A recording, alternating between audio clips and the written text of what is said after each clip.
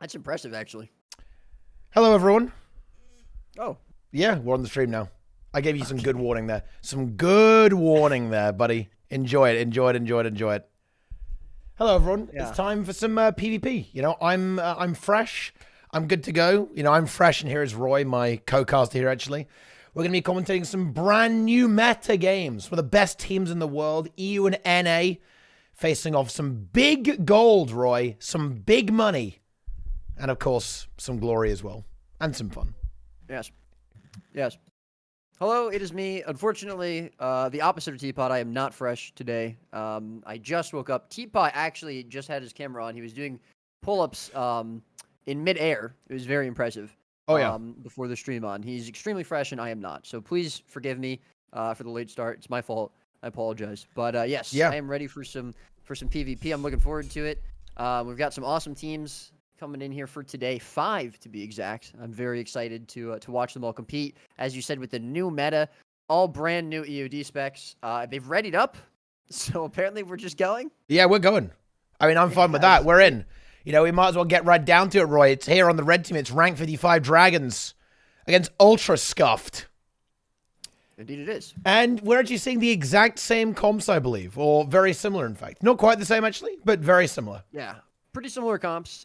We've got the Hollow Smith, so it's actually going to be the double NG comp, which is something I don't think we've seen in potentially ever on the side of 55, the red team, as they open up there on draw on the Herald, and he gets engaged on very, very hard. He's going to be taken out almost immediately. Not sure if we're even going to see a Signet attempt, as Shuriken, the support guardian for blue team for Ultrascuffed, is moving back towards his home node. But that's going to be the main difference here between the two teams is that Nade Hollow of Zan versus the core Necromancer of Gornet for Ultrascuffed. Yeah, definitely a bit of an interesting one there. There's going to be a huge amount of power damage on red team as a result of that, whereas the Necromancer for blue team will be more of that kind of slightly slower team fight presence. Although, of course, with Ender Dragons, it has been significantly reduced in power level, both in its sustain and, of course, in that lethal lich as that kill move there. You can see the mechs just wandering around next to each other over there as well. Quite amusing to see there as well. So let's see how this fight actually progresses. Of course, a bit of a setback there for the blue team, losing draw fairly early on. They may be about to lose Gornet as well. Just the two furry chars barreling down on Gornet. The kill has now been found. Can it be secured? Adelante going for the revive will not be able to get it. In fact, may end up falling as well and does so. So far, red team they have the momentum here. They're just finding all these kills. And as of right now, they don't appear to be really being stopped whatsoever. And blue need to get a regroup here to resustain themselves and get back into this. Well, I mean, you said it yourself. That's the power of the warband in Guild Wars 2. You know, keeping your Char allies close will of course just net you more kills. But as you said, a very strong start here for 55. Skyhammer, notoriously a bit of a slower map. You know, we might not see a 500-point victory from either team. We might just see the time run out. Although the way that 55 is going right now, it looks like that could be the case. For having a little bit of trouble there against Cookie, the IOL XD mechanist for blue team. Almost getting the node cap here, but Cookie able to sustain it just a little bit longer. But no, there we go. That's going to be the triple cap now for 55, and they will be progressing on quite heavily. Blue team going to have to try to regroup with a fly. The rotator thief here, the daredevil for blue team, getting picked off, is going to slow that regroup down as 55 grouping up around the spawn. Nice stealth there from Zan, as well as from Draza, and they're going to look for a target here onto the core guardian of Adelante. Exactly right.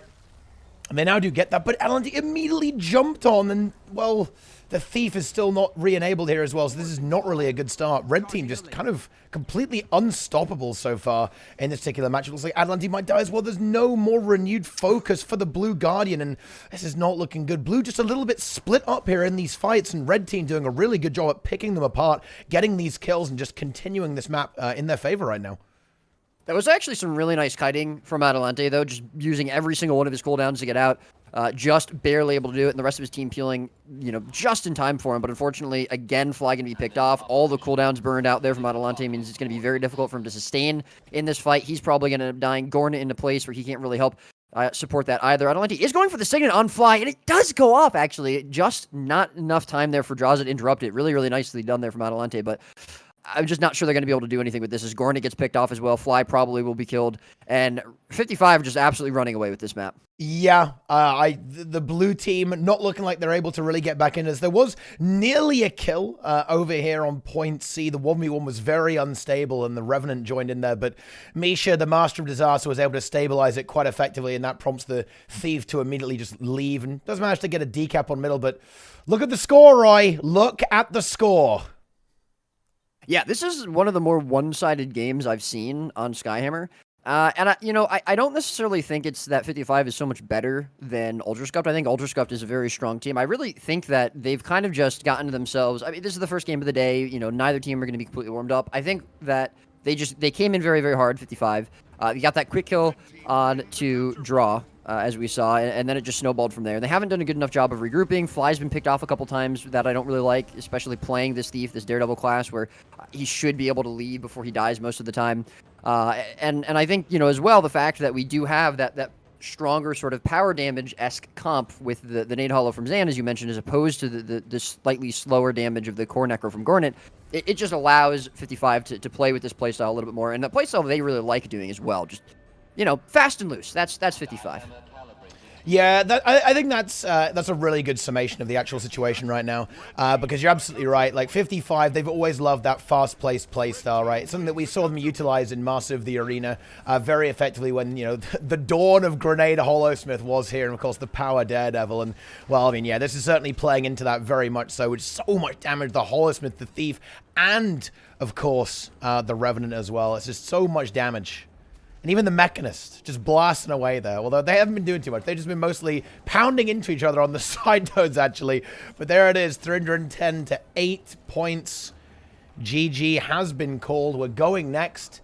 Can blue team recover here? Kill?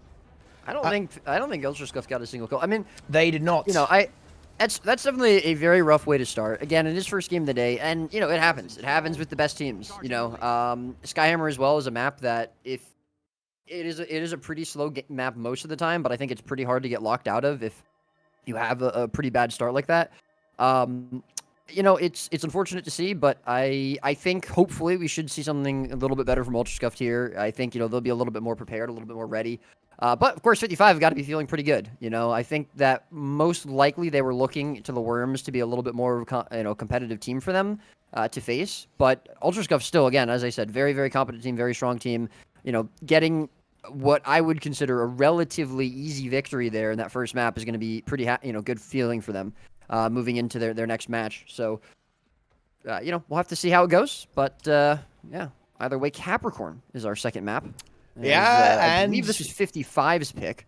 Yeah, that's not a surprise, right? One of the things that we've seen this particular team do is just dominate team fights, right? In the previous monthly automated tournaments, right? They just kill people. They just win fights over and over again. And this map, of course, very much in that direction, very team fight oriented, all that sort of thing. And, well, I mean, if they can repeat that process here, then they'll have themselves a very, very clean 2-0, because they certainly looked a bit untouchable in that first game. This, of course, is not going to be, you know, they're at the end of the challenge for 55, Roy. We actually have a lot of teams lined up, including some cross-region stuff. Yeah, absolutely. And so just to you know, a little bit of a explanation of what we're doing. We have a 5-team bracket overall. 3 EU teams, 2 NA teams. We're going to be doing round robin for the EU teams. So even if 55 win this, it doesn't necessarily guarantee them that final match, which would be the cross-region match against the NA teams. They will still have to beat the Worms or potentially just have a better score than the Worms, assuming that Ultrascuffed do lose this match, or excuse me, the series. But either way, here we go. Round number 2, game number 2 for this. It's going to be Capricorn. We do see a nice stealth engage here coming out from Ultrascuffed onto Zan, who's going to not take too much damage. Does a nice job. And oh, wait, look at that damage turn back on a draw. He's going to be forced into Shiro before he can get the Glint heal off, so that will reduce a lot of his effectiveness here. He's going to have to kite very, very hard to try to get back into Glint in time. Going for the crate jump now here. He just misses it. Big supply creep coming out from Zan on top of that as well, and he might be stunned before he gets to the Glint heal. He is. Nades on top of that. Adalente going to go for the Signet. Is he going to be able to get it? He does, so Glint heal going to be available there for Draw. He's going to be able to continue to kite, but the pressure just hasn't really been turned back onto 55, and Draw still going to be the target. Lich coming out now from Gornet, trying to peel him off. Zan finally going to take a little bit of pressure. There's some damage on to some of the other players here, and Zan actually goes down. Is there going to be a Signet coming out from Misha? We do see it. It does get interrupted, though. Flies on top of him. They might be able to get the cleave. Adalente porting up now onto Zan. They're looking for the first kill of this series for them, and they get it. And here we go, Ultrascuffed to find some blood here on Capricorn. Yeah, a little bit of a sign of life here for Ultrascuffed. You know, a big step up from that first game. A much cleaner team fight, able to rally their own player and then secure the kill on that Holosmith. And let's see if they can get more, because they're obviously going to want more now, because right now they haven't got this middle node, so can they find something else? Right now they're going to go for this kill on the Herald, maybe even on Misha as well. Misha's so low right now. However, Draza is able to peel him out. They're denying that kill. And in fact, Dra now in a lot of trouble. His team needs to get over to him very quickly here. Adelanti is able to do so, and that should stabilize things, at least for now. Currently, the Mechanists 1v1ing each other as well. LOL XD a little bit behind compared to Frey in this 1v1. I imagine that the Thieves would love to get into some of this, try and find a kill on one of these players to eliminate them. But actually, the map is completely neutralized, and honestly, a good recovery there from rank 55 Dragons, able to effectively disengage that fight without losing for the buzzer. Now turning around to draw and getting another kill here. Ooh. Unfortunate. Yeah, they do have 4 players there, and this is potentially a little bit of a misplay from Ultrascuffed, just committing to the side was a little bit too hard. Shuriken and Alante, he's going to be taken out there as well. So really what we need to see from Ultrascuffed is they have to now get a kill back onto the Bazaar. They have to get at least 1 kill here to be able to stabilize this game a little bit. It doesn't look like that's happening. And 55 Red Team, they're going to be doing a nice job of rotating in off of those kills. They're going to be contesting this node and stopping Ultrascuffed from being able to find any sort of foothold here. And we actually see the decap on the other side of the map as well. I do like that Gornet, he made this cross. He was over at Dock, and he went over to Bazaar when he saw his team starting to lose mid. Might have also just been a bit of a slow rotation from him, trying to get into mid in time, and he was just too late. But either way, I think it's a better position for him on the map, as we see 55 find another kill now onto Draw off of a respawn. Shuriken just coming out of spawn himself, and that's probably going to be the first bell of this game, sacked here by Ultrascuffed. I don't think they're going to try to contest that, so it'll be a free 25 points. We do see Fly going for a decap, and he might actually make a second decap on the map. Draza not seeing it just yet. No, he does see it, and he probably should be able to stop this, but either way, that's free 25 points on the board there for 55, and as you said, a very nice job coming back into this game after the initial sort of stagger from them. Yeah, and they found a kill on Gornet there as well. And, you know, without the Necromancer, it's difficult to team fight. And, you know, this is one of the first times, to be honest, where I've seen core Necromancer look a little bit lame, to be honest, in these fights. Not really able to be that effective. Just getting absolutely pinballed by the amount of just raw aggression that 55 bring to the table. And, of course, that was a big burst onto Zan. He does have Elixir S, of course. Misha will be here for the support. And the heal school does get interrupted, actually. Zan still in a little bit of trouble. Has that supply crate available, and probably a few defensive corners left over there. His team try to peel him out as best they can. There's the crate. It does come down, and I think he will get away with that. Yep, so far the peel is good, but he's going to have a lot of pressure on him still. We're going to see Fly and Stealth looking for the kill, but Zan actually gets some Stealth of his own, and he's going to be able to continue to kite away. And it's really going to be about which team can get the DPS down first. Is it going to be the Herald dying there for Blue Team, or is it going to be the Holosmith dying there for Red Team? So far, Draw doing an excellent job of kiting himself as well, as the pressure starts turning on to Zan, but it's not going to be enough. Boyce on top of him there, the Power Herald of their own. They're looking for the kill. The Cleave is coming out. I don't think the res is going to be there. Shuriken not able to get into the Signet either. He's forced to renewed focus, and that is going to be a turnaround kill on a Zan, but it might be too little too late with the Herald already dead. Boyce going to be pretty low here himself. A lot of CC on top of that. They find the kill, actually, and if they can find a follow-up kill onto Boyce before Shuriken can die, this could be a chance for them to find another fight here, but Shuriken will fall down. This is right outside of blue spawn, though. We do see Draw coming back in. Big Staff 5 coming out from Boyce on top of that. Gornet going to be knocked away. He's not going to be able to continue to pressure. Draw a little bit coming into this fight now. Boyce still going to be pressured out here, but I think 55 are going to be able to get away with this. Yeah, the support has been taken out there. Adelanti being killed means that this fight is kind of on a bit of a timer right now for Ultrascuffed. Over time, Misha will simply be able to get those health bars going back up in a way that the blue team can't until Adelanti is back. And having said that, they do actually manage to find that kill. That is what they need without their support. Now their support is now back on the board here. Adelanti getting back into this fight.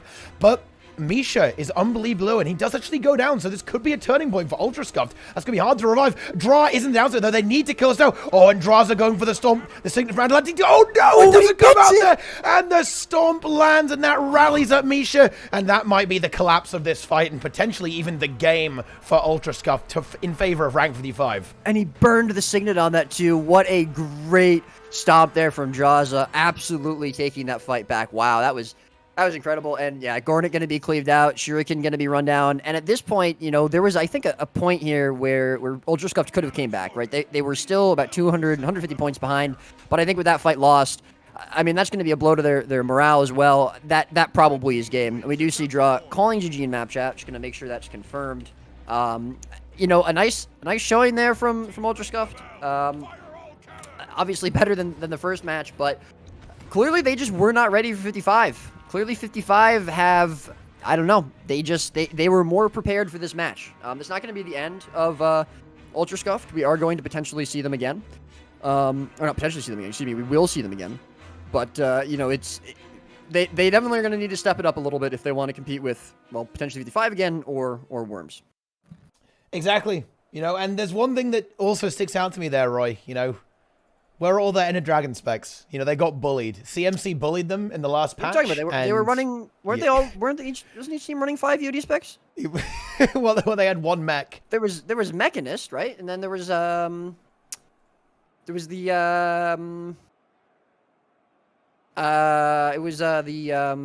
what's that one class called? Wait, what? What one class? You know, the one with the, you know, the good one. The good one?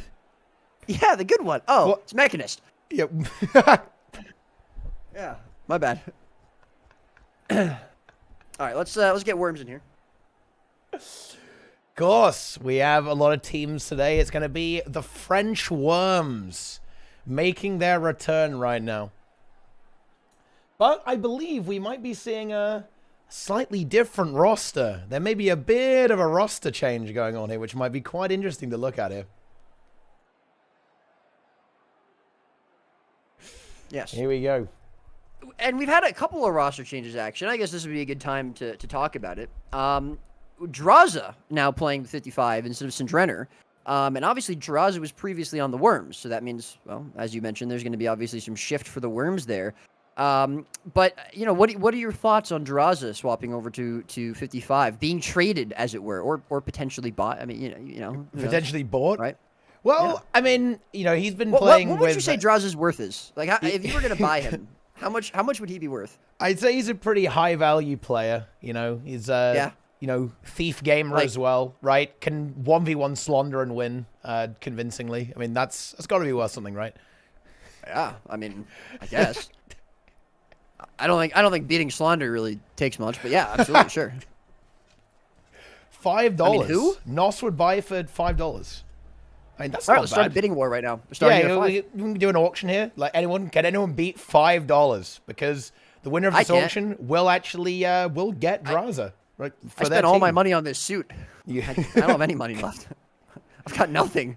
$8. I'm actually taking my house away. We've got $8, Roy. That's crazy. And people are actually underbidding the 5 now with $4 and $3.50. Can anyone beat this? $10. Very, very interesting indeed. Okay, so we actually do see a slight switch up here from Ultrascuffed, moving over from the Daredevil on Fly to the Spectre.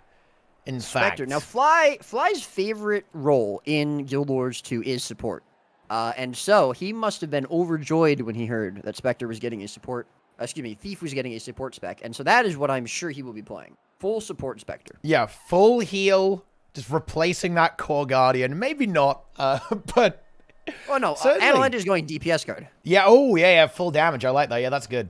Yeah, it's really nice to, you know, have a little bit of extra variety though. You know, the Thief having a different role. I think Thief has been something that's struggled a lot historically, with all of its elite specializations kind of playing out the same. So Spectre switching up a little bit, making it play out a little bit differently, and giving it a slightly different role in PvP, and of course PvE as well. It's quite nice. It's quite fun, and we'll see how this one ends up playing out here as well. Still very, very fast. You'll notice that one of the things that CMC pointed out during a lot of the balance streams, and of course the elite spec streams, was how humorous it was that every single skill the Spectre has is, of course, a shadow step as well. So bit of a monster. And in fact, if we look at these utility skills here from Fly, all of them are mobility. In fact, he's actually running Infiltrator Signet, which I haven't seen in a very long time. Yeah. That's going to be, I mean, 2 1200 range ports and 3 600 range ports. You know what? This is balanced out by the fact that his steel is no longer a port. That's true. Yeah. So there's a trade-off right there. The trade-off is there. Yeah. You know, that's literally the exact definition of balance. All right. You take away the port on one skill and you give the port to 5 skills, and that is balance. So exactly right. Tarai, yes, Tarai is playing. They tell them to go in. Oh, there you go.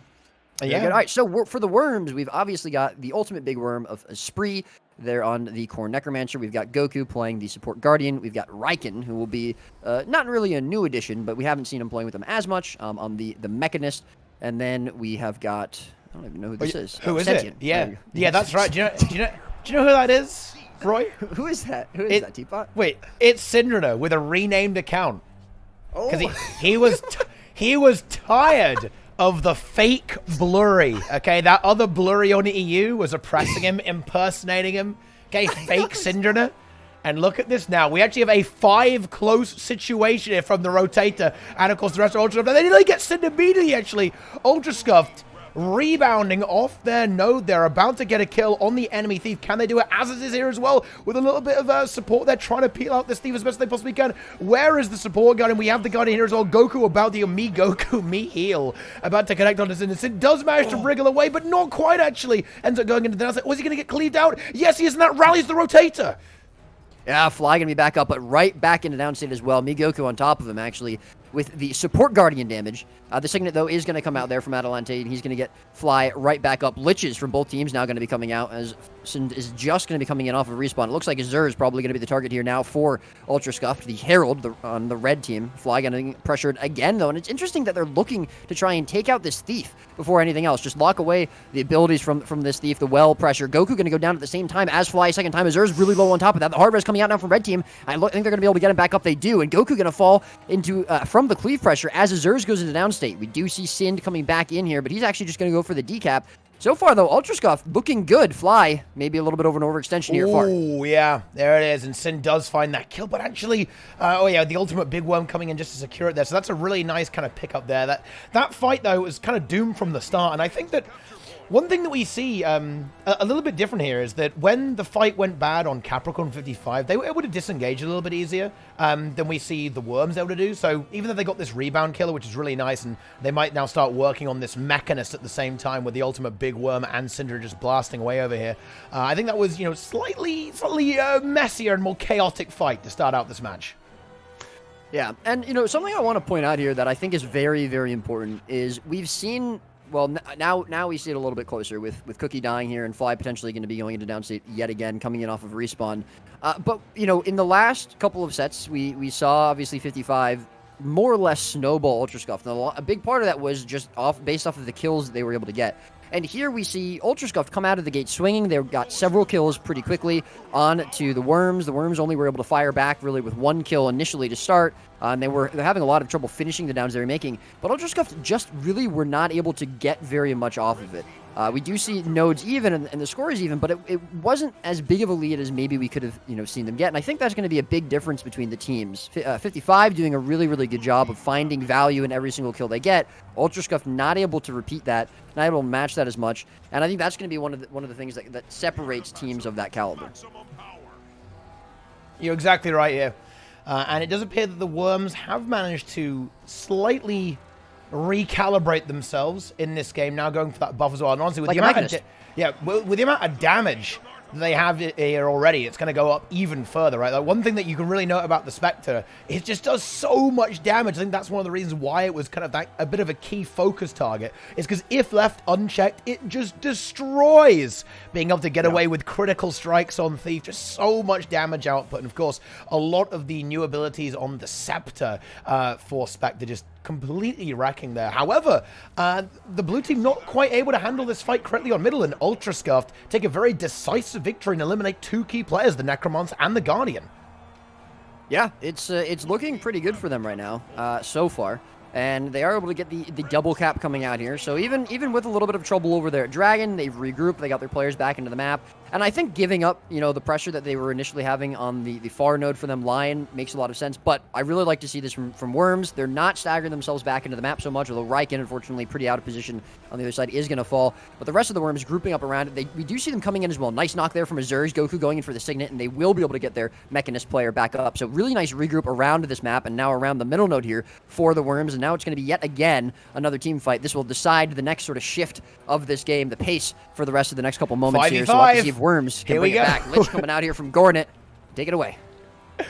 And here is the massive 5v5 Lich on both sides. It's going to be Syndra who finds himself unbelievably pressured. Of course, does have Shroud to absorb some damage. Adelanti getting heavily focused here from Ultras. Can Syndra re-engage to help out the team? Doesn't really have any healing. I think he's a little bit worried about getting into the mix, trying to provide some fire support from the side, but immediately pressured by the Rotator. Has he actually gridded it? Does still have some Shroud left over. Goku moving over to try and get some healing here, but I think that might be a very decisive target now. Ultrascuffed coming in for that kill. Dra looks for Syndra. This might be a downside here for the blue team. Will they be able to rally it up? Their massive CC is coming down. They're trying to get that, and they do get the revive there. Can they turn it around onto Dra? They may well be able to. Dra, no glint heal here. He's trying to hold on as much as he can. Adelanti bringing some really good support. His team peeling him out extremely well. The fight is starting to stabilize a little bit, but no, it isn't actually. I lied. Because now Adelanti is dead. Being brought down, and that's going to be a big blow as he still had Signet available, so if anyone else went down, he would have been able to get them back up potentially. Gornet falling in around the same time as well, and it looks like Ultrascuffed will fall pretty hard here. Draw with the glint heal, keeping him alive for another second or two, but that's not going to be for very long. And yeah, Ultrascuffed cleaned up very well there. Flied, though, and I do like this a lot from Fly, does find some value. He brings Riken away as well, and he's going to be able to find this decap on a dragon. So it's not a total loss for them, and they still have some points to play with. They're still about 55 points ahead of the Worms, and the Worms now have to try to decap and capture two separate nodes besides mid. So Fly, really nice rotation there out of the lost fight. And, of course, we will see the potential regroup here now from Ultrascuffed around their home node. But big respawn timers as the Worms did a really good job leading them. And Cookie here trying to survive. We do see the Signet still from Adelante, but he doesn't have stab to cover himself. Can he get it? Yes, he does. But now we're going to see the follow-up kill onto Cookie. It's going to be up to Ultrascuffed to try and peel her out. It's not going to be an easy thing to do, actually. Adelanti is bringing some good heals, and Gornet has arrived, so it looks like she's going to get away with it for now, and they've got to win this fight. I mean, they still are ahead in this game. That fight didn't go well for them, but if they're able to maybe force an overextension, get some kills here, they will be able to get control of the map back again. And here we go again, Roy. It's another 5v5. Some things never change. The Guild Wars 2 better at PvP. Very, very brutal, very team fight oriented. Oh, and we actually see Azaz coming under heavy pressure. It does get some good kiting, but actually Fly gets caught in the crossfire in that pursuit. Syndra on the hunt, might be able to find this kill. A little bit of Shroud left over right now for the red team's Thief. The kiting is good. Is there going to be any healing there? No, there is not. Adelanti not able to make it there in time. Is there a Signet? I don't think there is. The cooldown there still going. That is going to be another big win for the Worms. This should be about to put them into lead if they're able to cement this fight. I think they can. Even if the Rotator is revived, Adelanti is down. And oh, they don't quite get the cleave there. But I don't think it really matters actually, because without that support, this fight has to be disengaged. Yeah, no, big kill on the Fly there, and even though he did die in a fairly good spot for them to get the res, Shuriken unfortunately wasn't able to continue kiting, and this is going to be a pretty big shutdown here for the Worms. They're now able to put themselves in the lead. They held on to a double cap for a significant amount of time, and again, they've staggered blue team. They've staggered Ultrascuffed, who are not going to be able to red team. They've staggered them, and they're not going to be able to come back into this map and try to slow down the point progression for quite a while, without the risk of losing more players and just continuing to snowball themselves. And we do see them trying to put a little bit of pressure on the middle node, trolling there with Draw and Cookie, IOLXD, but they have to be careful they don't overextend. As you said, the Worms, had a little bit of a risk of doing on Dragon. Fly coming in now, but again, Cookie is so low, and this is the problem. This is the risk with them moving into the map like this without all 5 players on the board. That Spectre damage is just massive. The Mechanist is a very durable brawler, but it's just so much damage coming out from this Spectre, just obliterating that poor Mechanist on the middle node. And Dra now left in a 1v2 as well. A Spectre and a Herald. That's going to be very difficult to hold on to for any measurable length of time. On the other side of the map, we have this 3v3 continuing to rage. It looks like it's a fairly stable one. Esprit a little pressured here on the core Necromancer. And of course, there will be a respawn moving over from the Mechanist relatively shortly. So Esprit's got to be careful not to go too crazy here, or as he may end up dead, particularly as we now have that Spectre rotating in. However, it will get signated up here by Goku. Yeah, but they've still got to be careful and wait for the rotations from Azaz and Syndra to actually reinforce this fight. Yeah, absolutely. And very, very big lead now here for the Worms. They've held on to double cap and triple cap, even in some places, for a very long amount of time. 150 plus points and continuing to tick here. And, something interesting we haven't really talked about on this map, which we normally do, is the buffs. We haven't really seen as much, play around them. And I think a big part of that is just, as you said a few times, we've constantly seen these big team fights. As we see one wrapping up here now with Gornet and Shuriken downstate, Cookie probably going to be taken out pretty quickly as well. And I think, the Worms have been pretty content with just saying, all right, let's just go for kills and farm the map. And we are seeing a GG called. I mean, that's, well, yeah, game is over at this point. And that will be the Worms taking game number 1 for the series. Pretty close for a while. I think, again, Ultrascuffed, you know, they had a lot of chances there to bring that map in that game into their favor. Unfortunately, they threw it away with a couple of just not great fights, but still, we'll have to see what happens in game number 2 here as we continue to move on through this series. Yeah, I would say, though, a pretty intense game. Of course, the Worms ran away with it at the end a little bit there, but very back and forth in the early stages, I think. So we're now going on to Skyhammer, which, again, I'm expecting a lot of fighting here, Roy. There might be a little bit of a running theme in this event so far. Yeah. Well, they... Oh, great. They changed teams? Is that what they're doing on me? Yeah, they're trying to. They're trying to. Yeah, Goku's don't let them get away with that. They're not allowed to do that. That's illegal. Yeah, you know, something that I've kind of thought was a little bit interesting was, you know, we see Fly going to the Spectre this game, but he didn't try it against 55. Now, I wonder if it was just that he wasn't sure if he wanted to play it in the first series, or if, you know, for some reason he thought maybe it wouldn't be good into the Nade Hollow and he wanted the Daredevil for the Nade Hollow of Zan. You have any thoughts on that, or do you think it's maybe just kind of he's not really even thinking about it that much and he's just playing Spectre? You know, it's very interesting, and I'm actually a little sad that Vindicator got nerfed for this exact reason, funnily enough. It's because I think there's a bit of debate over how good some of the new Ender Dragon specs are. For example, I know that Sin is a really big fan of Spectre. He thinks it's better than Daredevil, as far as I'm aware anyway. At least, you know, when I spoke to him last, he did. Whereas other players are more like, Daredevil is still actually the way to go. So it might just be a little bit of experimentation from Fly. Obviously, he'll have played Daredevil a lot more, so he may be more comfortable with that going into a team as strong as 55. But it might just be a little bit of figuring out what's going on there, because it's still very early days in the expansion. So, you know, what you're seeing here is not going to be the completely figured out metagame. I'm sure we'll see some very interesting things over the coming months with players trying a few new things out. Absolutely. But either way, here we go. Skyhammer, apparently a favorite. Wait a minute, hold that thought. Syndra's dead already. Syndra deleted. Yeah. Just like his old account name, he is gone. It's funny, that's a quick kill there for Ultrascuffed. Yeah, almost like a repeat of the first game, actually, where, again, you know, Syndra was that very, very quick target, and that does appear to be the thing with Spectre, right? You know, and that's the thing you've really got to be careful of, and perhaps the thing that maybe Fly was very cautious of in that first game. You don't really have that stealth access that we're accustomed to, because you don't run Shadow Arts, so you don't have this extreme disengage and extreme sustainability potential that we're used to seeing Thieves have, and that does make you a bit of a target with a relatively low health pool. Yeah, no, absolutely. You know, I mean, especially if you get stun locked and you just can't get to a good place to shadow step out. You know, Thief doesn't really have much stability access, so you're not really going to be able to do much with that. And shadow step being the only stun break I believe that these guys are going to be running. No, actually, I take that back. We do have Fly on the Infiltrator Signet, which is also a stun break.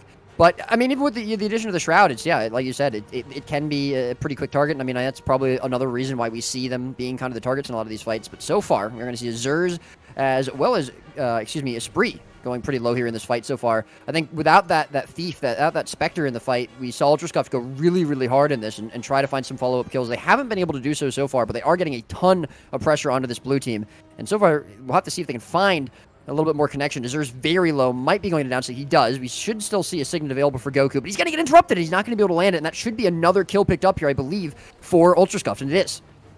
Yeah, and blue team they weren't quite able to get that disengage. I think they wanted to, it's in trying to move away, but Ultrascuffed was simply not having any of that. A good saving grace here, though, I have to say, by Riken, able to successfully win that 1v1 into the enemy mechanists, securing at least something on the board there, and potentially giving a rebound point for the Worms to restart this game. I mean, well, in the first one, they had a bit of a rough start and then came back. Let's see if they can do the same. Of course, it won't be quite as easy to force an overextension, because the main conflict right now is actually happening on the close node of the red team, so that makes it a little bit harder to push over towards. But let's see if we can do that now, as we actually have Azaz and Syndra on the warpath. They're going to pick off Dra. Adelanti is here for the support, but a lot of pressure on that Revenant. Yeah, no, he's going to be very low into this. Shuriken as well, forced to burn the RF, so he's not going to have immediate access to that Signet, and he might be too low to go for it. He's definitely too low to go for it. He's in down state. Again, that Mechanist coming in strong with that Jade bot, and actually the Jade Mech. And we are going to see 2 kills picked up very, very quickly for the Worms. So a nice 40-point lead or so here, which is pretty good considering it's Skyhammer for Ultrascuffed. But I don't think that lead's going to be around for too long. Is Cookie probably going to be taken out there as well. Gornet feared off, so he's not going to be able to kite for quite as long or as safely as maybe he would have wanted to. And the double cap here now for the Worms, as Skyhammer will be coming up and Goku will be attempting to get that cap for free. Exactly right here, and Gornet now trying to hold on, but actually a Spree gets turned around on there as well. Draw comes in, but actually immediately Spree rallies again actually after that kill was secured. A Spree though eliminated again by that devastating Herald, still powerful in the End of Dragons as well. And actually we do actually see a little bit of a rebound here from Ultrascuffed, able to pick up that kill. And just, you got to be a little bit careful. You always have to be on the lookout when you're on that when you're near the enemy spawn, because you can be caught off guard and then immediately shoved to the other side of the map. Yeah. Still, you know, the Worms have done a nice job of they because of how, again, slow it is to break into this map sometimes, because we haven't really seen a complete wipe on to, you know, the Worms after that first one. You know, they still held on to this double cap. We saw a nice kill picked up, and now potentially another kill picked up here on to Sind over at mid. Although Fly going to be even lower. He's going to be in a lot of trouble, and he's going to be into downstate. Shuriken does have the Signet available. There's going to be a lot of interrupts around there, and the knock's going to be good as well, and Shuriken not going to be able to land that Signet. Has to injure ground to try to go for this hard red, but look at the cleave on top of that. I don't think he's going to be able to get it. He's trying to get to the Signet from the bottom, but it's going to get cleaved out too fast, and he's not going to be able to get that. Does port back up, but still, the Worms, again, just keeping this map state pretty much, you know, the same for them, as Shuriken going to fall as well. And even with that kill, even with a little bit of a stagger there over across the rest of the map, even with Goku splitting up from his team a little bit to go for the Skyhammer, they're just not able to find a way to stop the Worms and break this double cap hold that they have. Yeah, and they are going to get more here as well, I think, as we're going to see the red team really get split up on both halves of the map. The Mechanist eliminated, and Draw now left alone in a 1v2 here. This is going to be a really nice pickup. That is a big swing in favor of the Worms. They're looking to even to contest this third node. Point C at the same time. Riken already positioned over here, and here's Goku too. The Spectre of Syndrome is going to have to stay around point B, but this kind of locks away the support guardian of Adelanti. He won't be able to assist his team for a little while. In fact, they're going to end up outnumbered as the Necromancer, the ultimate big worm, arrives on middle. And these fights are pretty scary right now. Like, red team needs to really hold tight here, or they're going to end up losing even more players and falling further behind in this game. They're only one node down and 60 points behind, so they have some recovery potential, but they need to start getting some kills in here and start recovering their situation. Yeah, this is where, you know, I think this is the fight that sort of defines if they're going to be able to come back into this. If they can find a victory here, if they can find some kills, or they can turn one of these nodes back into theirs and start, you know, bringing the map back in their favor, I think there's a chance for them, and they'll see that. But if they lose here, as Fly getting taken out here and not able to put any pressure on the map with that Thief, Skyhammer coming up at the same time as well, very unfortunate. Although Riken does get taken out, there was a Signet available there for Goku, and he's going to be able to land it, no problem. Shuriken under a lot of pressure, he's going to be engaged on pretty hard there. Does have his RF available, and he's going to be able to get it out there. But I really think we need to see something from Ultrascuffed here. They have to be able to find something here. This is probably going to be a bit too much of a blow to them, and they're not going to be able to continue fighting back into this map. Especially because now we see almost a 100-point difference between these teams, and on Skyhammer, that is significant. It absolutely isn't. Adelanti is the one who gets caught here too, and they're not going to be able to revive that. It looks like the Mechanist from LoL XD is about to get caught too. Dral maybe looking to find some way to disengage a target to teleport on to run away, but another 2 kills, again, with that very significant 100-point deficit only growing larger, and the Rotator maybe about to get caught as well. Syndra on the warpath looking to eliminate his nemesis, his counterpart on the enemy team for himself there. Can he survive there? Yes, Adelanti is here for some healing there, and Syndra will not be able to find that kill, but still, the decap has now been secured, maybe even the full cap on point C. This is not looking good for Ultrascuffed whatsoever. No, not at all. And yeah, triple cap again here for the Worms. We saw for them on Coliseum, and yep, it's certainly not looking ideal for them. Although it's pretty a little bit low, so is Zerz. Might find some life yet here from Ultrascuffed. There's 3 players cleaving this out. I don't think Riken's going to be able to do very much, so that will be a kill confirmed, and potentially the decap here onto point C. Although Skyhammer coming out there, not going to decap any nodes, as Ultrascuffed don't have any. But they do need to just be a little bit careful if they're on the node. And on the other side of the map, Gornet getting taken out might have actually been a little bit in addition with that Skyhammer. It's actually just going to get stomped out. So a kill for kill traded here. And unfortunately, Ultrascuffed, they have 7 minutes left to play with, but I'm just not really sure they're going to be able to completely shut down the Worms' advance on this map. with just about 100 points away from closing this one out. Ooh, yeah, and not only did blue team cleanly disengage from the fight they had some problems with on point C, they are also able to pick up another kill, staggering Ultrascuffed further.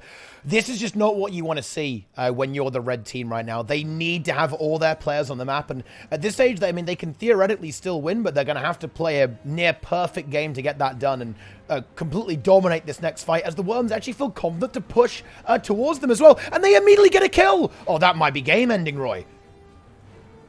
Yeah, that's probably what I would call it as well. 80 points away, the support guardian already taken out. There's just not really potential to continue the fight when that happens, even with the added sort of support-esque, from the Spectre. It's just not really going to be possible, and I think that is going to be the Worms taking a clean 2-0 victory here. You know, some nice contests there in Coliseum, some nice contests early here on this map from Ultrascuffed, but unfortunately, again, it just seems like the Worms came to play a little bit harder. And that means we will have our final AU match for today, with the Worms going up against 55 in the next set. But yeah, we will be getting that underway very soon. And let's see what they can bring to the table. That's just very scrappy games, I want to say. And that's one thing that, I don't know. Maybe I just haven't watched the PvP tour for too long, Roy, but the games feel unbelievably chaotic today. This is like kills left and right, people going down, say, all over the place. It's absolutely crazy games right now. And, well, let's see if anything can stand in the way of Rank 55. Of course, they've been completely dominating the EU monthly automated tournaments for a good amount of time now. Could this slightly different, slightly new Worms roster be what's needed to stand in their way? We're about to find out. I like the description here on the arena, by the way. Harbinger is the best elite spec ever. NOS. Is that a real quote? It is, yeah. It is.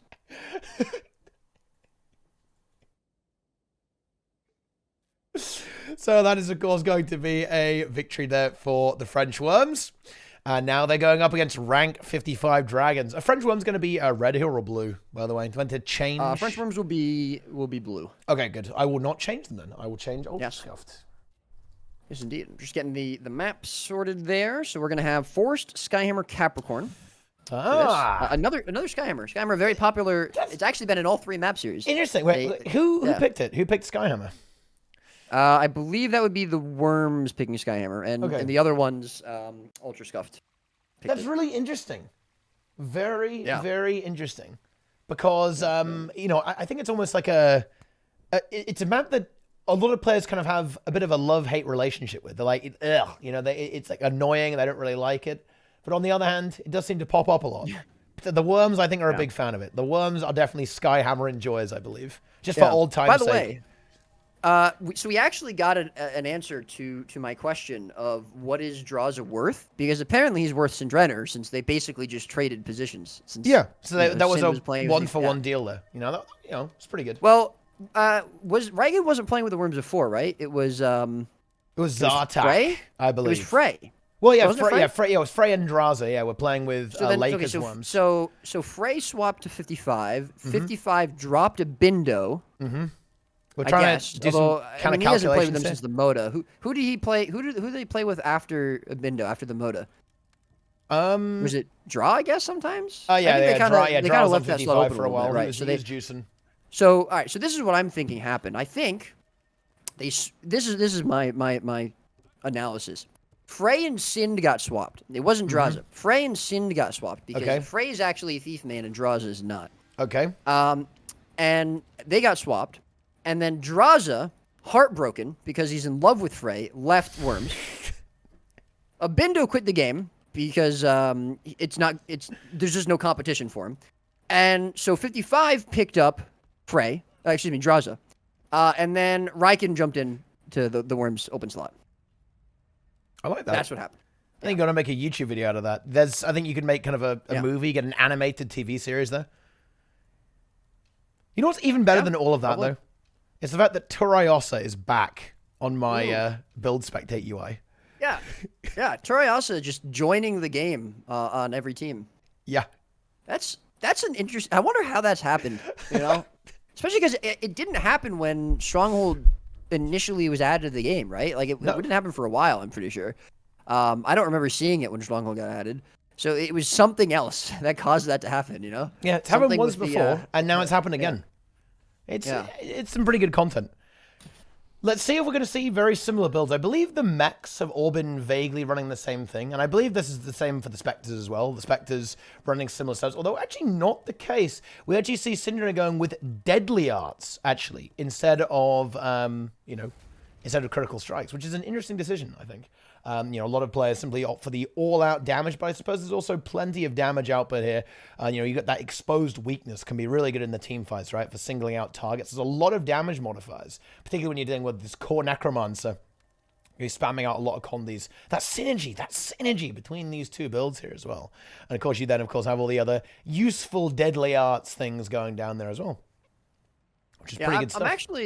I'm excited that we get the Spectre here just because otherwise it would have been the exact same sort, if Cinda decided to go back to Daredevil, it would have been the exact same matchup as we saw with Ultrascuffed versus, 55, yes. And, hold on.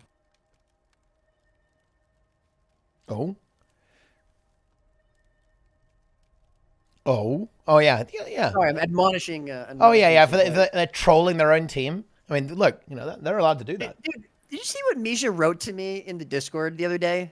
He just lives to troll me. I don't know. I've kind of just about had it with him. I think he needs to be banned for a little bit.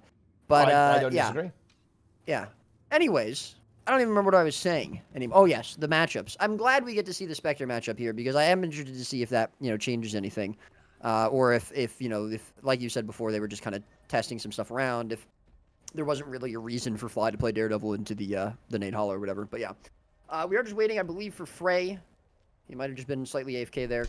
But yeah, this is our final EU match. So if 55, actually, whichever team wins this, they will be moving on to face the winner of USA versus the Hannibal's Heroes NA teams. So we'll be moving over to NA after this. There's only going to be one match because we only have two NA teams. It will be a best of 5 sort of to supplement that. And then the winner of that will face the winner of this match in a cross-region best of 3 or potentially best of 5 if both teams want. So we'll we only got 3 more games. It's a pretty quick day today, which is kind of nice. It's good. We're keeping it short. We're bringing the speed here. Yeah, Teapot's gonna crawl back into his cocoon. Oh yeah, I'm getting back in bed after this. I'm here to blast out my energy and then just burn out and just crawl back into bed and do some sleeping. It's gonna be great. It's gonna be amazing. It's gonna be incredible. So we're gonna see a bit of a repeat. We are gonna see the Spectre this time, instead of the Daredevil that we saw in the 55 last time from Fly. And again, that core Necromancer. And we'll just see if this composition is going to be able to deal with just the raw damage output here from the red team. Because just look at that damage. We pointed it out last time, but I think it's worth doing again. We have that power Daredevil here. Okay, some very, very high spike damage, of course. The Grenade Hollowsmith, massive area cleave damage with the grenades, the Hollowsmith Forge. And of course, the classic Herald for incredible burst damage and teamfight potential here too. All supported by Misha on Support Guardian. A slightly nerfed Signet, of course. And I'm almost a little sad to not see any Tempest. See, of course, Tempest receives some substantial buffs at the beginning of Ender Dragons, but I think that stability is what really kind of tips the favor, towards the Support Guardians here. Like that ability to deny crowd control effects just enables your teammates to such an extreme degree that I think it is still an indispensable build in a meta as teamfight oriented, as chaotic as it is right now. Like bringing some order, some law and order to these fights with all of the useful defensive utility that the Support Guardian has, can bring to the table there as well. Then we see the Mechanist, of course, from Frey. Okay, going with it's going with the melee arms. I believe Riken going with the ranged arms here. Actually, you can see the Jade Cannons. There you go. Yeah. The slight, but people like honestly, they like the cosmetics. That's what it is. They just like the way it looks. I mean, PvP players are probably the game mode, right, that probably care about cosmetics the most, I'd say. I don't think there's any players that care about cosmetics more than PvP players. I mean, look at them with their little fancy hats on, the little crowns above their heads. They all have them. Yeah. And it's, it's cute. It's cute. Anyways, here we go. This is it. The Worms versus 55. 55 going to be on red team, the Worms on blue team. Whichever team wins this series, this best of 3, will be moving on to face the NA team in a cross-region match. And now we'll have to see who's able to take it. We saw both teams do fairly well against Ultrascuffed. 55, I would say, a little bit of a stronger showing, but Obviously, some comp swaps and some warm-up games there for Ultrascuffed might have just gave them a bit more of an edge against the Worms. Either way, though, it is going to be almost a mirror match. It's, again, going to be the difference with this Nade Hollow of Zan on red team versus the core Necro of Esprit on blue team. And so far, neither team getting the same explosive sort of beginning that we've seen from the last previous series, although Ryken going to be advanced on there by Frey and Zan, making that rotation over. And he's just going to give up the node. Draza gets the decap as well, and this is something that I think is almost like a trademark of Draza. He loves to greed for those decaps. Even the full cap does so. Feels confident that his team will be able to hold against the full might of the Worms until he's able to rotate into. Let's see if that's actually going to be end up being the case. Of course, Ajax is a furry here, boys, getting heavily pressured, but is able to teleport over here in time. And Draza is going to get another decap on middle. He's just playing his own game, Roy. He's not even going to bother playing. He's just here to get a triple cap for his team. While they run around in circles. Yeah, and you know, I mean, I think that is going to obviously be the difference between the Spectre and the Daredevil as well. You know, Spectre probably is going to want a team fight a little bit more than Daredevil, I would imagine. But either way, I mean, I think we will see Drowsy getting involved, and he does get involved here. And as you said, he forces Ryken to go over to mid to stop potential full cap, and he is going to be able to, you know, be here in this fight a little bit longer. Though Frey, excuse me, that was 1v1. Frey is going to be left there, so it is going to be an even fight for now until Ryken makes his way over. And that will be 5 versus 4. We'll see if 55 decide to stick around. It doesn't look like they're going to. They're going to leave Ajax as a furry. And I actually thought this was actually Ajax. I didn't realize that was Boyce, so thank you for correcting me. But he's going to be left behind a little bit. Does get peeled out there by Misha, and there's nice stealth from Draza. You love to see that. Misha, though, going to be the target here now. He doesn't get stealth, so he's going to have to be a little bit careful. That's going to be his RF not available, actually. Does very nice ports. Yeah, away there, and Worms unable to find a kill as of yet, although it's going to be very close. Misha just getting trained down, and he is going to be taken out, and that's going to be the Signet, so I don't think we're going to see res potential. I'm actually a little bit surprised that wasn't the cleanest disengage from 55. No, they weren't quite able to do it there. You know, potentially just a slightly better chase there. I think Cinder are really on the hunt, going for that kill there, abusing the mobility he's got with the sword ports, the well ports, Shadow Step, Infiltrator Signet, the whole works there, allowing him to move around the map very, very quickly and just completely demolish that support gun. If he could find a kill onto Frey, that would be massive. Let's see if he's got the time to do that. Draza might come in for a little bit of assistance here very shortly, or perhaps Frey just feels confident, able to hold this 1v2 for a good amount of time. But look at that damage up, but the Spectre completely demolishing this, but the block is here, and now Draza is going to arrive, and it looks like Frey might be able to survive, in fact. Yeah, another port. The port comes out. Everyone's so fast these days, Roy. You know, I actually, yeah, EOD is kind of the expansion of mobility, to be honest. Yeah. That was a shadow portal, actually, from Draza, which is kind of fun. That was what you like to see. He's just trying to get more ports on his bar because he probably just doesn't have EOD, and so he can't use Spectre, and so he's feeling left out. So he's putting more ports on his bar. Although he should just put Infiltrator Signet too. But either way, here we go. A team fight coming out. This might be the first real team fight we've seen as Azur is getting trained down here very, very hard. Goku is going to be around trying to go for a Signet. He's actually going for the hard res. Get it! And he's going to be able to get it. Yeah, nice job there from the Worms. Really, really good group coordination there on that res. Goku, though, going to be forced to burn the RF, so it was a pretty big cost for that hard res, I would say. And I think realizing this, 55 are on top of him. Zam, though, forced into the Elixir S. Glint Heal going to be burned there by Boyce, and so that's going to be a lot of pressure, a lot of big cooldowns used there. We will still see the Signet here available for Misha if either of those players go into downstate. Azur is still going to be the target here for 55, pretty low here. But again, the low health bars on the side of 55 is not looking good. Res pre-cost. That's going to be the... oh, and he gets knocked! So he's going to have to interrupt it, and unfortunately, that is going to be the kill picked up there. And that lead that 55 have is going to start going away. Misha burned the RF, and that might be another pickup kill here. Yeah. Huge fear, too, from the Worms. And very nice job with this team fight. A good hold, though. I really like this disengage from Boyce, grabbing this node. So 55 rotating well out of that, despite a little bit of setback. And I've got to say, it's a really big deal that Misha didn't die there as well. Like, he was in a lot of trouble, but he was able to get to the Mechanist. They were able to peel each other out, sustain a little bit, and no more kills were secured. That's massive. Having said that, Frey is now in a lot of trouble. The Necromancer and, of course, the Herald barreling down at there. Is a Signet available here from Misha? Might have to use it. Here it comes, and that should be... Oh, that knock was so close to working. That would have been a really big pickup, but Misha, with the quick reactions, able to land the Signet of Mercy. Just as you said, I think the fact that 55 only lost one player there and they didn't lose Misha when I think he was dead to rights. He didn't have RF. He barely had any cooldowns. And the fact that he still had Signet up and was able to get value out of there with Frey there, That's huge. That's a very big slip up from the Worms, and I think that's going to be the main reason we see this map still in their favor in terms of the points. The map state is completely neutral, and that's another sort of boon there to 55. As you said, Boyce going to Henge. We see Draza over the other side of the map on the mine, doing a really good job of just contesting everything. Spree now going to be a little bit pressured out here, but he does have the peel from Goku. Boyce is not going to be able to kill him alone. Frey, though, getting a little bit of pressure from Riken as the rest of his team kind of chase this Herald away. And, yeah, blue team will find the first node here, the first pickup. As we don't see Zan able to contest into the Herald of Azurs. But so far, 55 just playing their game, doing a nice job rotating around. It's not as much the sort of, fast and loose kill snowball style we saw against Ultrascuffed. But they are doing a really nice job of adjusting that gameplay, doing a really nice job of just rotating very well out of these fights, getting value from the kills, the pickups that they are finding, and just holding on to this map state and these map points. But this is where the Worms have a chance to come back. Yeah, they do, and they've got to be very careful in the middle right now. Draza rotating in where Syndra is. He was able to kind of shove Draza away, but this does leave middle very exposed until the Spectre's able to rotate over there. As we see two players here, Azaz and Esprit, very, very low. Can they get out? There's the super speed, but here comes Draza. Where's Boyce? Boyce is not able to leap here, so there's a little bit of, not that much kill potential right now, I believe, onto Azaz, at least for the time being, and Draza is immediately disengaged to get that decap.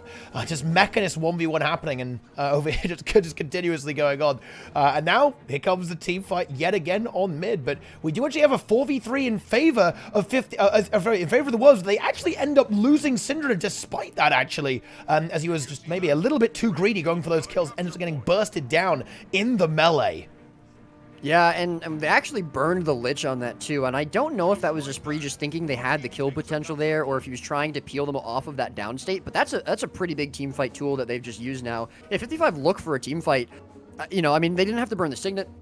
Excuse me, the Worms didn't have to burn the Signet, fortunately, but I would say this could be an advantage for them, because obviously they don't have the Lich of their own, no Necro on the side of 55, so we'll be a little bit more one-sided, a little bit even there, I should say, for 55. By the way, the Riken getting plussed out very hard here. Draza, or excuse me, Boyce finding his way over here a little bit faster than the rest of the Worms, and it looks like they might find the kill here. They do. Goku in range, though. He should have the Signet if he needs it, but it looks like the hard res is going to come out again. Worms with these hard reses, man, They are finding them. They're just pulling them out of nowhere. Very good discipline. They're still very pressured, though. They need to try and turn the tides in this fight. This is their moment. It's a big team fight. They have a potential to pick up maybe even multiple kills. Oh, but I love how safe 55 is playing this. They're not just fully committing to the fight. They're making sure they're in the position to take that they want to find those kills. Draza now rotating in. Zan does get bursted incredibly hard here, but he's got a good amount of health left over. Gets on there. Very nice Jade Wins timing there by Azaz, but the heal skill does come down, and Zan has the kiting position here as well, where he should be able to hold on at least for a good amount of time.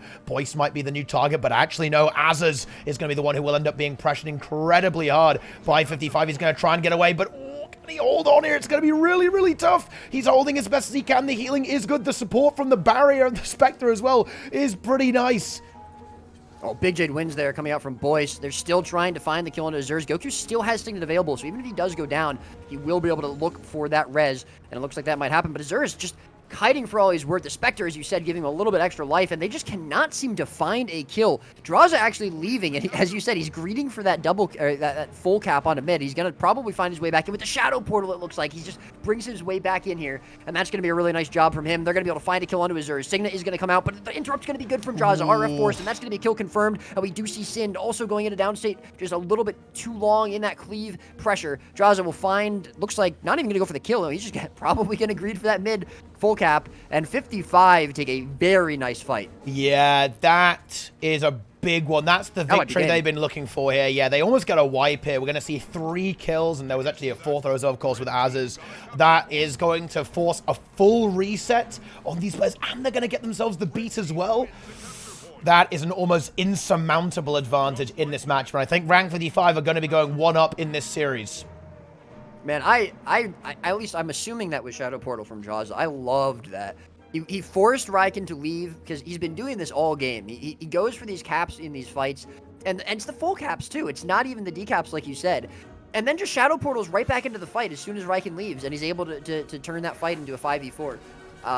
And yeah, that was beautiful. Love to see it. Really, really nice heads-up play there from Jaza. That was probably the turning point in that fight because they were having so much trouble finding those kills earlier as well. Very, very good job from this Thiefon from 55. And yeah, it's definitely looking like that's probably going to be game 4.5 or so minutes left in the game. About a 200-point difference here for 55 over the Worms. The map state is going to be neutral again, but mine going the way of red team right there. I think probably the Worms are going to have to just kind of regroup and go back for next game. Yeah. I think that they shouldn't be feeling too discouraged, I think, because they actually had a pretty damn nice start in this matchup. They certainly had a bit of trouble controlling the map. I think that's to be expected, though, into the Daredevil. The Daredevil really is the unparalleled monstrosity of map control and mobility, particularly with that Shadow Portal coming out from Draza. That's going to be really hard to keep up with, even for a seasoned thief like Syndrome on that Spectre. So they need to try and find a way to stabilize the map and deny a little bit of value out of the thief. But if they can do that, they've demonstrated that they're able to win these fights. Right? They won a few fights in this game, and they can certainly do so again down the line. The game is the game actually kind of over? I mean, the game is pretty over at this stage here. It is. Yeah. It's very hard to win. Technically, it is possible, of course, with a triple cap now for the blue team. So if that does happen, then victory is possible. But that's going to be extremely difficult to hold. Right? It would require beyond perfection to secure victory here for the Worms. I mean, I think 55 will win off of one node, and I think considering how Draws have been playing anyways, it's just not really possible for the Worms to even think about going for a triple cap right now. Yeah, it's just not going to happen, especially with that Shadow Portal on, too. I mean, he can just get across the map so quickly, you know, almost faster than Spectre. Can you imagine Spectre with Shadow Portal? That would be... I think maybe we're going to see Sind activate that. You know, that's going to be the next. Yeah, Like, cool. we've got to match the Shadow Portal with the Shadow Portal. Yeah, yeah. But yeah, it's almost like it's like old Mesmer. Yeah. Yeah. Run two of those, then you're all over the place. You know, it's going to be good. Yeah. It's going They should give Virtuoso Continuum split. Ooh, yeah, to reset the corner so you can double up on the portal. That would be nice. Yeah, that would be really good. That sounds like fun. Yeah. CMC, if you're listening, do that. All right, thanks. Oh, yeah, I mean, look, so if we say anything on this stream, CMC will patch it immediately. Yeah, that's true. So, yeah, like we've got Warrior. a lot of control. It's gone. Yeah, what if Warrior didn't exist? What if Warrior wasn't a thing? looking at this game right now, it basically doesn't. Yeah. Looking at any PvP match we've seen in the last 8 years, it basically doesn't. It's really interesting, actually. It just goes to show you like how I don't want to say defined, but I want to say like how strict in a way the current meta is right now, because Bladesworn is actually really good. You know, it's actually a very powerful specialization right now, and a lot of players have been having some very good success with it. It does a lot of damage. It's very sustainy, right? It kind of contributes, but it just, you can't quite fit it in to the current composition, as I understand it right now, for PvP. It's just not quite able to break in. Yeah, absolutely. But, you know, it is nice. We've gotten 2 EUD specs here now, and you know what? 2 out of 5 isn't that bad. I'd say, in fact, I would say that speaks more to balance. You know, instead of having 5 EUD specs. That's, you know, it's pretty cool. It, you know, feels bad for anyone who isn't a Mechanist or Spectre, but... we've got perfect harmony here, Roy. Look, we have core classes, Heart of Thorns classes. Do we? And we have Path of Fire and EOD. Yeah, we've got it all. Do we have Heart of Thorns? Oh, yeah, Herald. Yeah, Herald. Yeah, well, obviously Herald is broken beyond belief, so, you know, let's go. Of course. Oh, and Daredevil, right? Yeah. Yeah, Daredevil too, right? We've got it all. We have every expansion represented here. Oh my god, that's so cool. That sounds like perfect balance to me. You know what? CMC can quit. He doesn't need to do anything else. He can retire. Nice. Yeah, the kind of the only more interesting thing here, I think the one that I wouldn't have expected to see play is actually the mech. But it turns out that mech is insanely overtuned. Yeah, there you go. Yeah, I mean, yeah. So I went on mech for the first time today. A little bit of a leak here, and I put on Shift Signet and I fell out of my chair because I was like, "What the hell is this skill?" Yeah. That is disgusting, man. Oh my god. What? It's a very good skill. It's a very, very good skill here. Particularly seeing as you can actually, you know, use this J drive here as well to have the, not only the Signet better, but you also have the passive forever as well, which just makes this build, it's very, very slippery, right? Like this 1200 range, port, stun break, and it removes colonies, and you get boons on your mech at the same time. Very powerful ability here as well. It reminds me of another skill called Shadow Step, which some people have said is a very good skill. It is a good skill. But it kind of is almost better than Shadow Step. It's got a lot of functionality to it. It's got, you know, the tooltip is deceptively short for what it does, you know? Yeah. It should just say win in all caps on it. Or better than you. And have you seen how much damage the Sky Circus does, by the way? It's actually really funny. I was watching Probably like 3. I was watching Angels, okay, and he got hit by the Sky Circus. It like double hit him, and he took 15,000 damage in less than 1 second. It was really funny. It wasn't that funny for him though.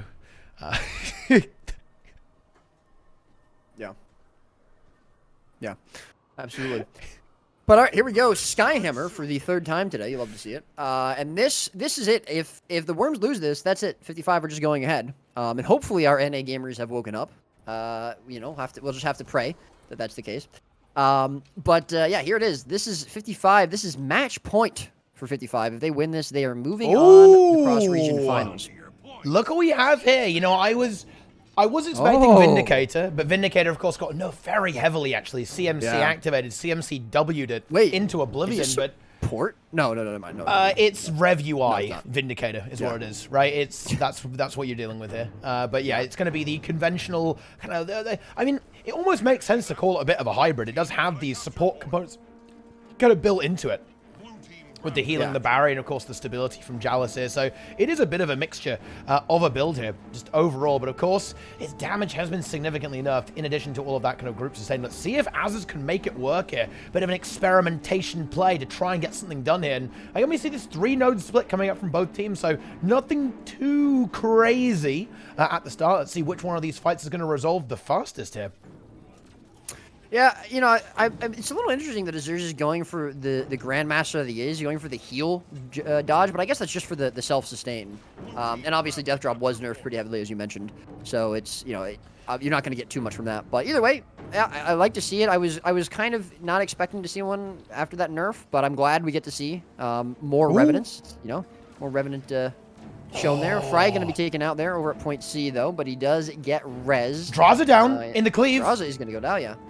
Yeah, that was a really nice 2v2, and I think that is definitely a big advantage of the Spectre, right? The Spectre has the ability to be very powerful in 2v2s because of that slight support component it has, and of course a bit more sticking power, not only with the Shroud mechanic, but with just the sustained damage output it has too. So I think that would definitely be the play here, right? I think we want to see Sind really just kind of picking these 2v2s, 3v3s perhaps, giving them the advantage in these fights, allowing them to control the map a little bit more, and perhaps the slightly, the smaller, more compact map also might play very well into the style here from Sind 2. Yeah, I mean, it's going to be a little bit harder, I think, for Draza to be quite as free as he was on Forest. That being said, though, I think, you know, part of that is, too, is as well, just I think 55 were, you know, they had the initial sort of engage in the map. They split across the map a little bit better. They didn't lose players on the engage this way we saw them do just now. But either way, yeah, Worms obviously coming out ahead a little bit here. We will see them take some points back, though, with Draza getting that full cap onto point A. We will see a Spree rotating in there. He's probably not going to stay 1v1 against the Necro, but he's going to slow down his ability to come and get this decap into full cap. Or to potentially set up a cross from one of his teammates, which is looking like that's going to be Frey coming in there. Yeah. He's going to try to contest that and hold that, although Ryken is coming in as well. But Azur's loses his life, more importantly, over the middle node, and I don't believe that's going to be a res. No, it's not. Goku did have the Signet, but he couldn't get it off, and so a nice kill picked up here there for 55. Oh, Goku, he's got 2 seconds or so until renewed, but can't quite get it. Would have been hard to disengage anyway, so just dying there is not too bad. But that's kind of the problem with Vindicator, because, you know, you kind of need this sustained dodge to survive, because the one thing you got to bear in mind, you have 1 dodge, but you're not like a Mirage. You actually have, your dodge is 100 endurance, so you kind of can't use it nearly as much. Of course, you have some ability to refill your endurance with the Shiro dodges, Energy Sigil, and of course, you know, better Vigor and so on, and your the Energy Meld ability here to get some endurance back, but you still can't really dodge as much as other things, which of course is a very key part of not being dead in Guild Wars 2 PvP. Having said that, the Worms have got themselves, they're all back up again, so there's no major snowball effect right now, and in fact, Cinderner is going to be grabbing points here, but actually Esprit dies on the hammer. Zan finds the kill. Goku's here, but can he get the Signet? He should be able to. He has the stability. There it is. But the 1 tick away, they have to contest this. They don't want to lose all of their hard-earned progress on that singular node they have. But they might have to concede well, it might actually. happen anyways, because I think Draza is just going to get the decap no matter what. So yeah, they're going to give it. They're just going to give up Hammer. Yeah, I think that's the right call. Boyce does go down as well, so they're going to be able to get a kill here, and that's going to kind of even things up a little bit. But, you know, I said this. I said Draza's not going to be able to play as freely as he wanted to, and he pretty much has been. And I think, again, part of that is just going to be because 55 have been able to find kills on the map. They've been able to really just kind of, you know, run, you know, around and place their players where they want to. Draza hasn't really had too much of an answer from Sind or any of the other players on the Worms here. Riken now actually overextending a bit into 2 players or getting potentially just chased down there by Zan. But they really do need to keep a better eye on Draza. And again, the other thing is, you know, they got that kill into Boyce. They got nothing out of it. They got point A, I suppose, but, you know, they haven't been able to put any pressure onto point C. They lose a player here. They're still contesting mid. It's just not quite enough, I think, for them to continue to hold this lead. If 55 continue to find these pickups that they are, and it looks like they're about to on Azurs. Oh, yeah, this is just not where the Worms really want to be. They're just not having a good time in this fight. You know, they're outnumbered here on mid because Cinderella went for the decap, kind of trading with Draza there, so they can't quite engage without the Mechanist. The Mechanist is now starting to engage here. Here we go. The Mech has arrived, ready to blast into this team fight, but during that, 55 have got themselves not only a bit of an advantage HP-wise and cooldown-wise in this fight, but also on the map with a double cap, and they're about to get themselves into the lead here, and the Worms, they just lost their support guardian, so they can't really do that much unless they're able to revive that, which I don't think they can. They might even lose Azz as well. Oh, yeah. The Worms, they need to sit down. They've got to get back up again. Yeah, and regroup. They've got to sit down and get back up. Yeah, they got to do that in sequence, right? Yeah. You know, I like Vindicator. I think it's a pretty cool spec, but I don't think it works here. As you said, without that, the ability to dodge a little bit more, it's harder. No, wait. Oh, there's some miscommunication between Goku and Esprit. You saw Goku started to go for the other door there, and Esprit was close to one exit. Dies instantly. Hate to see it. Goku now is going to be forced to wait. I mean, to be fair, it could have just been him waiting. He could have just been thinking Esprit was going to let himself die. Not sure. I mean, I guess that's miscommunication either way. But yeah, that's going to be a big stagger here for the Worms. 55 here now with the double cap, and they probably get another free hammer here for themselves. And it looks like Frey just going to be able to pick that up on his own. Well, not on his own. He's got his Jade mech there. But yeah, Skyhammer again. That's going to be point C gone. We will see Riken able to potentially pick that full cap back up pretty quickly. But yeah. 55 with a nice turnaround, nice 50 or so point lead here in this second game. And Worms really got to regroup and find some kills. Azurs, though, is going to make that a little bit harder, as he's going to be already very pressured in this. But it is going to be a 3v2 for a moment here for the Worms. If they can find a quick kill, find some pressure here, they might be able to find a decap on a point A and start turning things back. Yeah, they have the outnumber. It's quite notoriously difficult to actually kill people on these side nodes here because of all the kiting potential there is, and you can see Misha using that to full potential, running around that support guard and preventing himself from dying. You know, I almost feel like what we see in this game, Roy, is just like the advantage that you have from really knowing your team very well, having a lot of synergy. You know, I feel that, you know, you mentioned that miscommunication there. I think there isn't quite the synergy, a slightly newer roster from the Worms, whereas 55, they played with each other for a lot now in a lot of these monthly automated tournaments and end up, you know, being able to recover and kind of rally themselves perhaps better than any other team in the game right now when things do go awry. Having said that, Draza's dead. He's fully dead. Look, no way, look, obliterated. Ouch. Splat goes the Draza. And, yeah, I mean, it's... You know, there's something there. The thing is, finding the kill on the Thief doesn't really do as much for them, I think, as it would if they were able to find this kill on Misha. They've gotten them in the RF, so, you know, there's potential there. But even with the Thief off the map, they still get decapped over at mid. They find a kill onto Riken. And this is something that I think that's pretty interesting. We see 55 picking up this Mechanist quite often. Riken has been getting pressured out here. He's going to get rotated on and been getting killed quite a lot. Not even by Draza, but by Boyce, really. And we don't really see the same thing for Frey. I don't think we've seen Frey being taken out or rotated on quite as much. He's been kind of more involved in some of these team fights as well. He's not really been operating on his own quite as much as I would say Riken has. And I think that is shutting down a lot of potential that the Worms have to sort of hold on to one side of the map and bunker down a little bit with that side node pressure. And they're just not able to do so with Riken constantly getting picked up there by Boyce and Zan. Yeah, I think that's a very, very good point there, actually. You know, Frey has been getting away with it a lot more. Perhaps he's simply a little more experienced with these situations. Of course, he does typically play the duelist role a lot for this team, right, when he was playing Core Necromancer as well. So he's obviously very adept at surviving awkward situations. I think, you know, there's something to be said for Boyce playing the Herald here. Certainly a lot more kind of rotational burst potential from the Herald compared to the Vindicator. We've seen Azz be more of a very, very team fight focused, right? Like being in these fights with the support garden of Goku and just taking those kind of larger engagements, whereas Boyce has been just running around all over the place looking to get kills. You know, speaking of which, we're seeing that happen here. Spree does have some Trout over, but he is definitely the target right now. Oh, look at that knock! Insane knock from Riken, actually. But it's not going to be enough to save the ultimate big worm. The Signet is here. It does land, but Goku gave up a lot of his health pool for that. Has renewed focus. We'll probably have to use it there as well. The worms might be able to disengage to the Skyhammer here. They do actually manage to get themselves perhaps a double cap even, excuse me.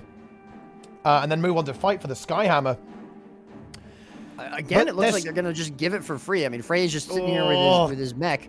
They don't want to do that. They don't have time. They need to hold this double cap at least. Are they going to be able to get in time? They do. Zerz is there, and we will see a Spree as well as Goku. But yeah, they're so very low. Goku almost dead on ink, I think it looks like. Yeah, we're going to see the rest of them coming in as well. Riken coming in there, but if they can't get this res, yeah, no, it's not going to happen. I think they just might have thrown away their Guardian for nothing, and Azers as well. I mean, mid gets decapped anyways, but yeah, the Hammer will take out point C as well. We will see Sind trying to get that full cap on a point A right after the Hammer. But yeah, that was rough, and you know, and you hate to see it. You really do.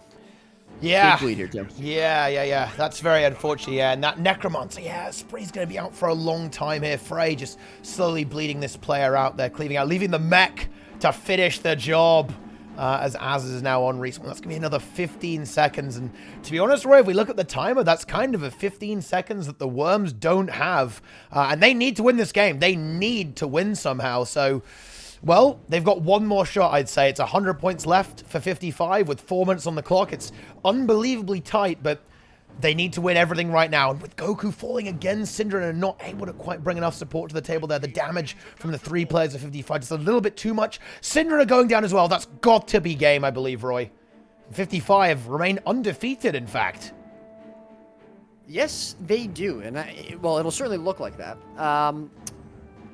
4 minutes left, or almost 200 points difference. Yeah, double cap here. I think 55 has been playing the maps a lot better. Not even necessarily the fights, because I think the Worms do a really, really good job in a lot of these fights, and maybe 55 have a slight edge in some of them, you know, especially on Forest. But I think the maps are just 55 has just been playing them way better. You know, and this isn't really a surprise. They've always been very, very good at rotating, and really rotating around team fights, around side nodes, around decapping, around plussing. You know, it's just something they've always been very good at, and I think that is, you know, very evident here. The Worms just unable to compete with that right now, and it is unfortunate, but obviously very strong showing from 55. Very well played to them. We will be moving over to the North American region shortly, as Frey dies on mid, and maybe Signet. Maybe Signet from... Yeah, the Worms heard you saying they need to kill Frey more, and they did exactly that. They weren't able to succeed, though, unfortunately. The revival was there. 55 heard you saying that the Worm should kill Frey more, and then rotated to revive him in anticipation of that. Pretty big brain, I'd say. Yeah, I mean, again, yeah, they're just kind of showing that they just really good at rotating. I mean, Misha especially, you know, he might be toxic. He might be... Wow.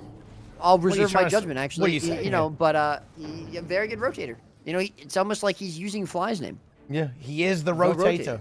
The rotator, indeed, the master of disaster, the master of rotator. Okay, it's, if he gets banned again, there's a new account name. Did you see that? Banned again? Yeah. What do you mean again, Teapot? Surely Misha's never been banned. None of these players on either of these teams have ever been banned. I don't know why you're saying it like that. Nor would they ever be banned. They're all absolutely well-behaved angels of the PvP scene, but that... Oh, angels? ...is going to be it.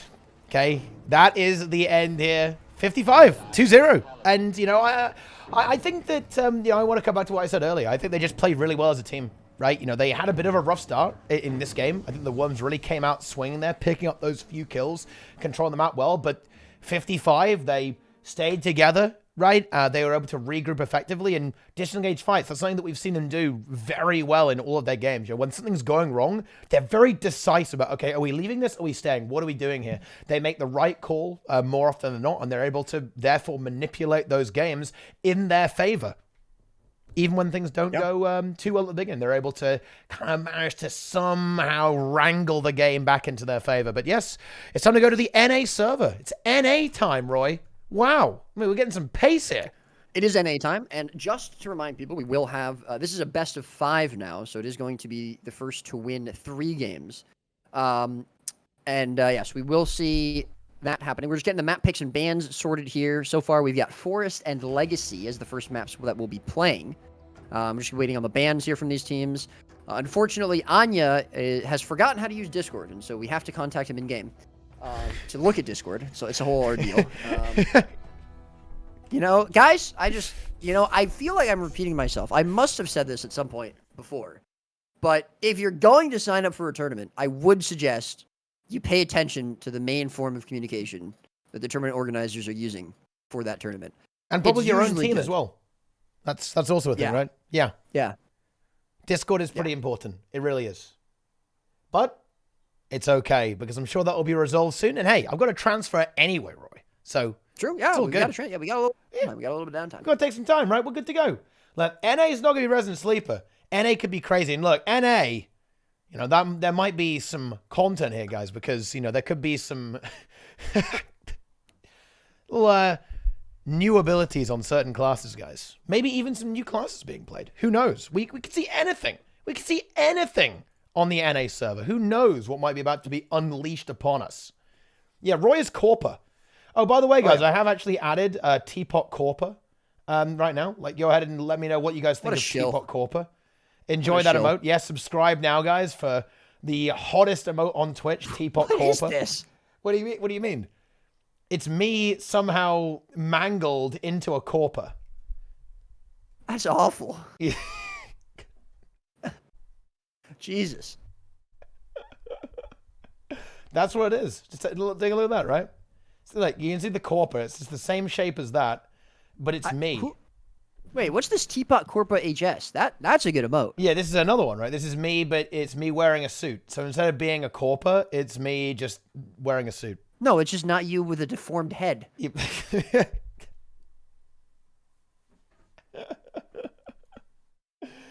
All right. Anyways, man. Let me get these maps going here.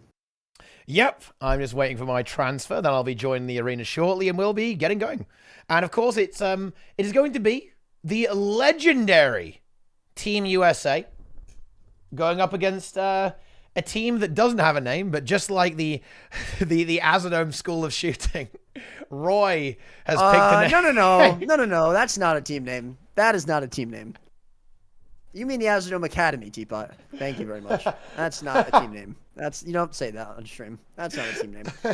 No. No. But anyway, I've made it to NA, and it's going to be Team USA versus Hannibal's Heroes, I believe, is what we're going with. Yes, and apparently Hannibal is no longer on their team, so, it's unfortunate, but hey. Well, look, this is something that someone else who wasn't even on their team told me. Well, look, he could be coaching. They could just be big fans. I don't think we should necessarily rule this out. That's all I'm going to say. Yeah. Oh, yeah. No, Hannibal's a great guy. I think Hannibal's Heroes is a great name. Yeah, it's a good name. It's a grand name. It really is. All right. And I am actually in the arena. Ooh, Team USA already wins 2-0. Nice. Just adjust that real quick. And here we go. Well, I mean, not yet, but, the gamers are about to join. Let's see who's actually playing. Because, of course, there's been a bit of a roster switch up. So, of course, Team USA is a team we're perhaps a little bit more familiar with, I would imagine. We can see here we have Helio, also known by his name, Dracovish X, here as well. He's in the mix. Yeah, it's unfortunate that Dracovish was already taken. He had to add X on. I don't know who took it, of course, but, whoever it was, just, ahead of... Was it you? Yeah. No, it wasn't. It was his old account. Wait, can he not use the same name? No, because the names still exist. He couldn't get any of his names back. Interesting. I actually did. Yeah, I didn't know that. I kind of would have assumed that when your account doesn't exist anymore, you would. Well, I don't think it doesn't exist. It's just locked, right? That's true. I mean, I don't know. I don't really know how it works. But look at Helio's account name. Look at the RNG he pulled when he got Helio 1, 2, 3, 4. Wow. What a name. What a name indeed. You'd love to see that. Wait, that is incredible. Is there going to be a Tempest in this game? Let's see. I mean, this is, of course, that did get buffed up a lot, right? With the expansion, some significant changes to this, with a lot of extra healing here on that elemental bastion and more protection duration on elemental shielding. So let's see what we actually have here. See what could potentially happen. Of course, bear in mind, guys, the builds right now are obviously being concealed a little bit. You can see that Helio on core Revenant, of course, players aware that there might be a little bit of a sneaky going on there. And she's Aromas also representing the Tempest Roy. Interesting, actually, from both of these players there. Of course, could be a relog here, and we did see Zeromus end up leaving there. But it is, of course, a build that was powerful, and has been historically powerful as well in the PvP meta, right? And, I think the goal of ArenaNet is to bring it back up a little bit. And, wouldn't that be spicy, Roy, if we did see a support Guardian versus Tempest in the grand finals of today's tournament, EU versus NA? Especially be funny because that was... Moto. That was Moto.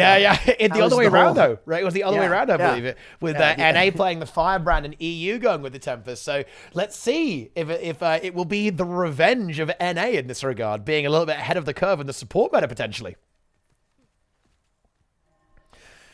Okay, dude. So do my eyes deceive me, Roy? What is this? Is this a beta spec for the next expansion that's popping up right now on the blue team? What is this? Next expansion? What do you mean? Like what is this? Like what's Urantian playing? I don't recognize this. It's some kind of ranger, I think. There's a pet. No, it can't be a ranger. It has a pet. Yeah, it has ranger. A hammer. I think this is it a mech? Is it a mechanist or something? Like this is mech. Yeah, but with a weird pet skin, right? Weird mech skin or something like that. I'm not really sure what this is. Like this is some kind of brand new profession here. But we also, hey, you do love to see it. We actually are going to be seeing a Bladesworn from Vans, known for his montages, and actually, surprisingly modestly dressed. That's not all he's known for, Teapot. Yeah. What else is he known for? Warrior gameplay, Teapot. That's what he's known for. Well, isn't that kind of the same thing? I mean, I guess. He makes warrior gameplay montages. Yeah, but you could like be known for montages. Just they're not good. They're just really bad. Yeah, absolutely. I don't know. Anyways, and that is possible. So the Warriors represented for the first time though in Guild Wars 2 PvP history with the Bladesworn. Yes, but yeah, never seen before. It's great. We got a lot of EOD specs here. We got 2 on USA and 3 on Hannibal's Heroes. It's very, very cool stuff. A little bit more variety, a bit more experimentation here. And Bladesworn is a really interesting spec. It's a very hybrid build, actually, in PvP, as you can see here. Running the tactics trait line for loads of extra sustain, and even a little bit of support, of course, with Shake It Off for Great Justice and On My Mark. Very powerful skills here. And, of course, it is Zerker as well, so it's just using that base value to be sustaining and then using the healing conversion there, too. Do you think we should let Vans know that he's only running 1 weapon set, though? Yeah, I mean, we should probably let him know about that. But no, we shouldn't, because he can't weapon swap anyway. He can't weapon swap? I thought you said he was good at Warrior. I mean, he is good, but I mean, he's not so good that he can break the rules. What rules? The rules are that he can't swap weapons. Okay, Roy, stop. Oh, look, it's IR Ajax, the furry from our last game, who was playing with 55. You love to see it. He's in the stream supporting it even when he's not gaming. Very, very nice. Hey, Ajax, nice job playing your favorite class, Herald, in the last few series. Now watch a real warrior play the game. Anyways, yeah, Bladesworn is pretty cool. You want to know something fun, Roy? What's that? Who's this on Red Team? Who's this on Team USA? I believe we have an EU import here. Yes, we do indeed. And, I actually wanted to mention this. USA's done it again. I don't understand why they're the only team that ever does this. We have, after time, we have cross-region matches. They're the only team that picks up players from the other region. Where, they merge with 55. No other team seems to do this. And yet here they have one of the better thieves in the game, Athadome, as he is known in some circles, playing with them. And if they win and they go EU, well, he won't have the disadvantage of ping there. Indeed. Very cool. And Misha's on their team as well. He's playing for both them and 55. Wow. So he's going to be against himself? That's pretty Yeah. crazy. That's Well, he's pretty got a wild. mech, right? So maybe the mech will play for one of the teams. And he'll Yeah, play for yeah. you. Well, he can AFK and just let the mech do the work, right? I'm pretty sure that's how mech gameplay works out, so should be good. It would appear so. All right, memes aside, here it is, our NA series, our best of 5 here between these two teams. Team USA on the red and Hannibal Heroes on the blue. We already seen Roach God X, aka Jeff, being a little bit pressured here on this cross, on this support Tempest. We'll have to see how the support Tempest matches up against the support Guardian of the red team. But either way, already it's not looking too hot. He's taking quite a bit of damage, used quite a few cooldowns, has the Earth Shield to keep himself alive for a little bit longer, so we'll have that invuln period for a bit. But he doesn't have his flash anymore. There's the water overload. But blue team going to have to try and get some peel for him, as Helio going to continue to aggress Nos going into the Lich there. He's going to be trying to peel for himself, put a little bit of counter pressure down there. Zeromus is starting to get looked at now by the rest of blue team as Urantian comes in. So it'll be Urantian and the Bladesworn Warrior of Vans. Athedome, though, going to make this a 4 versus 3 for a couple of moments here as a nice big lightning overload, excuse me, air overload coming out there from Jeff. And that's going to be the kill picked up there on Urantian, though. It is indeed, and there is just the kind of immediate kill being secured onto that. However, it does get revived up there, but I mean, I don't know, like, this is not really a good fight already. Like, with that one player down, we do see the Vindicator, rather, coming in here from force engagement, getting back into this fight, and Urantian does actually survive there, and they're trying to turn it around onto Nos. Can they do so, actually?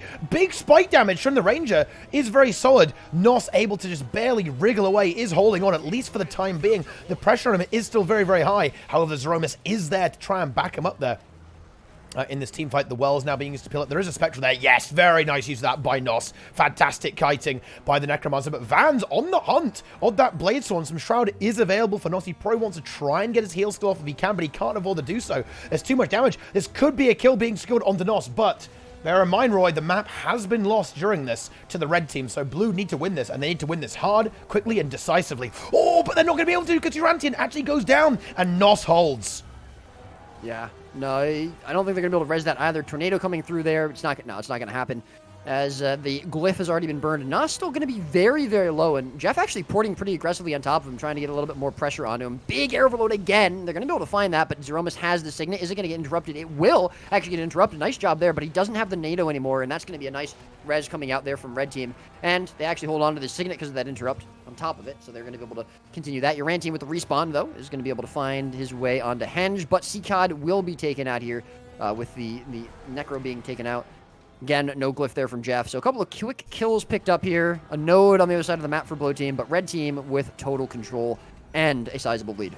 Yeah, and I mean, I don't really want to put it too much onto the comp here. I think that red team is playing extremely well, and they're just very experienced in team fighting. These are some of the proper grizzled veterans, as it were. But I do have to say that I do think the composition of red team is just significantly superior here. Looking at this, as much as we all love to see Untamed, I know a lot of people wanted to see it in this thing. I'm just not sure if it can really deliver the value in some of these larger team fights that is required in the current metagame from all of the professions that you play in your composition. And the Bladesworn as well is perhaps not quite able to fit in, although it is certainly a very powerful build in its own right. But it does appear that red team simply are able to execute these fights just a little bit better. Although, once again, Nos is really struggling to hold on here. The precasting signal from the Zeromus, and it lands very nice. That was beautiful from Zeromus. You love to see that. Very, very good job. Still, nice job from Hannibal's to be able to get that kill, and they still have a lot of pressure on him. He might go down again, and with no signet, that could be a kill picked up there. Seacod going to go into the Lich, trying to find that really big reflect coming out there as well. And we will see a couple of Lich autos blocked, but it's not going to be quite enough. RF going to be burned from Zeromus, as we do see Misha. They're going for it. They get it. On top of that res, and they're going to be able to get that res again. And Seacod going to be completely burned out of his shroud. Nas still the target, though. They're still trying to find this tanky core Necro and trying to find the kill. And so far, it looks like they might be able to do it. The port back from him is going to get him a little bit out of danger, and they're just not able to continue following up. Blue team stacked very hard around that spot where he just ported out of, and they're just not able to find the follow-up onto him. Oh, that was a big Bladesworn there. Well, big Dragon Trigger from Vans did land, but it's not going to be quite enough. Nos again, just on this kite spot, and the blue team, they're just not able to get the kill. Having said that, though, red team haven't quite been able to turn around that aggression just yet. I think that's worth noting, too. They're trying to do it right now onto Urantian. Now they do find it, just as I say, that the caster curse coming into full effect there. The revive comes through from the glyph from Jeff, Roach God X over here. But I think it's not going to be enough there. Yeah, the Ranger just gets bullied as red team collapse onto it, and see if they're going to get any more kills off that. But during all of this, just bear in mind, we've been essentially having like almost like a death match off node while red team's been sitting on double cap the entire time, and that's found them a very sizable lead in this map, getting now Jeff and 230 point advantage. Yeah, I just don't, I don't like the Tempest. Well, I like Tempest, but I just don't think it's good enough. I think that, yet again, Core Guardian is just the stronger support. I mean, Jeff has landed, several nice glyphs. I think he's gotten a lot of good CC down. He's obviously doing a good job healing. I think the Shocking Aura is obviously very good. His arrow reloads, his overloads in general have been good, but he just takes way more pressure than Zeromus will in these fights by nature of being an Elementalist compared to a Guardian. By nature of not having those Aegis procs, by not having quite as much access to protection, maybe. And I just don't think it's going to match up, and I just don't think that they can win team fights like this. And, I mean, as you said, even if they were winning these team fights, well, 300 points or so difference is what the score has right now. And they're not getting kills. So, there's no way for them to get back into this map and stop this point progression. Forced engagement not going to be brought down very, very quickly here. And, yeah, I don't know. We didn't see the Vindicator work out for the Worms. We're not seeing it work out here. Untamed, I think if there was someone to make it work, it would be Urantian. I think he's an extremely good Ranger, but at the same time, we don't see Boyce playing it, and there's probably a reason for that. And again, yeah, the Tempest just doesn't really make much sense. That's a GG. That's going to be a GG call as well. Right off the bat there. And I think there's one thing to note here as well. That was actually a Condi Vindicator. Of course, we saw Azaz play it on a power build. I think that's where a lot of players have been going, as towards that power direction. But indeed, it is going to be a condition Vindicator from the blue team. Let's see if we see maybe that go to a Herald, because I'm not really sure if they were able to find that much value out of that here. However, their composition is unusual, so maybe they're just going for a little bit of a different approach no matter what. And yes, guys, to be clear, there are a lot of bugs with the Spectate UI. So, yeah, you'll be seeing the Mechanist not having an F2, and sometimes you'll be seeing Revenants on the wrong legends. And even sometimes, like, Weaver skills will pop up on Tempest. Just don't worry about that, okay? It's the Spectator UI being weird. And that was not a DC, gamers. That was simply, wait, we need to swap teams here. That was simply the teams calling GG, right? So when we're running an event like this, just to kind of, just in the nature of, not over tilting, right? Or being able to kind of reset and move on. And of course, in the nature of time, if the teams want to call GG, right, they can say, okay, right, good game, right, let's move on and go to the next one, right? And just go ahead and cut it. Yeah, and I think, I'm assuming Anya is probably swapping. And yes, we do see that swap coming out. He's actually going Spectre, and well, we've seen that work pretty well so far. So yeah, I think he was just wanted to, in the interest of time, like T-Pod said, get on his Spectre, because he obviously can't change his build from Vindicator to Spectre. That feature hasn't been unlocked yet. 800 gems in the gem store at some point, I'm sure, but for the time being, he has to swap classes, and so that was why we saw one less player there for the blue team. And we're just waiting for these players to figure out how to swap teams. There we go. Helio finally figuring out what the swap team button was. It took him a while, but he's pretty new to PvP. Only about 3k achievement points, so clearly a new player. Hasn't existed in PvP for, any real duration of time. Of course, so yeah, just waiting for them to ready up. Waiting for CCOD to get in there for the blue team. Indeed. So, a slight switch up here, away from the Revenant to the Thief.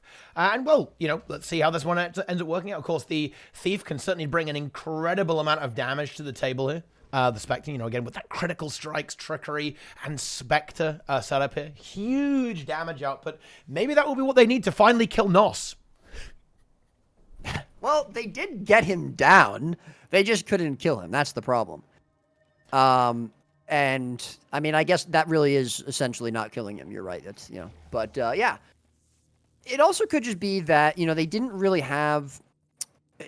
They were locked into one side of the map for a very long time, right? They were locked into that team fight that just existed for a really long time that didn't really go one way or the other for any, quickly. Even USA weren't really able to completely clean up that team fight, I would say, for a good amount of time. And, of course, USA had that double cap the whole time it was going on, which is why they ended up winning that game so heavily. But I think if we can see Hannibal's heroes, the blue team here, if we can see them kind of break the map up a little bit more, and now with the Spectre, they might find a little bit of a better chance of at least making the game closer. Because they were essentially just team fighting for that entire game. Like you said, it basically boiled down to them just doing team deathmatch while the nodes were not in their favor. And so I think that could be nice. I would love to see Vans maybe going for some more 1v1s, although I do think his team fight presence isn't bad. Maybe even Urantian filling that role a little bit. I mean, really, a lot of their players could. I think even Zcod to some extent could do that. But having that ability to sort of plus him with this Thief of Anya. That being said, there is still the Thief on red team. It's not like USA doesn't have a Thief. It's not like they weren't playing with one. So it's not, they will be able to match it either way. Still, it'll be a different game style, I hope, and potentially one that works better there for HH. Hannibal's heroes indeed. I mean, they, of course, this is a best of 5, right? So there's a little bit more to this one, a little bit more to the game here. Of course, I think we should probably note that the minecart is not allowed. We should probably try and get that fixed at some point, Roy. I don't think it's possible to fix it. What do you mean? I think if you remove the minecart from this map, the game servers go down. Yeah, just PvP gets deleted, right? So the minecart is PvP. Oh, wait a minute, really? Only PvP? Oh, we should get it removed then. Yeah. Oh, wait, you want to get it going? Okay, I like that. Yeah, just to kind of clarify that for those who may be unfamiliar, there's a piece of terrain on this map that is a little bit silly because you can stand in this minecart and not get knocked out of it, meaning that you can continuously contest the node even if there are any kind of crowd control abilities that might move you away from the node. It's a bit of a unintended side effect of the way this minecart is set up, so we tend to have a rule against it, just to make sure that nothing gets out of control, right? Nothing gets out of control. Yeah. All right, here we go. It is game number 2, and just keep in mind this is a best of 5, so even if USA win this, it's not over for HH yet. And again, we got the swap here from HH, so I actually would, again, like I said, I think splitting the map up a little bit might be more beneficial for the blue team, just because, again, I don't think that this Tempest is going to be as good in the 5v5 or the 4v4 as the Guardian is. I'm sure we'll still see some team fights with it, but I do like, and I think this is potentially what blue team were trying a little bit with that aggressive cross with Jeff, the Tempest in it as well at the beginning of last game. But either way, I think that could work. Either way, here we go. It is the crosses, the engages coming out here. Anya going to be in a little bit of pressure over at the waterfall. It looks like red team will pick that node up as a little bit of red aggression on it to the quarry as well. We're going to see the graveyard contested here, and actually Helio taking quite a bit of pressure. And we'll see Zeromus rotating in to try and heal him up, coming off of the middle node there. But Anya staying on top of him. Glint Heal going to be burned. Ooh, but Anya under a lot of pressure too, needs to get that heal skill off. The fear and the conditions are doing a lot of damage. Goes back in there. There is, of course, some support from Jeff on the Tempest. Seacod also under a lot of pressure there. The Minion Monster. Of course, the build has fallen out a little bit out of favor these days, but of course still does have the ability to put in some work in some of these fights. But Team USA just looking so good in these in this fight early on. But actually, having said that, Helio gets caught in a massive CC, takes a lot of damage, may end up going down, and in fact does. Zeromus with the heal. Is there an interrupt? There is an interrupt. That could be a kill actually, and Jeff finds the stomp. Yeah, that's a big kill confirmed. Even with side nodes picked up, that's very nice. If they can now find some follow-up damage and potentially break this node, it's going to be difficult, though, with the core Guardian, with the core Necro, Nas having a lot of survivability tools, with the Guardian there to heal him as well, but a very, very nice job. Very good looks there from blue team so far. They have to try and break into some other nodes, though, and we do see Jeff actually leaving. He doesn't want to overextend there. He realizes they probably don't have a lot of kill potential. Helio actually not even back on the node yet, and it looks like he might make his way over to mid. Looks like it's where he's going to try to plus into after respawn. So Vans will be left alone, and Jeff may have left a little bit too soon. Yeah, Vans is able to hold on for a good amount of time, but he hasn't got much left now. He's going to end up falling here, I believe. I'm surprised he's going to be so greedy for this node. He's going to go for it. Oh, does land it, I think. Oh, yeah. Tries to go for the shield and drop there. Very nice play by Naru, but Jeff was able to just barely get out of range there. But Vans goes down again. Oh, yeah, really big damage there from Helio. I don't think he can get this res alone. It's not going to happen, and that's going to be a lot of damage put onto Jeff now. He's going to have some trouble coming out. And what looked pretty good to start, this is the problem here with them, with this comp. They don't have a ton of significant burst damage in this comp, I would say. I mean, maybe Untamed can find some way to spike them. Maybe the Spectre, potentially Vans if he lines up his skills really well, but for the most part, I just don't see the same sort of burst as you would see from like a Nade Hollow or the Herald that Helio brings. And they find a kill into Helio, and they just cannot find follow-up damage. And I will also say, I think Jeff misplayed his rotation there a little bit. He made his way over to mid when he realized they didn't really have kill potential on Waterfall, except then Azadome plussed it, and Helio plussed mid after Jeff left again. They had their players in the wrong places, and unfortunately, Team USA just out-rotating them. Even when they have respawns coming through, and the triple cap now confirmed here. And Yeah. Legacy, believe it or not, Hard to break it. yeah, well, it's a bit of a snowballing map. Yeah. And just look at the map state here as well. Like, look at all the matchups here. It's just, what can Hannibal's heroes really do here? They're not really in a good spot to get anything done, in my opinion. You know, the Mechanist here with Asdome locking down here. Zeromus locked in a 1v1 into Jeff. Then we have this Necromancer and Herald. Just getting that kill on Vans, there's not really much, there's not much hope here, Roy. Okay, actually, even as, we're actually almost seeing a 2v3 come out from USA, from Naru and Asdome, actually nearly getting a kill on Seacod, even with Jeff there, in addition to Anya and Seacod there as well. So, Team USA looking unbelievably dominant in this matchup. They want to go and face EU. Yeah, it's, you know, again, I mean, I'm just going to come back to it. They just didn't get any value out of that kill, and we saw the same thing sort of happening there with Ultrascuffed on EU against 55. They just weren't able to find value from the kills they were having. Same thing against the Worms there on Coliseum.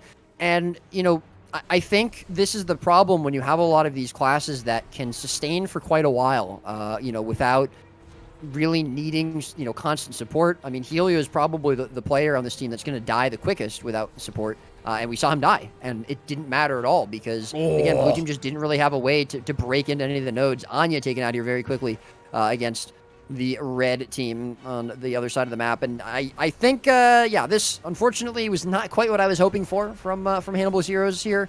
We do see a GG. Oh. Gonna be confirmed. GG Go Next new comp has actually been spoken here. That could be spicy. We could be seeing a new composition. And what could they possibly do? I mean, of course, we could see a support Guardian relog, potentially. You know, that could be something they could try and do. They could maybe try and relog the Ranger, for example, if they want to. Although I think, you know, Urantian is certainly a big fan of Rangers, so maybe to a Soul Beast instead of an Untamed.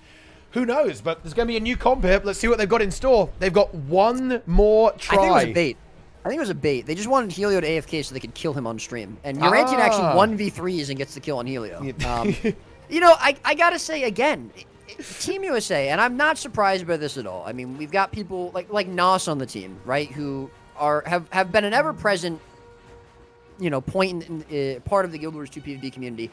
You know, just bringing along these unknown names like Dracovish X in the PvP scene. You know, giving them a taste of what it's like to participate in a high-end tournament. Big shout out to Team USA for filling, you know, their final spot with this relatively unknown player, Helio.1234. You love to see it. A rising star in the PvP scene. Probably not a rising star. I don't think I would say that. You wouldn't go that far? What would you give it? Like in cosmology, like in cosmic terms, where were we at? Needs practice.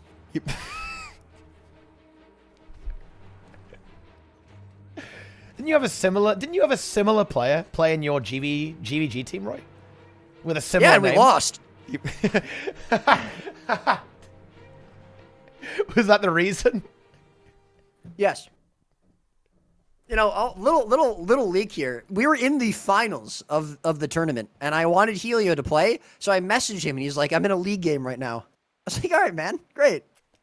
Prioritizing Thanks, buddy. League of Legends over GVG, that is absolutely shameless. That is shameless, Roy. That dead MOBA from like 50 years ago, as opposed to the esports thriving game mode of GVG. Yeah. Absolutely. Okay, so, I mean, let's see if there is going to be a composition swap. And it looks like we may be seeing that, in fact, Roy, because the players are not in just yet. We haven't seen them relog, though. They're on the same characters. But let's see what they're going to do. Or if they do anything. Maybe it was a bait. Maybe it's just a psychological tactic. They could also just be throwing Urantian in there 1v5. I've seen stranger things happen. I'm going to be honest. Again, I think Urantian's a great player. I really do think if anyone can make Untamed work, it would be him. Or Boyce, maybe. But, yeah. Oh, he's heard me. He's leaving. Okay, let's see what it's going to be. We're going to see Anya come back in here as the Spectre. Again, running a very similar build to what we've seen from everyone else. In fact, I believe the identical build that we see from Azadome, if I'm not mistaken. Let's go ahead and quickly check that. Yep, it is exactly the same here. Although I believe some specters like to go with the Chronomancer rune, so you get the quickness uptime when you use your wells. Asdom isn't going for that, going for a rune of Vampirism, in fact, to really buff up that health pool, right? Not only the vitality from the rune, but also the 10% modifier for the 6th bonus there too, which of course scales very nicely with Spectre, as you do indeed convert some of your vitality into Shroud, or rather your maximum Shroud is dictated by how much vitality you have, which is obviously a very powerful advantage to have here, because of course, you know, you do need that extra tankiness to survive without the veil of stealth that we normally see on the Thief. It's going to be Chronomancer in again from Anya. So Anya, a little bit squishier, but with that quickness uptime. There you go. Absolutely. Yeah, so what is going to be the changes? So far, everyone is playing the same build. Seacod, adding another minion, I believe. Adding the Flesh Golem instead of the Lich. So that is a big switch up there. Adding the extra minion. Still with the Death Magic build here. We have Curses, Death Magic, and Blood Magic. Classic minion monster setup there as well. So let's see. What are we going to see here from Jeff and Yura? Well, it's going to be... I mean, we may have been baited here, Roy. It is going to be a Tempest again from Jeff. And let's see what Yura's going to play. Oh, hang on. This may be a different thing. Or maybe not. Yes, I think they might have the sub coming in. Oh, a Holosmith from Prime Light Beam. Yeah, Prime Light Beam. And this is, by the way, this is fully allowed. They're allowed to have a sub on their team. Of course, their sub is Mur. Yura has left the arena. But yeah, all right, so we see the Holosmith coming in instead of the Untamed. Unfortunately, they gave it the old college try, not 1, but 2 rounds, and they have concluded that Untamed is not quite there, is what I believe the words they would use. As, you know, we've heard tell about some of the other EUD specs. And, yeah, so we're going to go for, you know, tested and true, right? The Nade Holo of Prime Light Beam, which he's not running. He's running Supply Crate. I wonder why. Yeah, absolutely. Just classic build here. It's been a staple of the metagame for a very, very long time now. Well, I mean, since Mastering the Arena, of course. Man, it really has been a long time, hasn't it, Roy? God damn. Wait, wasn't that 2019? Like, oh, time flies. Wait, what was 2019? Motor, right? Holy 2019. cow, yeah. Yeah, well, I think so, right? Wow. Yeah, jeez. Oh, let's not talk about that. But obviously a very powerful build. We've seen it used to great effect by Zan on 55's team here, just historically so as well. And I think that, as much as I hate to say it, I do think this will certainly be more powerful than the Ranger, right? I think it'll be able to contribute to the team fights a bit more, which is exactly what they need to be doing. You know, more kill potential, more of that AoE cleave damage, and even some pretty nice support, actually, when you get right down to it, with that supply crate, and of course the stealth and suicide that it can bring to the table for the rest of the team. So just a very nice, well-rounded build that will fit into this composition quite well. So now it's a case of waiting for these players to initiate, and then away we go. Oh, apparently it was 2020, so not quite as bad as I thought. Oh, yeah, okay. Yeah, that makes more sense. 2020. Yeah, because it was during the pandemic. Yeah, it must be, yeah, you're right, yeah, it must have been, yeah. Exactly right. Yeah, that year that just flew by that no one really remembers. It's fair that we kind of got it mixed up, yeah. It did indeed. While we're waiting for this, guys, we actually have a Reddit thread promoting this event, so get over there right now and leave a comment. There's only one comment right now, guys. Okay? Seriously, how can I get... What is the comment, though? Why can I get 600 comments for some meme drama, but 1 comment for an epic PvP show match?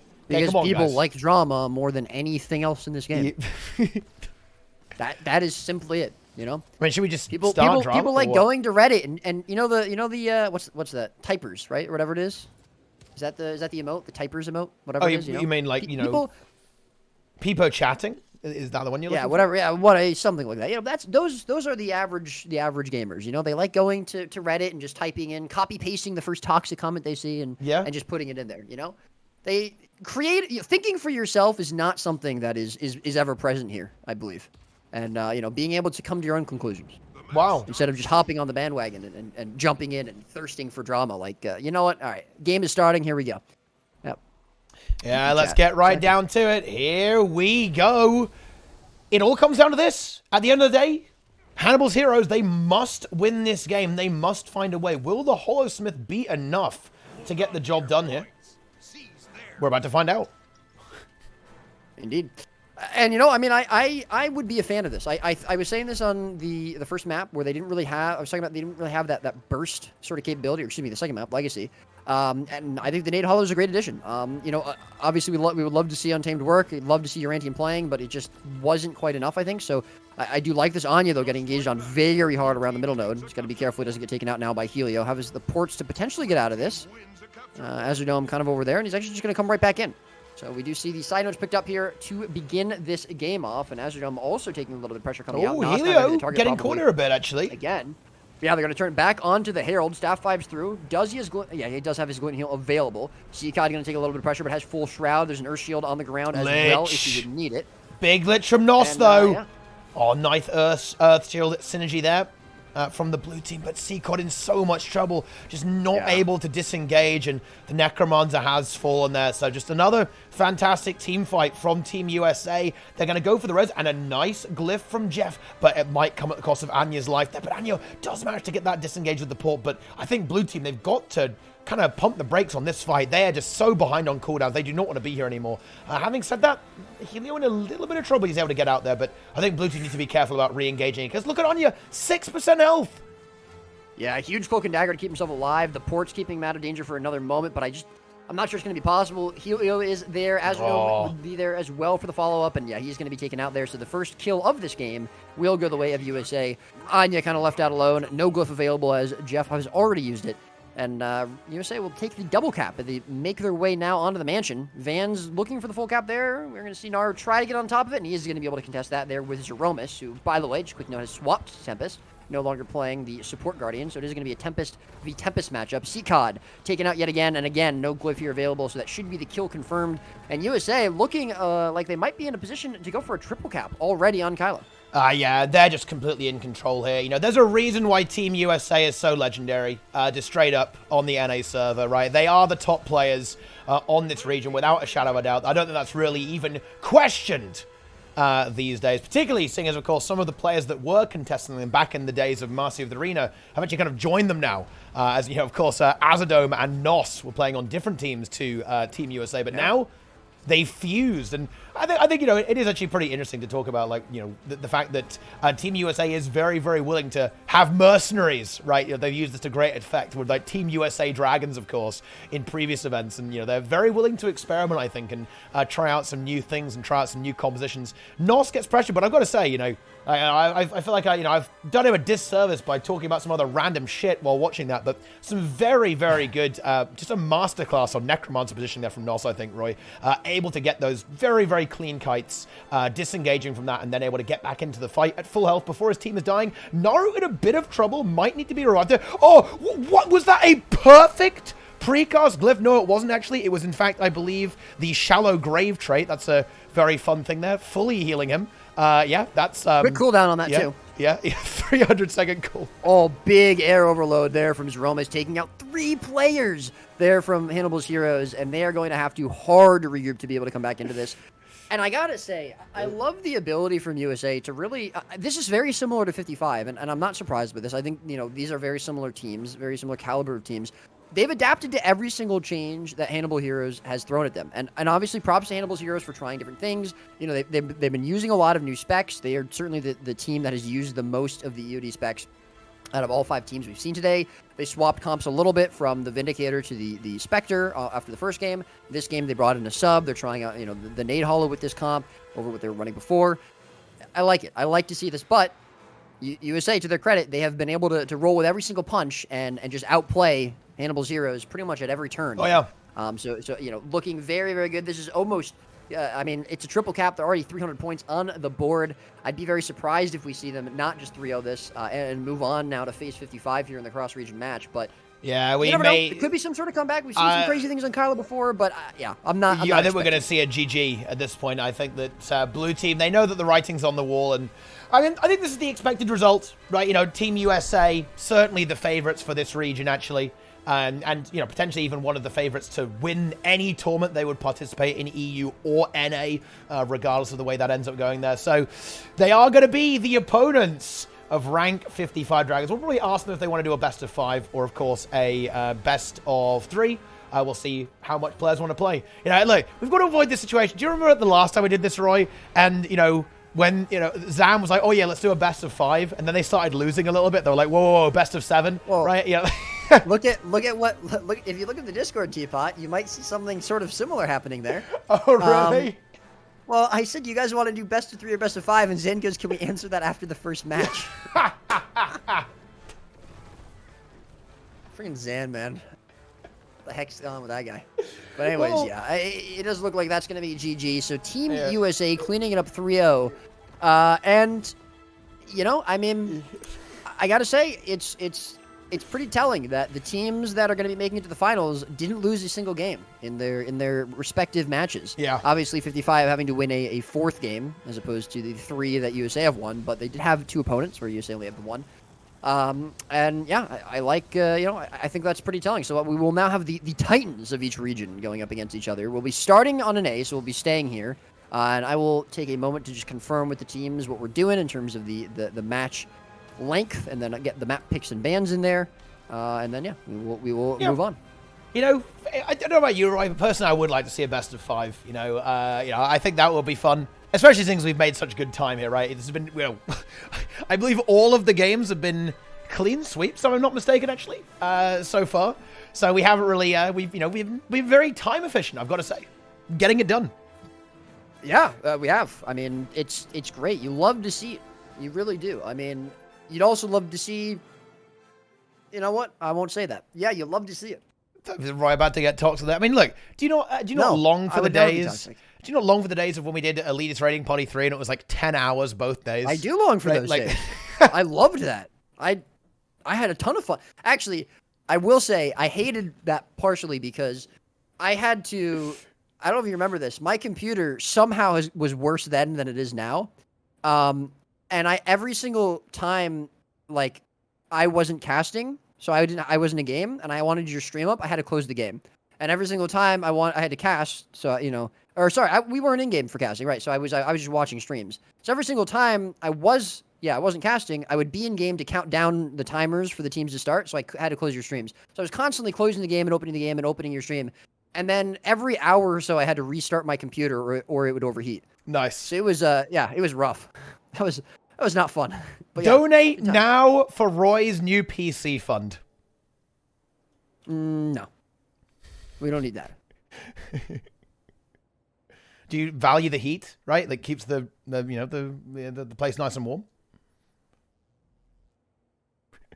But anyway, yes, exactly. Yeah, we have. Sorry, I'm getting the map picks going. Yes, Sorry, of course. I will entertain the stream. I'll do my best anyway. So I'm just going to confirm a few things. We are actually here in a best of 5 situations where it's going to be. So we're going to get our map picks sorted out, and then we're going to engage in the finals for this show match, a best of 5 with a cross-region setup. So the way this is going to work is just like this. We're going to do 2 games on NA, then 2 games on EU, and the 5th match will be decided by whichever team scored the most points, slightly adjusted based on what region those games are played on across those games, and then the team with the most points will end up being able to have the pick of the final server, which will obviously be on their native server, as it were. Of course, it could potentially end before that, right? We might not need the 5th game, but if we do, that is how the 5th game is decided. Why does Char intro take so long? Oh, boys really getting into the Char gameplay there, huh? He's committing to this furry roleplay they're doing here, right? You know, you'll notice that they were all furry Char. roleplay? Did you not see this in the first game? They were all Char, and they were all wearing like Boyce wasn't on Beastmaster the stuff. team, was he? Oh no, it was Ajax, right? So I think Boyce is subbing in for Ajax, right? I think Ajax does have an NA account, but he might be busy, so they've had to had to bring Boyce in. I'm subbing. Oh, nice. I asked them to pick a map, and Zan tells me they're picking. This is great. That's good. I like that. Yeah. You know, that's good stuff. I'm glad that they are going for the map pick. Yeah, and you know, while we wait, so we've actually seen a pretty good variety of elite specs, at least attempted, I believe. Of course, we haven't seen everything. What are we missing out on? We haven't seen Harbinger, Catalyst, Willbender, right? Are those ones we're We've missing? not seen Harbinger. We've not seen Catalyst. We've not seen Willbender. We haven't seen Virtuoso, which is a shock. and Virtuoso, yeah. I think that's it. Yeah. I believe so. So, hey, that's not bad. That's over 50%. Yeah, look, CMC's been doing a good job. I'm about to leave, man. These players. Yeah, you getting trolled? You know what? Every CMCW in the chat nerfs your most hated class by 1% and buffs your main by 2%. Let's go. Let's just see what's going on here.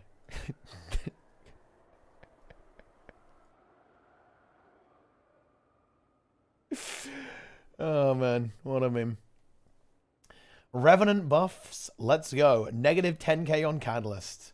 Catalyst taking huge hits here. Yeah, Catalyst about to get destroyed. Hi, I'm new here, but this male caster, the one who isn't my T-bot, is making me feel dizzy. When he speaks, the blood rushes from my head, my heart, my lungs, straight to my cock and balls, and swells up. Can someone stop him? Hey, listen, Roy, you're a bit of a public health hazard, man. You got to stop this. I'm sorry. I'm sorry, guys. I don't know what let me you're take doing, all my mate. clothes off. Oh, that's going to make it worse. That's not going to make it better. You're going to give everyone a heart I thought attack. it was the suit. I'm sorry. I assumed it was the suit. My bad.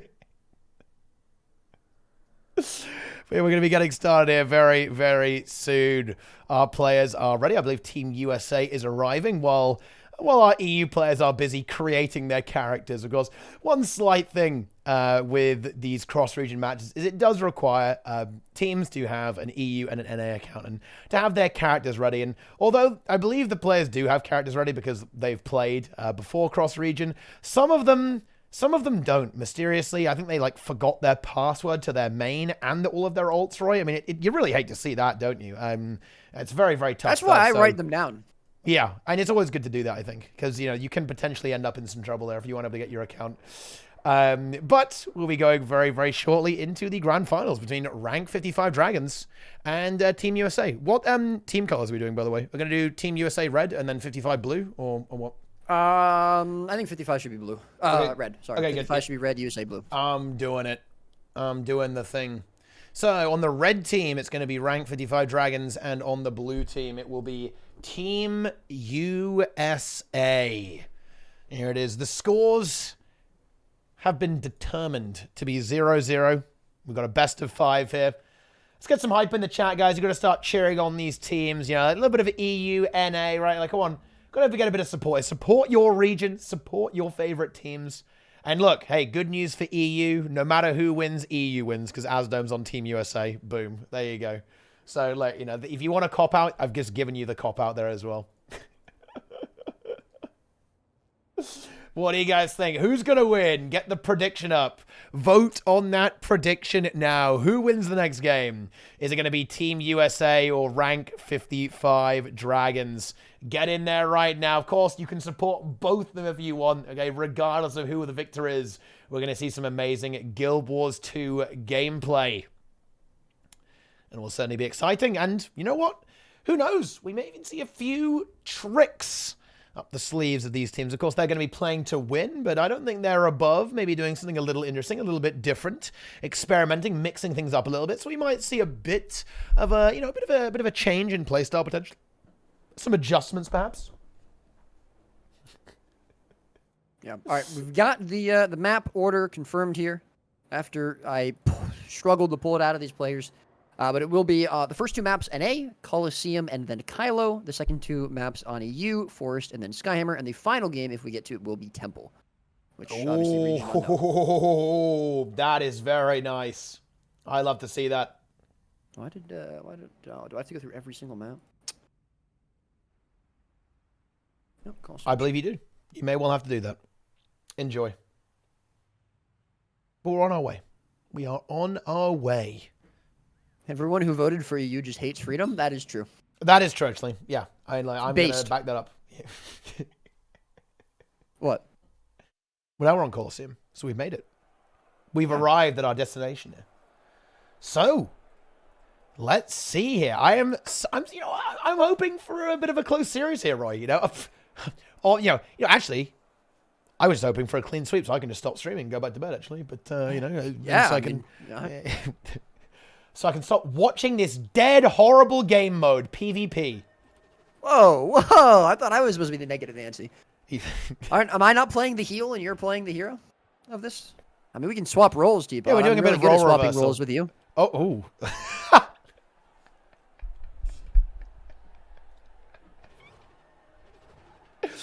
A little bit of a leak there. We can't be talking about that in public, right? Goodness me.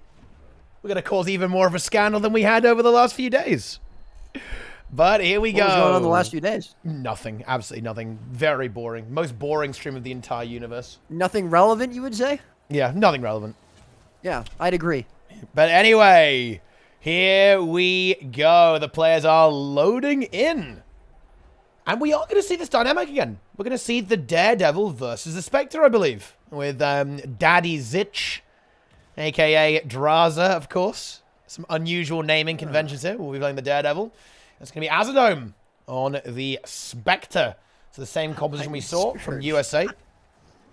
I Miss Scourge. I believe that is Frey, as I understand it. Here on the Mechanist is waiting for Zan, Boyce, and Misha, also known as the Master of Disaster, to hop on board, and away we go. So I think we're going to be seeing a mirror outside of the Wait, actually, no, not quite. No, actually, there's going to be some good difference there, actually, right?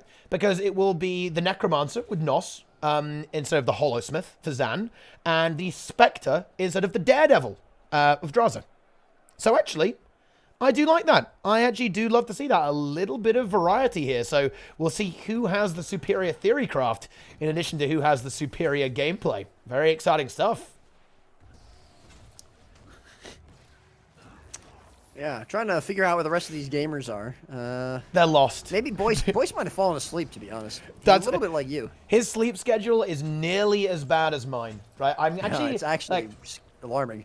This is actually, look, I'm going to leak this here, seeing as we're revealing personal information. I'm actually in a long-standing bet with Boyce on who can have the most degenerate, horrible, unhealthy sleep schedule. I feel like I am in the lead right now, but I've got to say, Boyce really does challenge me, right? I've never seen anyone be able to come as close to me as that. It's impressive stuff. Yeah, you should meet some of the people I play with, actually. Yeah? Are they also You'd be alarmed. Yeah. Yeah. Okay, Zan has now made it. That's good stuff here on the Hollowsmith. And there is Misha. Oh, there's Big Boy Boyce. Yeah. In the lobby. Yeah. Wait, is he called Big Boy Boyce? Yeah. It's a great name. I'm kind of surprised he named himself that, to be honest. Like, that would be something that I could see someone else naming themselves, but not Boyce. I don't know. I mean, it's accurate, though. Boyce is a giant. He is indeed a big boy. Oh, yeah. Are they all really Char? No, there are a few humans in the mix. We have a Norn from Misha, and then of course lots of Chars. Oh yeah. Yeah, it's human from Zan, and then Misha on the Norn, I believe. Oh yeah. Oh, look at that mustache. Yeah, it's impressive stuff. It really is. Big Misha. All right. Misha is huge. So no comp changes there for 55, and USA looking like they're going to play the same thing as well. So it's actually going to be, I think, the same thing that the Worms were playing into 55 here. I believe, yes, it looks like the exact same comp. We'll have to see if USA can just do it a little bit better than the French Worms did on EU. Again, just as a reminder, this is going to be NA for the first two games, the first two maps. We will be moving over to EU for the third and potential fourth map if we get there, and then the fifth map, if we also need to get there, will be decided. The region will be decided based on the points scored. If we get there, we'll go over all that. But for now, it'll be NA, EU, and then we shall continue. But obviously, slight ping disadvantage here for 55. None of their players are, of course, from NA. They don't have a mixed roster like the USA lads do. There will be a slight ping disadvantage for Azardome here, but for Azardome. But then when we get over to EU, he won't be in that same state, which is of course going to be quite nice on the Thief. I think it's interesting that, in fact, the two Thieves are the ones that have the ping disadvantage right now, so they kind of evens out, right? Of course, Thief, very well known for being very ping sensitive, more so than other professions, perhaps. And so it kind of evens out here, in fact. And I think the big thing here that I'm looking for on this map is what is USA going to do about Draza? Because I think we saw the Worms really have problems with Draza, specifically actually with the Spectre. Even though Cinder, of course, one of the most legendary thieves in PvP, he was having a tough time kind of matching the map control that Draza was exerting with the Daredevil, especially with that Shadow Portal. Apparently, Misha is having a few tech issues right now. So we'll, of course, wait until those go ahead and resolve. Looks like we are ready now, actually, which is quite nice. And we're just going to take a look at some of these builds while we wait for the game to actually go ahead and start. Very standard core Necromancer build here from Nos. Oh, we actually have... Oh, hang on. Looks like Helio. Maybe disconnected, though. But he is able to return now.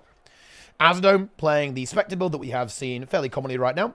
Very key traits, stuff like Hungering Darkness, the Wells trait for some healing, and of course the Shadow Force generation, loads of teleportation, and even this kind of fun, it's almost like a Signet in a way, like the Shallow Grave, a bit like a Revive trait to an extent. Very, very long cooldown, of course, but it means that if you time your tether correctly, you can actually save someone and prevent them from dying and even fully heal them almost, if you do use your Shadow Force wisely, particularly with that high vitality that Azadome goes with here. It's going to be Naru on the Mechanist, Lethal Duelist. Also bringing some big value in the team fight with that Crisis Zone there. The AoE stun break, pretty damn nice. Zeromus on support guarding. Here we go. Round number 1, game number 1 of this series is best of 5 series. Again, on an A. USA versus 55. USA on the blue team, 55 on the red team. Neither team has lost a match so far in this show match, so whoever loses this game it'll be the first loss for them.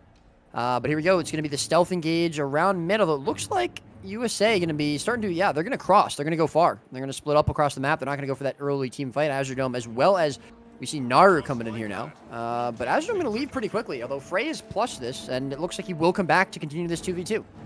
I think this is kind of the goal with the mechas. I quite like this from USA, actually. They're just going to push the mech to the far, just to be really annoying and just plonk it there, right? Keep it there the entire time. And in a way, that is potentially their answer to the map pressure that will be exerted by the Daredevil, kind of using that mech to really bully and always force 55 to respond to it instead of just being able to simply snowball. Because I think they are going to have a much harder time just outright snowballing, right?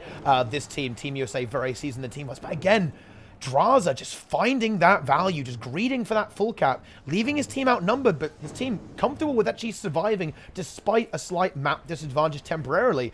Boyce not going down here, and now Draza pushing in his fight. Nos liches up to try and get that counter pressure there. Will succeed in doing so. I think Draza going to be certainly backing away there from that lich. Boyce also forced to play defensively alongside Zan and Misha. We now see Azadome going for that decap. Will be full capturing that over there. 3 points in it so far with nothing on the board. Everything completely stale. Blue team, though, USA, they're going to be able to take the line back. The only node that's been captured so far, hold that thought, as the middle node gets picked up, but so does Helio. He's going to be brought to downstate, but a nice signet there from Zeromus will bring him back to life. Still, that's going to be the res utility burned, and now with the extended cooldown, it'll be well over 2 minutes that he doesn't have his signet any longer. And we'll have to see if they continue to fight and continue to hold this fight with the double cap. Draza has made his way over towards Lion, but really nice there from Azadome. He's going to be waiting there for him. He predicted this decap, and he's going to be trying to hold off and prevent it. Let's see if he's going to be able to get there. Yep, he is, and there it is. That's going to be the prevent. That's the first time I think we've seen Draza actually stopped from decapping in this entire show match today. And Team USA, I do think that they have found the answer in a way to handling this Daredevil a little better. They now they get the kill on Zan as well. There's going to be a signet coming out. It does land there from Misha, the Master of Disaster. Very nice revival there. The Thieves dueling here. However, I'm not sure if it's a good idea for the Daredevil to really waste too much time on the Spectre, although does get the sneaky sneak stealth. But I think Azadome may be anticipating this a little bit. So it all comes down to this big fight over here. 55 got to win it. There's also... Azadome stopped him from getting the cap here. So Draza went to mid to try to get the decap. Azadome chased him. Draza shadow portaled back to Lion, and Azadome shadow portaled back to Lion as well.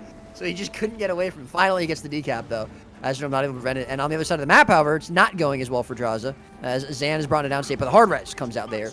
And Misha, without the signet, is still able to get his teammate back up. RF going to be burned by him, though. That's going to be his breeze used onto Boyce as well. Blue team still with the only node in the game. They also, Azadome beats out Draza for the artifact. He's going to be able to pick up that sword buff there for his team. Draza not going to be able to beat him to the middle node either, I believe. That's bad. You know, Oh, he does. Never mind. 55 were already having problems in this fight, and that sword buff is going to make things worse. It's a massive damage increase for the blue team, and for Team USA, so they're going to have an easier time here. They're still looking for this kill onto Helio, but I think he has his glint heal up again shortly. He'll be able to maybe hold on here in just a few moments if he can just hold on for a few more seconds. He's a bit more state, and he is not going to really go down anytime soon when he has access to that healing skill. And USA with a 90-point lead right now. Just the experience they have in these team fights proving their value here, and they're able to stand toe-to-toe with 55 very effectively.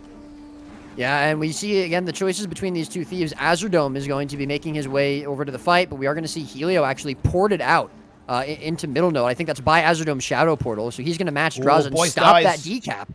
Boyce is going to be taken out. Misha not far behind. The sword buff reaping their lives. And so far, USA doing an excellent job of shutting down Rank 55's game plan. I mean, we saw U55 pretty much play, you know, this similar sort of state several times, several games prior, both against Ultrascuffed and Worms.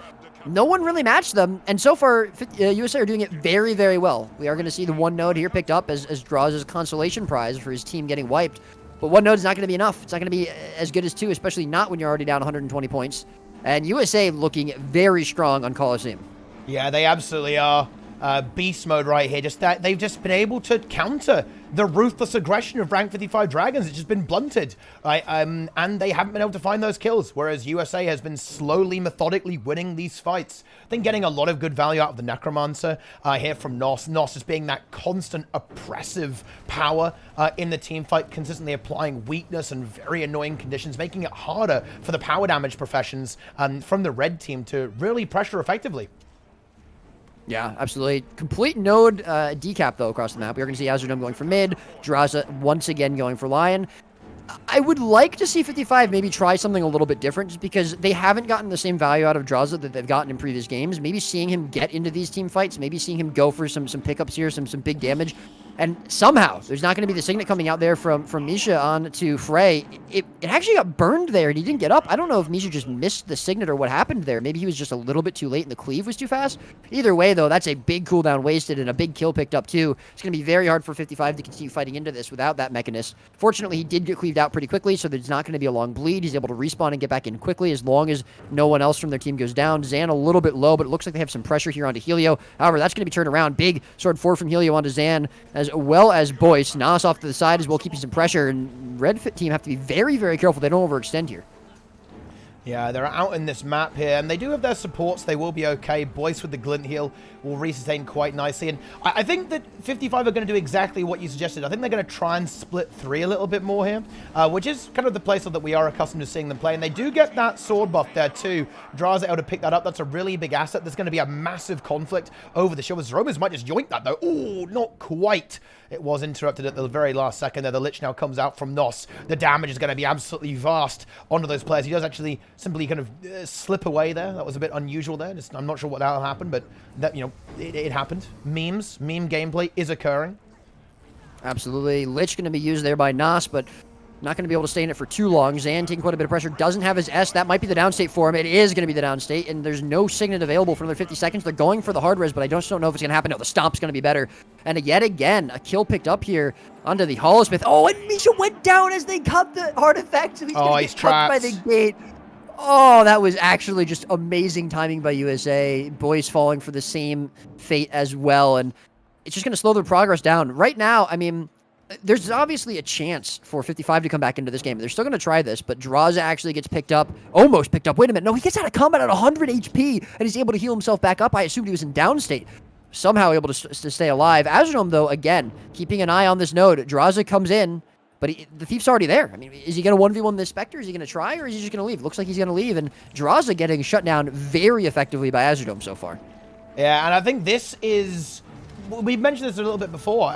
The big difference in this game compared to, say, the Worms game to me is that, well, I suppose there are 2 main differences. Obviously, USA doing extremely well in these fights, but also, I think there's been so much value denied from Draza this game. USA is answering that a lot better by having Azurdome match that, and also this far push here from Naru being extremely annoying to deal with, and Boyce is down on mid.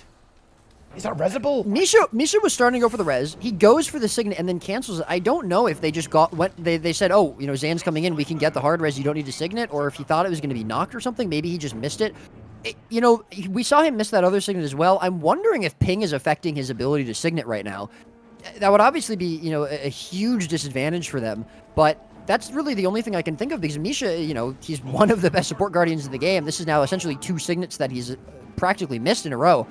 I've got to think that's got to be a ping thing at this point, unless it's just, you know, I don't know, maybe just coincidence. Either way, though, they are losing this fight. RF going to be burned here now by Misha. Zan under quite a bit of pressure, but the turnaround on Helio is actually massive. Nos going to be under a lot of pressure as well. If they can find a couple of quick kills, they could find a point to break into here. They're very, very far behind, but 250 points or so. But still, there is enough time in the board, 6 minutes or so, for them to do something with it, but they have to find kills and they have to find it quickly. I'm just not sure it's going to be possible. Draza and Azurdome still doing this dance around the map. Helio going to be in a downstate. Zeromus goes for the signet, and he gets it. So there's not going to be interrupt confirmed there. Probably not going to be a kill, at least for a while. At this point, however, it might just be too little too late. Big Jade Wind's coming out here to try to peel for Zan, but it's not going to happen. The kill going to be confirmed. Misha does have Signet, but he gets interrupted as soon as he starts to cast it. He does get it back, but interrupted again, and I think that's going to be the kill confirmed. Yeah, it's going to be hard to revive that. They're going to get one more chance, but no, the cleave is too much, and this game is all but over. 5 minutes on the clock, and bear in mind, points are relevant in this matchup here, and because of the way the 5th map will be decided. So USA got to be feeling real good about this. I have to say that right now. They are certainly going to be enjoying a hefty lead here. This means that even if we do end up going to a 5th game, the way this game has been going so far, this is really going to make sure, or certainly help them guarantee, that it will be an NA game again, which will of course give them that slight advantage that they may need if it comes down to 5 maps. Team USA absolutely crushing rank 55 in the first game. Yeah, and yeah, of course, because points are relevant, there is no GGing, but there you go. Yeah, we're not gonna GG. We will run it out if they want, but either way, yeah. I mean, like you said, at this point, either the second game, I mean, if it's not a win, right? Let's assume it's not a win for 55. It has to be very close, and they have to completely shut out USA on EU if they want to be able to have the 5th and final game on EU. You know, we're getting very ahead of ourselves. This could just be first game jitters or something for USA, getting used to playing on ping for the first time today. But either way, definitely a very good showing from USA here. I think they need to change their game plan up, and this is something that we saw USA do very well against Hannibal's heroes here on NA in that last series, where they were able to shift their gameplay pretty well. I think it wasn't really the same sort of caliber. I think that, you know, we didn't really see, you know, 55 is a stronger team than Hannibal's heroes probably, but still, USA were doing a really nice job of shifting, you know, their gameplay to match up with what Hannibal's heroes were doing. USA have not done this. A big part of their gameplay on EU was for 55 to just rely on Draza getting those caps, getting those decaps, really running the map while USA either held or won team fights. And that didn't happen this game. Not only that, but they weren't winning team fights either. And so, you know, they've got to try something different. They've got to try to be able to either Draza has to out-rotate Azurdome, find some value where Azurdome's been matching him, and I don't know if that's going to be possible because I think Azurdome is doing a fantastic job matching him right now. Or they have to try winning these team fights, get some value on that side of the map. Draza has to do something a little bit different, either plus side nodes, plus the team fights. It's a Spectre from Draza, potentially, or maybe a Spectre. Right. It's not confirmed as of yet. He's just, he's just swapping around, maybe, maybe teasing the opponents there with what he might do here. So he's kind of flitting back and forth between that, but we may see that come out. I believe Draza is familiar with the build enough that he would be able to play it. Actually, he was playing it earlier on Helseth's stream, so hey, he's got at least a few games going. But let's see what he's going to go for here, if there will be any adaptations. Just waiting on Misha to join right now. I imagine he will stay on the Guardian. Of course, that could be the Tempest. It's not completely impossible, but I don't think it's particularly likely, actually. Probably not. I'd be surprised if he tries to go Tempest here. But, not to leak anything, he did ask me if they had to tell me about rerolls. So, we'll see. He could be swapping classes. Yeah, very interesting. I don't really know. I mean, again, I don't think Tempest is bad at all. And I think it has some, pros compared to Core Guardian, but I just feel like Core Guardian is better. And I mean, granted, I think Misha's a very, very good Tempest. I think we could see him do really well. That's a different character. That is the Elementalist class. Maybe he's going to go Catalyst. I mean, it could be. It's not impossible. Ooh. So, it is going to be a Tempest here from Misha. We'll have to see what build he's going to roll with. I mean, they're going to maybe just try this out, a bit of experimentation real quick. This is kind of a much more shout-focused build, at least right now. We'll see what, if he actually ends up going with this, or if he does switch it up, adjusting the build as he starts the game. But as you can see, kind of really using that ammo now on field of burn. Very cool that you can actually use this twice, right? Kind of within a very, very short cooldown, thanks to the ammo system being used on field of burn, and that extra protection duration on the auras mean that all of these shouts are quite nifty in these team fights now for maintaining that very powerful damage reduction on the teams there. But we'll see. Oh, hang on. They're going to mirror that. Zeromus is going to match that, in fact, Roy, with a different build. I believe that's kind of the build that we saw Jeff going with the Earth Shield, the Renewal, and the Lightning Flash. Although we may see Misha go for the Glyph. It'd be interesting to see if he actually ran Glyphless. Pretty interesting. Yeah, but the players are about to start, I believe. I don't know. I like trying new things. I like surprising teams or playing some like weird sort of off meta things. But not running res utility, I don't know. It's just so strong, and I feel like unless you are hard crushing team fights, there's no way to match not having a res utility. I don't know. It seems kind of strange to me. That being said, we'll see. Misha certainly is a very competent player. I don't think he would take this if he didn't have a game plan. I don't think that they're trolling or anything like that. So we'll have to see what happens for this second game on and yeah. And something absolutely fascinating here is that Misha is playing Dagger as well. Oh yeah. Not even the focus, which is something that you would certainly expect to see just for that added durability, right? Like Elementalist is, can be quite squishy, right? No, you have a no low Earth health Shield, pool, no right, Obsidian Flesh. Yeah, he's pretty open here. I mean, we may see a cheeky swap, right? I imagine we might see a few adjustments here. But apparently the answer to that is no. Or maybe right at the last second, perhaps. No. Okay. All right. Oh. This is certainly a very, very interesting setup here from Misha. See if it works. Yeah, I mean, I don't know. It's very aggressive, right? And, the thing is, Tempest actually does a pretty decent amount of damage, especially because there isn't really a true support rune and, amulet anymore.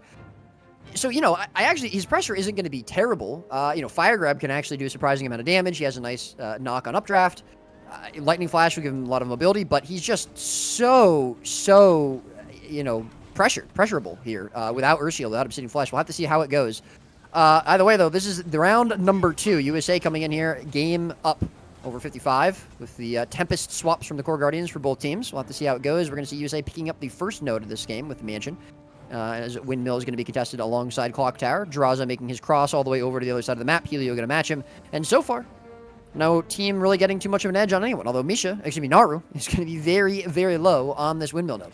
It's going to be a Spectre here from Draza. Going to try and see if he can make that work here. Meanwhile, we see this 2v2. It's the double NG, the Mechanist and the Hollow, versus the Tempest and the Mech. I think that's unbelievably stale, actually. I mean, we might potentially see USA eventually win it simply because they have that sustain. But having said that, the damage on Zeromus is massive. You've got to watch out when you're in Tornado as an Ellie. You still take damage. And rank 55 reminding Zeromus of that there for sure. Oh, and Draza ends up dying there as well. Helio finds the kill. That was a really nice pickup from Helio. Big bleed on a Draza as well. Not exactly a bleed because Helio couldn't leave the node until he had fully died. So it's not quite the same, but he's just out of the map for quite a while. And it's going to allow Helio now to move on to Clock Tower. 55 have still not picked up a kill here. As you said, it's going to be a pretty stale 2v2. Boy's going to be deleted on the middle node. And again, no res utility means there's really no comeback in a lot of these fights here for 55. The only hope they have of really coming back into a fight if they start losing players is rallying them or hard resing. And hard resing is going to be pretty difficult here. So they really have to just be ahead in fights and cleave out rallies. And I don't know. I'm not a fan of this choice from 55 here. Either way, though, game isn't over yet. Helio going to take quite a bit of pressure. Misha was a little bit low there, but he's going to be able to escape no problem. Doesn't have a ton of cooldowns, though, so he does need to be careful. He's probably going to have to kite out of this pretty quickly.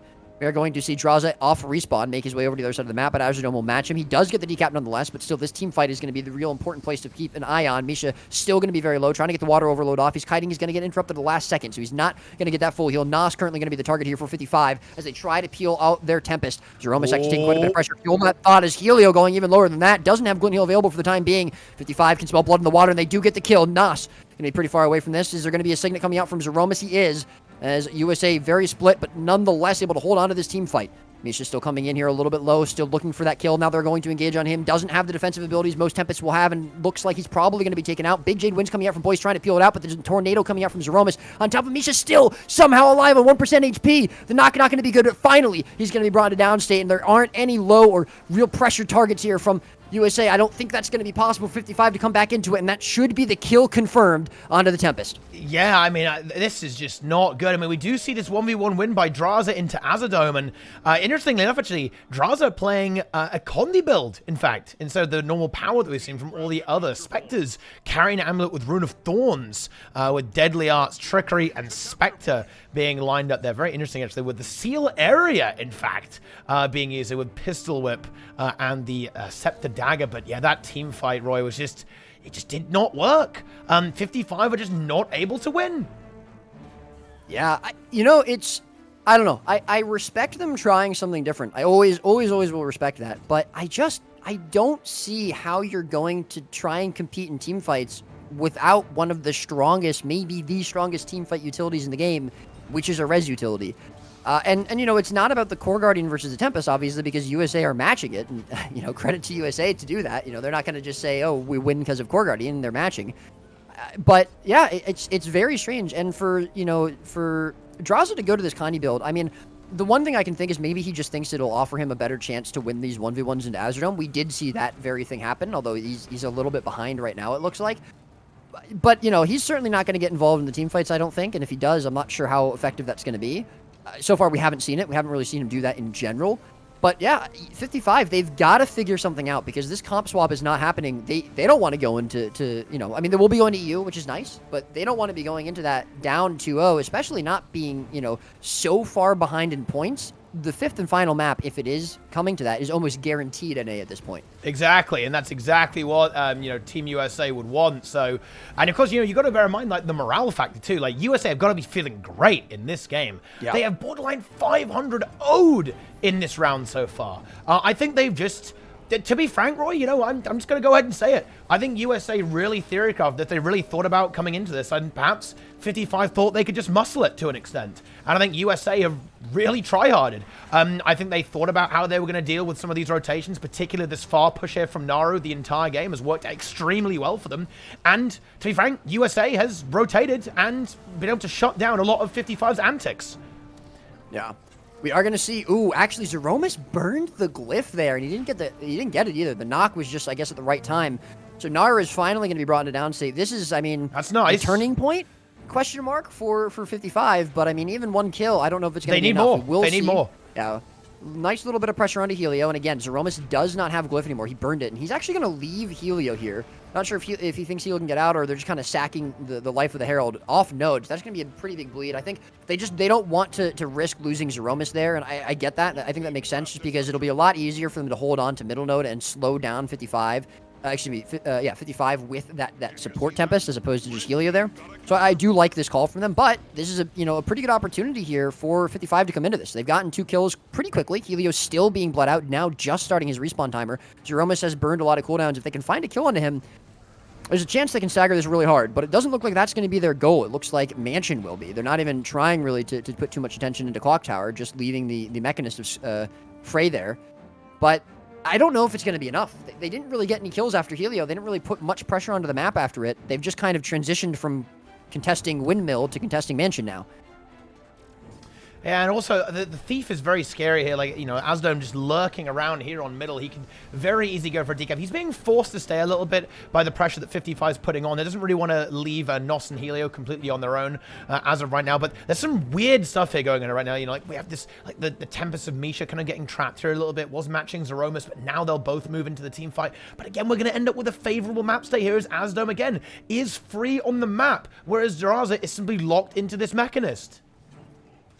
Yeah, These rotations are not making too much sense to me. I don't know. It would have made a little bit more sense to me to just really hold down onto mid when you have the player advantage on the map, potentially pick up a kill on Nos, force, Zeromus maybe to stay there and try to peel out his Necro.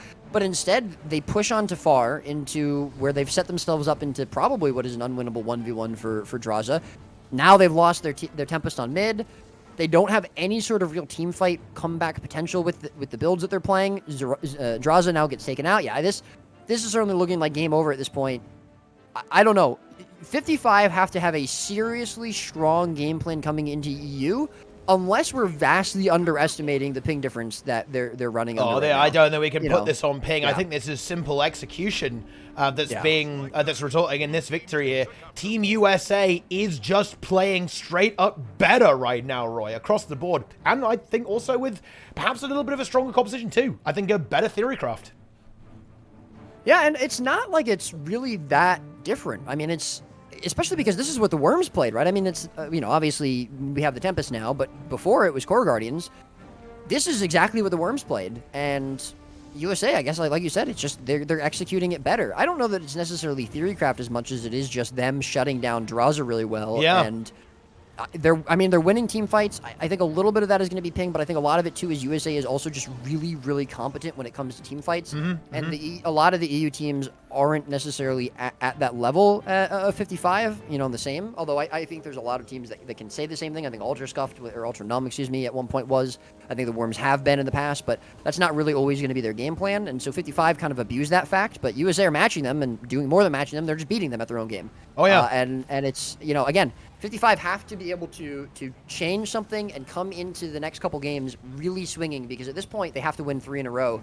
And there's a very good chance we will be coming back to NA for the 5th game at this point, unless the 3rd and 4th games are 500 O's.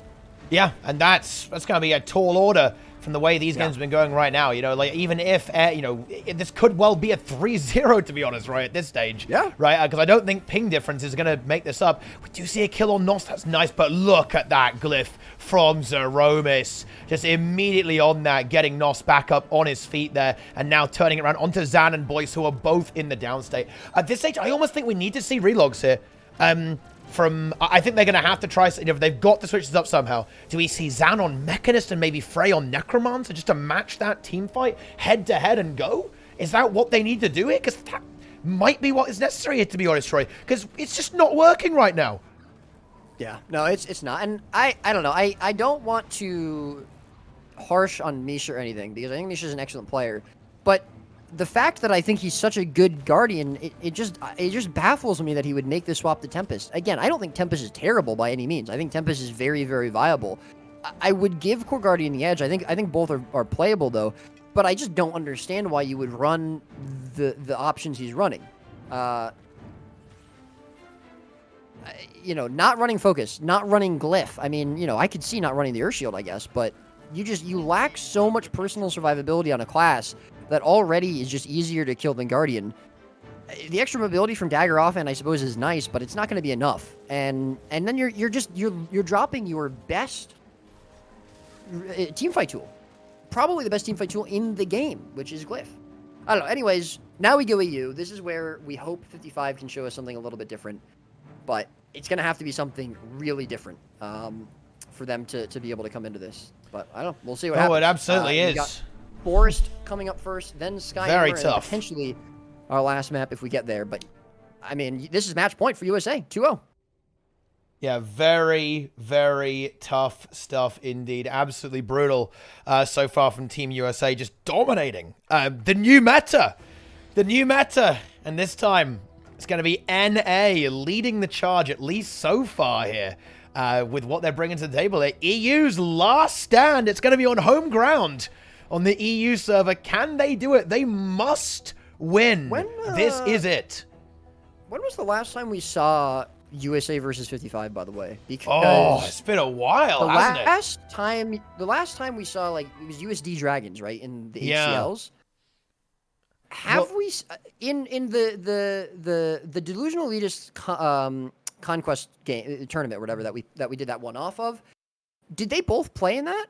I don't think 55 did. Well, I believe it was kind of like a hybrid, right? It was 55 Dragons kind of existed for a while. 55 kind of like melted away into nothing, kind of fused with the USA. They had this rivalry with the Lakers, right, for a long time. They kind of went back and forth on that. They were trading blows. Both teams won against each other in that situation. Then, of course, you have this other swap up now where Frey and Draza left Lakers, right, and joined 55. Then you had the new version of the Worms, right, all that kind of stuff. So, oh yeah, very, very crazy stuff indeed so far. But look, it's really cool to see. So, it really is the end of Dragons, Roy. Oh my god, that was great.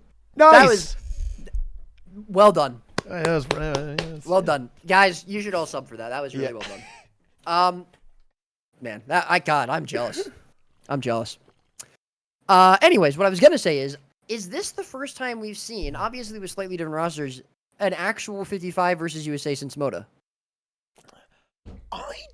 I think we haven't actually, Roy. This is the first full official that rematch. Would be nuts, because that was a 9-0 for 55. Yeah. And again, different roster. They had a Bindo, they had Sind, but this is Draza and Frey now.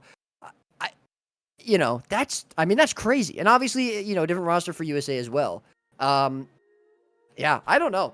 It's just, and of course, it's a very different meta. I'm not trying to compare them. I'm not trying to say 55 have fallen or anything like that. It's just, it's an interesting sort of distinction to make where, I think everyone has regarded 55 as this unbreakable beast, apart from maybe, the Lakers sometimes taking games off of them. But even then, I think 55 have usually come out on top in, overall.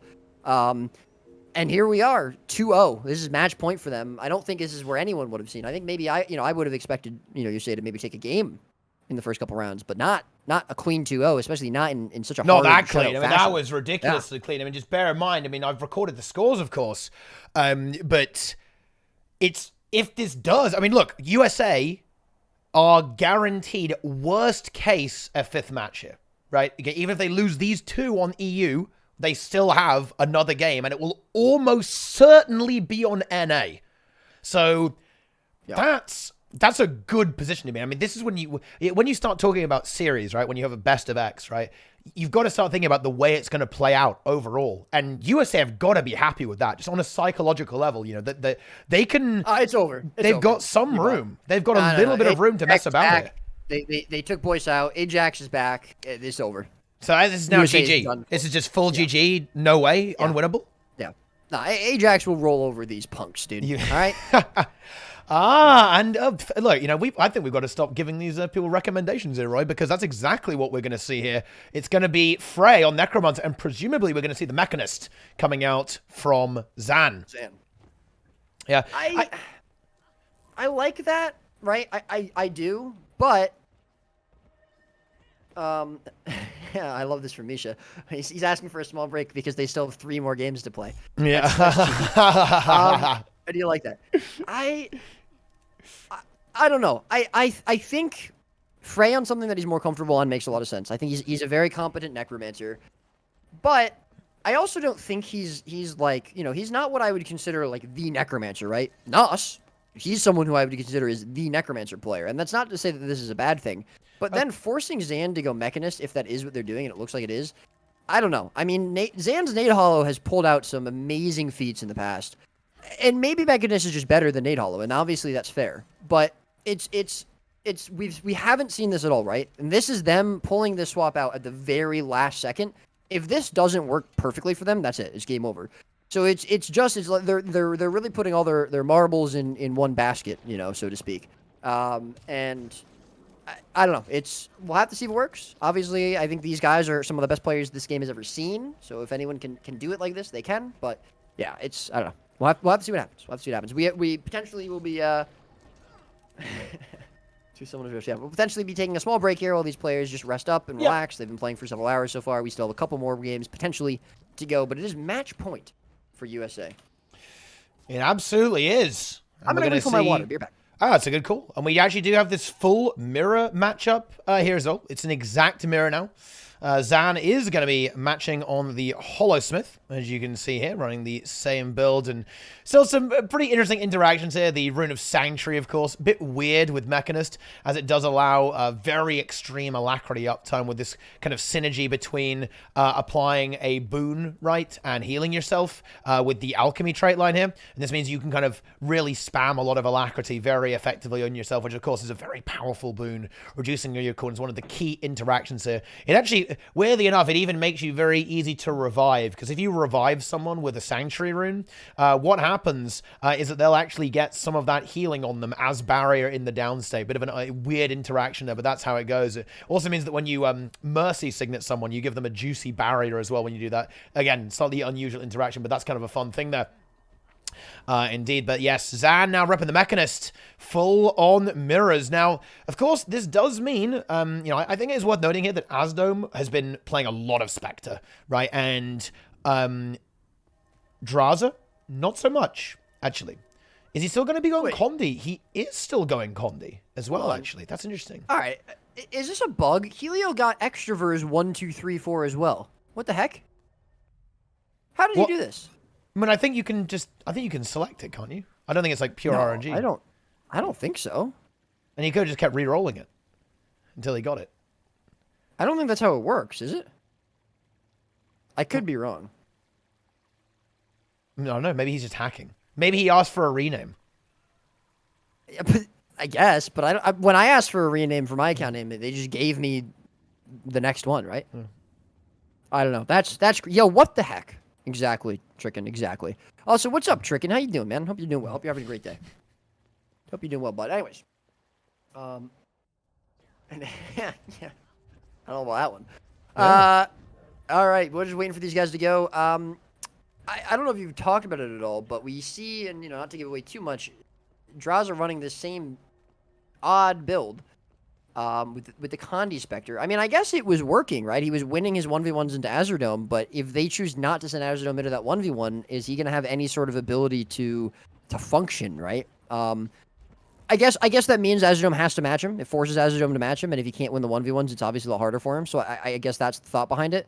But it just means that USA are going to have to potentially do something different, or just rely on continuing to win these team fights, and so far they have been, and it hasn't been an issue anyways. So I don't know that Draza is as relevant. Nothing against Draza. Just I think in the scope of things, he's not going to be as relevant. You know, unless the team fights change, right? Unless USA start losing these team fights. And the thing is, I think this is one of the really powerful things where Spectre really shines, is exactly what you're describing in those team fights, specifically with the power build, actually. You know, we've seen this used just absolutely demolishing targets, chasing people down, singling people out, and just blasting people with that Scepter dual skill, just insane critical strike damage there. So I have to say, I do lean towards the power build. Of course, we could be about to see Rank 55 prove us wrong on that, but I definitely agree with you there, Roy. I do like the power build from Azurdome. It's been incredibly effective so far, and he's continued to demonstrate that it does work extremely well, you know, across the board in PvP. Yeah, no, absolutely. This, of course, is going to be, and you know, this is the interesting thing too, right? Like we've been mentioning a few times, both of the thieves are EU players, so it's not like there's going to be an inherent advantage for Draza here. And I won't say that I think Azurdome, you know, had his number the entire time. I think on Colosseum he did. I think Draza, you know, just got out rotated a little bit by Azurdome. I think that on Kylo it was a little bit different. I think he was winning against Azurdome. I think he was beating him in these 1v1s, and he had a bit more of an impact on the map. Really, potentially the only impact for his team on that map. But, you know, it's not like now they've gone EU and Draza's like, all right, great, I can now just win based off of ping. Azurdome's right there with him. So, you know, that should stay sort of the same. But again, I think it's really going to come down to, is this team comp swap here with, you know, Frey going to Core Necro to match Nos, and now Zan still staying on Engineer, but going from Nade Hollow to Mechanist. You know, is that going to be enough for them to have a better chance in team fights? Let's see. It's 2-0, match point for USA on EU for the first time this series as USA aggress onto the quarry, onto the mine. Yeah, this time, 55, I think, have adapted a bit, a little bit. They just guarantee that cap, so it's going to be one node apiece, and they're just going to start this team fight up here. They have a slight player advantage, of course, because USA pushes them, but USA very wisely simply disengage and will move the fight over to the middle node. Now, with all 5 players good to go, let's see if we can make something happen. And now Zermes does get caught a little bit, takes some damage, but is able to disengage there. Both thieves already moving over there. But, you know, I think that Azadome, I get the feeling that he understands the way Draza likes to play. I think he respects the fact that Draza is a very greedy player and will always push for the decap and immediately matches that and denies it completely. So very well done there by Azadome. Meanwhile, we have the fight going on over here on middle here. Zromus a little bit pressured, burning through a good amount of cooldowns, but of course USA trying to turn that pressure around. Nos liched up, ready to try and bring the pain onto Boyce. Yeah, you know, and just to touch upon that Thief 1v1, as I said, it's not as relevant as long as Draza doesn't outright lose it, as long as his team can win these team fights. It's really going to come down now to, can 55 find some way to get their advantage back and win these team fights on USA? But so far, they're not able to get too far ahead. Helio is going to be a little bit low, but Boyce is right there along with him. That's going to be his Glint Heal burned, I believe. Both of the Necros trying to peel out and DPS their respective Herald partners and counterparts, and so far Zeromus now going in for the peel. We do see Misha there as well. Nas now actually going to get turned on. He's going to be a little bit split. He might go down. Oh, that port right back up is going to stop him from dying. Yeah, for but falling he's down. going to be able to get the Signet. No, he's not going to be, or he does. He's able to get that Signet. Nicely done there from Zeromus, but that's going to be the Signet burned already. Boyce is right there with Nas. He has a decent amount of Shroud to keep him alive, and he's going to be able to peel himself out of this. Zeromus there alongside him as well. Other side of the map, though, Azadome very, very low in this 1v1, and this could be the silver lining. This could be the game plan here from 55 as they continue now to barrel down and get that kill onto Nas.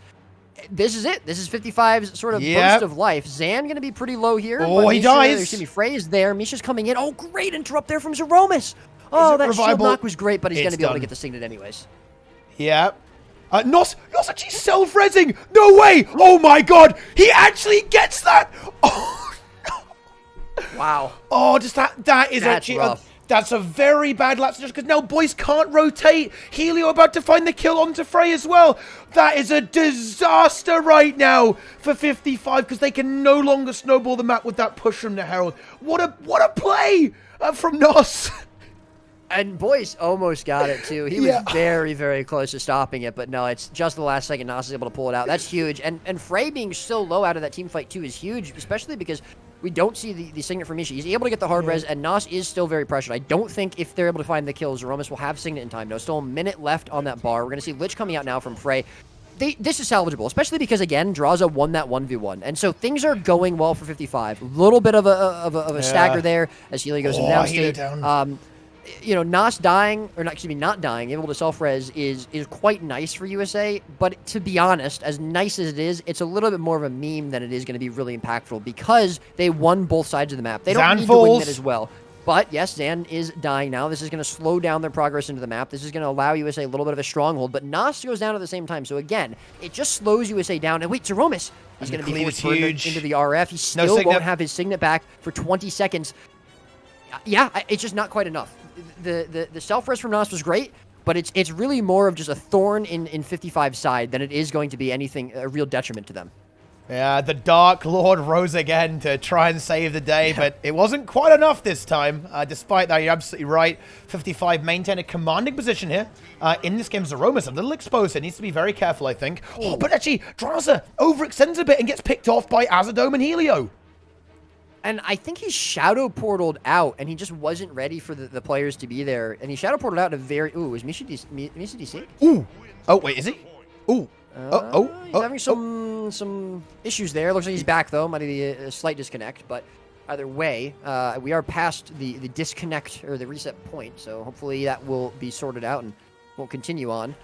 We will see them coming back in here. Frey going to be in downstate. Misha has Signet available. Is he going to be going for it? Looks like he's trying to get into a position to do so. Waiting for that Fear Ring to come down, maybe. Oh, but the interrupt's going to be good. Yeah, that's not going to happen. Boyce now going to be pretty low on that. And he's going to be forced to burn the Glint Heal. Still Signet available for Misha. He didn't use it on Frey, so he's probably going to try and go for it. There's the precast, but he gets interrupted again. And that should be 2 kills picked up. And now Misha actually going to be in danger. He needs to make sure he doesn't get taken out of here. Can't Signet himself, so the only cooldown he has left to use for himself is going to be RF for a moment. Is he going to be able to get to I don't think he'll use it yet. No, Nas is going to stop him from being able to do that. And that's 3 quick kills picked up now for Team USA. They are breaking their way back into this map. Again, though, Draza somehow finding some value here after we haven't really seen too much from him, able to pick up that Henge node. Yeah, there were definitely a few problems there. I think actually, just like that, a few missed rotations there. Misha maybe not quite where I needed to be at the right time, leading to a couple of deaths and the map completely destabilizing. Draza does manage to get over there and reinitiate this 1v1 that he was able to do favorably in against Aston, but this time Nos is here because of the player advantage on the map, and Draza will be forced to concede this node. Of course, Nos is fairly slow and will have to rotate to the other side. This does give a potential opportunity for rank 55 Dragons to win a quick team fight over here while they wait for the rotations, but they've got to do it quickly. Yeah, and Ezra's right. Yeah, he's all over. He's all over him at the moment. You know, Draza just has to be really careful. He can't die here, and if he does die, they've got to find something else on the rest of the map. Nas, I like this rotation from him. As you said, they had the advantage of the map. It does end up costing them. Romus is going to be taken out, but right now, USA are playing from behind, and they needed to be able to get some value back on. They needed to be able to find their way to gain some points back. That being said, I think they may have overplayed their hand a little bit. Zeromus dying is acceptable as long as no one else does. Helio, though, looking like he might be next, does have Glint Heal available, so probably can heal himself up as Zeromus comes back in. But they do have to be really careful they don't let anything else go. They're still 80 points behind. This is still absolutely 55's game. Yeah, it's looking good for 55. It's not a done deal, though. Not yet. Anyway, especially seeing as Frey actually gets caught with a Jade Wins from Helio, and then combined with Nos, immediately takes him to the downstate. However, of course, we do see Naru taken out on mid, but I don't think 55 are really in a position where they can be comfortable taking deaths like this. They want to really maintain their energy. Looks like Frey trying to learn from Nos, going for a bit of a self-res there at the same time. Draza might be able to somehow snag this, or at least force Nos away from this to maybe get a revive, but no. With Naru here, that's simply an impossibility to do that. And USA, they're kind of getting their way back into this. Azadome gets this decap, middle neutralized as well, and pretty stable matchups right now. Frey bleeding out and has now been killed, and we're 15 seconds on the clock there. Azadome can't really do much. Draza can't do much here either. I think 55 need to be careful here. Oh, yeah, they absolutely do. They won a lot off of that first big team fight. They were able to get some kills, and then they were able to kind of not snowball the map completely, but really stagger USA into it. But then, you know, we had that self-res from Nas. We had a couple of sort of, you know, slight mistakes, little hiccups there from 55, and it slowed down a lot of their progress. And now I really do like what Azadome is doing. He's not really giving as much value to Draza. You know, we've seen other players go in and fight Draza. We saw Nas go in and rotate there, and then Naru off of respawn. And I think it's making it a lot harder for Draza to kind of stick to what he wanted to do in this game. He's still definitely gotten some value. He's done a nice job. But Azadome has gotten value at the same time. We saw him cross over to the other side of the map while, you know, Draza couldn't do anything on Henge and get some value there. Still, we do see some kills picked up here. Boyce is going to be taken out now, coming in off of respawn. Even with that being said, Misha gone on the other side of the map. But yeah, Misha is now going to be gone. Wow, huge fear coming out from Frey actually on all three players. But he's not going to be able to do anything. We're going to see if Frey and Draza can both leave here without going into downstate. And was that? No, that was just a port from Frey. Excuse me. No shadow portal on Good Draza, kill. but that's going to be the decap from Azadome.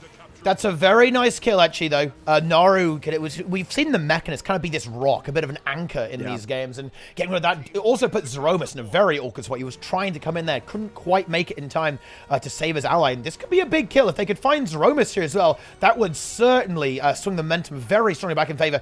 There's the renewed focus now been used. Is there help here? Nos is available, should be able to help Zeromus to survive it, but this fight over here is a little bit, this is a very, very greedy fight to take here by Helio. They do get the kill, but I think we might see the revive there onto Draza from Misha. We do indeed. And of course, the respawn will be coming through fairly shortly, or rather, the Necromancer from Frey too. This is a scary fight for USA. This is a big extension. If they lose here, it could potentially end the game against them.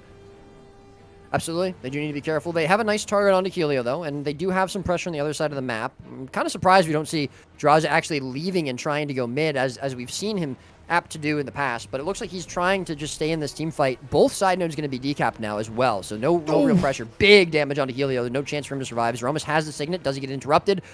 Yes, he does. I think that was a fear from Frey. Yeah, it looks like he wasn't going to get interrupted there for a second. He did the jumping puzzle, but no. Nicely done there. And that was a really big burst, very significant. And that's the power of the Spectre in the team fights, I think. You know, we really see it there. That being said, Draza does leave. Nas is full shroud. They're going to be able to delay this cap for quite a good amount of time. And Zan shut down. I got to be honest, this, you know, we might see some beast play a little bit, but still, the fact that USA have been able to just hold on and very slowly decrease the lead that 55 got in the beginning is quite significant. Oh, still, look at that Signet from Zeromus. That was beautiful. almost instant revival there. He had the precast. Knew Nos was going to go. He does unfortunately die again, but still a very, very I don't think key that's play worth there. it. Probably I don't not. think that yeah, signet's worth it. With the not. increased cooldown here, if anyone goes down in the next couple of minutes, that's no signet available. You know, I mean, it gives them a couple extra seconds, I guess, but I just don't think that's worth it. Looks great, very, very good signet from Zeromus for sure, but they're not going to continue to fight that in there, and Nos is just locked down. He's going to continue to die.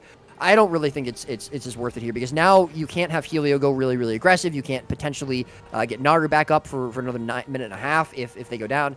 That being said, we move on. And 55, a little bit back in control of this game. 60, 70 points now in the lead. And we're going to see Zan potentially go for this cap on the Henge. He gets it as well. Ooh, 55, they're starting to rotate around. Oh, no. Oh, my God. No, just the absolute ninja role-playing as a thief. Yoinks it from under Zan's nose. Zan maybe just... maybe thought that Nos took the other exit perhaps from the base, just concedes this node, even though he was, of course, aware that he was on respawn. And Nos actually with a huge decap, really annoying as Naru able to secure the mine over there at the same time with mid still neutral. Looks like they are going to get mid. That keeps it even. So 55 still good to go. Timer becomes relevant at this stage. It's a really drawn-out game here. 3 minutes left on the clock for now, which is a 70-odd point difference here. And this is actually, by the way, this game is confirmed. The final game, if it comes to it, will be on NA. Just so we can talk about that now, actually. Over 300 points scored by USA on EU, and that exactly means that there's no way that the final game can be on EU. And honestly, we might not even get a final game, Roy, because we could still see USA win this. Yeah, and I mean, obviously they have the next game to do it as well before we would go back to an A. But so far, you know, 55 definitely, I think, playing their best game that we've seen so far. Nos goes into downstate, but this could be a hard res. It is going to be that. However, Zeromus is going to be pretty pressured out here. Still no signet for another 10 seconds. He might not even have the chance to try to use it, as he's going to go into downstate. Big staff 5 from Boyce going to cross there. There's Nos in full Shroud, though, trying to get the res. I don't know if we're going to see 55 allow them to do so. Big cleave on top of the core Guardian, and yeah, that should be the kill confirmed there onto the support Guardian. This is their spawn, though, so they have to find kills quickly, because Nos will be coming back off respawn with that signet available. So if they can't cleave out kills before he comes back in, that will just continue this fight out. Still, if they're holding it, if they're still mating this fight with this map state, especially because we now see Naru being taken out here, this +1 from Jaza, double cap for 55 is a pretty good place for them to be in. And so far, Helio looking like he might be the next kill. And another kill, yeah. Helio falls. Zeromus is here. Does he get the signet? He does. Very nice support play from Zeromus this game. Well, this entire tournament, in fact. Really getting the most out of those revive abilities, abusing line of sight, very well positioned to get value out of that. And just stale, you know, kind of stalling this out as long as he possibly can, keeping it stale. I don't think it actually matters that much, though. I think 55 are going to end up winning on the timer here at this stage. A double beast could potentially win it for USA at this stage, but you know, it's very hard for them to get enough points to actually overtake rank 55, I believe. But yeah, realistically, this is going to be 55's game, but USA, they're not giving up without a fight, even on this match, and well, they're still 2-1 up in the series. Yeah, it's, you know, and it's actually funny. We were saying they can't GG early on the first games because points are relevant, but now they could. Right? I mean, technically they could if they wanted to. It doesn't, even if 55 500-0 them the next game, it's still going in A for game number 5. But yeah, exactly. Yeah, I mean, you know, I think they're going to keep playing. But I will say, props to 55. They had a lot of trouble in the first 2 games. They found something that seems to work for them. But this is very close. This is not a tidy game for 55. There have been mistakes made. There have been slip-ups here. You know, USA was pretty much this, like, ever-present presence, you know, where they were able to almost always, you know, be in a position to come back into this game. And we are going to see 55 win at this point for sure. But, you know, the next game is not, you know, it's not over. Cemented there for 55. Ooh. And again, we will be going back to NA for a 5th and final game if we get there, which means, again, we'll just see that same sort of disadvantage come out for 55. Now, with this different comp, great. And, you know, they'll have another game to get used to it. Great. I don't know. This is looking still pretty tough for them. It's an uphill climb for sure. And there it is. That was a big win there by Helio. Actually finds Boyce in the 1v1. Even on EU. Takes that out there. The Rev 1v1 Herald v Herald gameplay. Doesn't matter at the end of the day, but still an impressive feat. 465 to 408. 55 put one on the board. They're making it interesting with a 2-1 score in favor of Team USA. That's the first game USA have lost this entire show match. Yeah. And of course the first 2 that 55 have lost. Yeah. Absolutely right. Skyhammer. Skyhammer. So we might have another pretty long What timer a game there. map. Yeah, I'm ready for another 15-minute one, Roy. Let's go. Oh, yeah. Of course. But yeah, I mean, I don't know. I think at this point now, we should see, again, I think the comp change works well for 55. I think they were also just playing better. I think that Draza was able to get some value where before he was having a little bit more of a tougher time. He had to really rely on being able to win the 1v1 against Azerdome, and he didn't do that as much. That being said, I think Azerdome still made some really nice rotations on the map. And it really, it brought a little bit of the value that Draza was bringing down. And again, the team fights were not 100-0 for 55 by any means. So this is going to still be a pretty close game. This is also USA's pick. And so it's, maybe they're a little bit more comfortable on this map than 55, although we did see 55 play this map earlier, I believe, against Ultrascuffed, and obviously Decimate. So it's not like they have a, significant problem with this map necessarily. But yeah, I mean, we'll see how it goes. Good thing from 55 there on that Forest game, but it's not going to be quite enough to convince me that they can do this yet against USA. Yeah, I mean, particularly on NA ping, seeing as they are now going to have to face them on NA for the final match, and they need to push it there too. And we've already seen that, it's not been it hasn't been decisive. I wouldn't call that previous game decisive for sure. Obviously, 55 were able to get victory, but it was timer, right? It was timer, and there were definitely back and forth moments of that game where USA had a very, very real chance of getting back into it. Now, this is going to be a bit of a meme, Roy, but the good news is with 55 is that every game they're able to adapt a little bit more. And, it's funny. Yeah. I didn't want to talk about this too much before today, but I was kind of talking with the teams and figuring out what was going on, who was playing what, right? And one thing that I did know about 55 is that they weren't really respecting the new EOD specs, actually. They were like, yeah, we're just going to play old meta, right? We're going to do all builds, right? And we'll just go from there. That's what we're going to play. And I knew that USA was like, okay, we're going to mess around a little bit. Let's find out what's going on. Let's find out who's who. And I think that's really playing to their advantage here. And 55 kind of having to run to catch up here a little bit. I agree. All right, then. So get your channel points down. Oh, it's very close. Team USA a little bit favored here, of course. It's 600k points. Over 1 million points being wagered in this current moment. It's a lot of points. I can't believe USA is that favored, to be honest. I mean, I know they're ahead, but okay, it's not that big of a difference. It's 60-40, I guess, but yeah, 60-40. Still, I mean, 55 just won. They're still on EU. I'm gonna be honest, Teapot. People believe in NA. People believe in NA. Twitch chat are a little bit of bandwagoners, to be honest. Yeah? Because I'm pretty confident every single time we do one of these tournaments, it's always like NA sucks, NA Omega lol. Then the second that USA wins 2 games, everyone goes, EU washed up, EU lol. They bet against EU, even when EU wins a game. I don't know, man. Like, Twitch chat, you guys can think for yourselves, right? You know that, You don't have to just, see what everyone else is typing, okay? I'm just saying. All right? That being said, EU Omega lol, dude. All right? EU sucks, All right, let's get it going, guys. You know what? Let's play into it a little bit, Roy. Chat, give me your best EU versus NA copy pasta.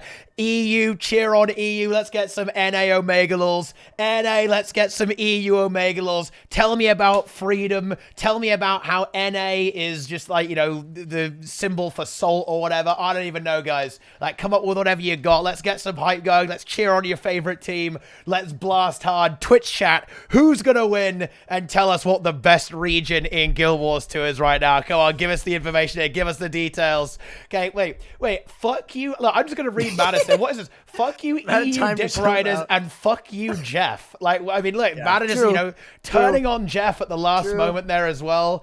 Mad based yet again. All right, here we go. Here we go. So let's see what we've got in the players, of course, just undergoing their final preparations for this game. Of course, it's a big deal. It's match point. So both teams are going to be taking this very, very seriously. It's exactly even, Roy. 1.5 mil to 1.4 mil. Just barely ahead for USA. 50-50. Big points to be won all around here. And here we go. It just proves my point even more. before it was weighted to USA, and then when I said what I said, people started voting for 55. I mean, come on, guys, you're just sheep. Anyways, here we go. It's Skyhammer. It's game number 4, 2-1 here with USA match point. Let's see if 55 can bring us to a 5th and final game, trying desperately to win 3 in a row, or if USA will close it out here before we head back to an A for that last map. It's going to be the cross coming out here now from Meme.X Naru with Azurdome. Zeroma's around, just getting ready to support where need be. It looks like he might need some support himself, though. He's going to be the target here for Boyce starting out, but easy port to the node. And so far, no one in any serious trouble. Frey gets a bit of a battering, but he's able to get out fairly effectively. Once again, USA, they're able to, I think, get the slightly better opener there, forcing their node on point A. No push coming through from 55. 55 playing a little bit more defensively, which, you know, it's funny, actually, because that's exactly what you see when 55 play against other teams, right? They're almost always the aggressor, but this time it's USA, completely flipping the script, but Naru does die. Ooh, and I believe that was an interrupt there on Zeromus. This may well be a kill. Can Zeromus get the revive? I don't think he can. He tries to, but no, can't do it. And he burns the signet. Ooh. He burns the signet there, too. That's huge, yeah. and now he's going to be forced into the RF. I'm not he should be okay to get away. He's pretty healthy. He has cooldowns. He should be able to get there. Frey going to be pretty low as well. Can't really run into this. Helio will be looking to peel, but it is going to be an outnumbered fight for a couple moments before we see the respawn coming through right away here. And that's Zeromus a lot of falls. damage on his Zeromus. And yeah, he is going to go into downstate. Good start here from 55 for sure. Yeah, that's very nice. And bear in mind, I believe this Condi build coming out here from Draza works well into the power build from Azurdome. So I think we are going to see him kind of slowly winning that 1v1 too, in addition to the rotations. No one capping mid for 55. You know, that's something. But they do still have the kills, and they might be able to get Helio as well. Glint Heal has been used. The Condis are already starting to stack up here. Boyce trying to get some more attacks here as well. Oh, I think that should be a kill. A few bleed sacks, a few auto attacks should get the job done here. Can we see Helio? He's kiting for his absolute life right now. Is it going to be enough? He gets the massive amount and the evade. He actually might live here. It's insane gameplay here from Helio. Even on EU, might even find a turnaround kill onto Boyce and Frey. This is absolute insanity from the Revenant from NA. Oh wow! Frey is so low. Yeah. He could go into downstate, but I don't know that it'll really matter that much. Yeah, Helio kiting like an absolute god there. Really, really well played from him. Frey does go down. Nas gets the fear. Wait a minute. Hold on. Oh my god! Boyce finish this kill. Can Boyce actually get this? Oh, look at the There's a fear ring. fearing! Oh my god! No way. Oh no! Nas Oh, puts the well down. I don't know if Boyce can cleave this. Oh my god, he can't! Oh, Boyce almost knows Nas, but he's going to be Wait. full shroud. Oh and my Frey's now in a god! position where he can And Azurdome's rotated! Unbelievable. The Nas Helio duo is just unaddressed here by 55. Frey and Boyce unable to do anything. Oh, Misha, no. though, is coming in, but he has to choose who to signet here because both players are going into downstate. He gets the signet onto Frey. The hardware is now coming out on the Boyce. Nas goes into downstate, and I think Misha has made the difference. Oh, what a scrappy fight there. Incredible gameplay from Team USA, but Misha, he's there. He says no, he denies it. But during all of that, look at the points, Roy. USA has drawn ahead. However, they are almost certainly going to lose that lead, as it's going to be an almost full team wipe against USA, as Zeromus, Nos, Azurdome, and Naru have all fallen. And somehow Helio finds his way to Skyhammer for free. There's Frey to contest that. After all that, Helio's still alive. Unbelievable. He's just the unkillable player. Oh, nice mob there by Boyce, actually. Very, very nice mob there. We do see Naru coming in, though. Are they going to continue to try to contest this? Frey almost gets it for free. Tries to fear, but it's not going to happen. Helio's pressured, though. To contest. Helio's in trouble. Zan comes in here with Boyce. Yeah, Helio can't stay here. Oh, huge fear ring from Frey. Yeah, that's going to be the kill. And I don't think Nas is here to save him this time, unfortunately. Frey actually going to lich just to confirm Frey's PTSD from that last time Helio was in downstate. And he's going to drop that 160-second cooldown. 150-second, excuse me, and just confirm that kill. But yeah, nice turnaround here from 55. They clean up several kills on the map, get the Skyhammer, and they're going to be able to turn this into at least a double cap and take the lead there. But that was close. A lot closer than it had any right to be. Yeah, that was absolutely insane. And we do see 55. They're in a good spot here right now. You know, they might be able to find some kill. I think this is actually a pretty solid 2v2 right now for 55 actually as well. This is so much damage from the Spectre and the Herald. I think it's going to be really hard for Helio to pressure into this, I think. Well, actually, it is a mirror. I thought it was the Guardian there, but I'm actually blind. Never mind. So it's actually an exact mirror. I'm a noob. But, you know, the condition damage there from the Spectre will also be very annoying for Helio to deal with. And the 10 burns come through. Helio nearly goes into downside there. However, he is able to get healed back up relatively effectively. We have the Necromancer 1v1, Nos into Frey, and which you have double mirror over here as well. Oh, and Helio has fallen. There's simply too much pressure. The kill has been found. Zeromus got interrupted on the Signet. That should be a confirmed. Very nice knockback there. Oh, that actually might get res. Here's the Signet. Is there an He's going interrupt? for the Signet. Yeah, he gets it. Very nice. They will not let Helio die, man. Yeah. They keep Helio alive at all costs. He's the president. Protect the president. That's the game plan. Yeah, here for that is USA. exactly what it is. And we actually did see Frey there. Quick rotation over there from Asdome, I believe, to get a quick kill onto Frey. It's not going to yield a node as Zan is able to respond, but we're going to have to see. I think Frey needs to go close here to maybe intercept Azadome potentially, but no, I think he wants to get back into the team fight. Helio down state again. Can they pull off a miracle revival? I don't think they can. I think there's too much damage with Helio, with Boyce, and also Draza finishing that and cleaving that down there, and that is the end of that. And 55. They're making a game of this. They're nearly 200 points into this game, looking very strong.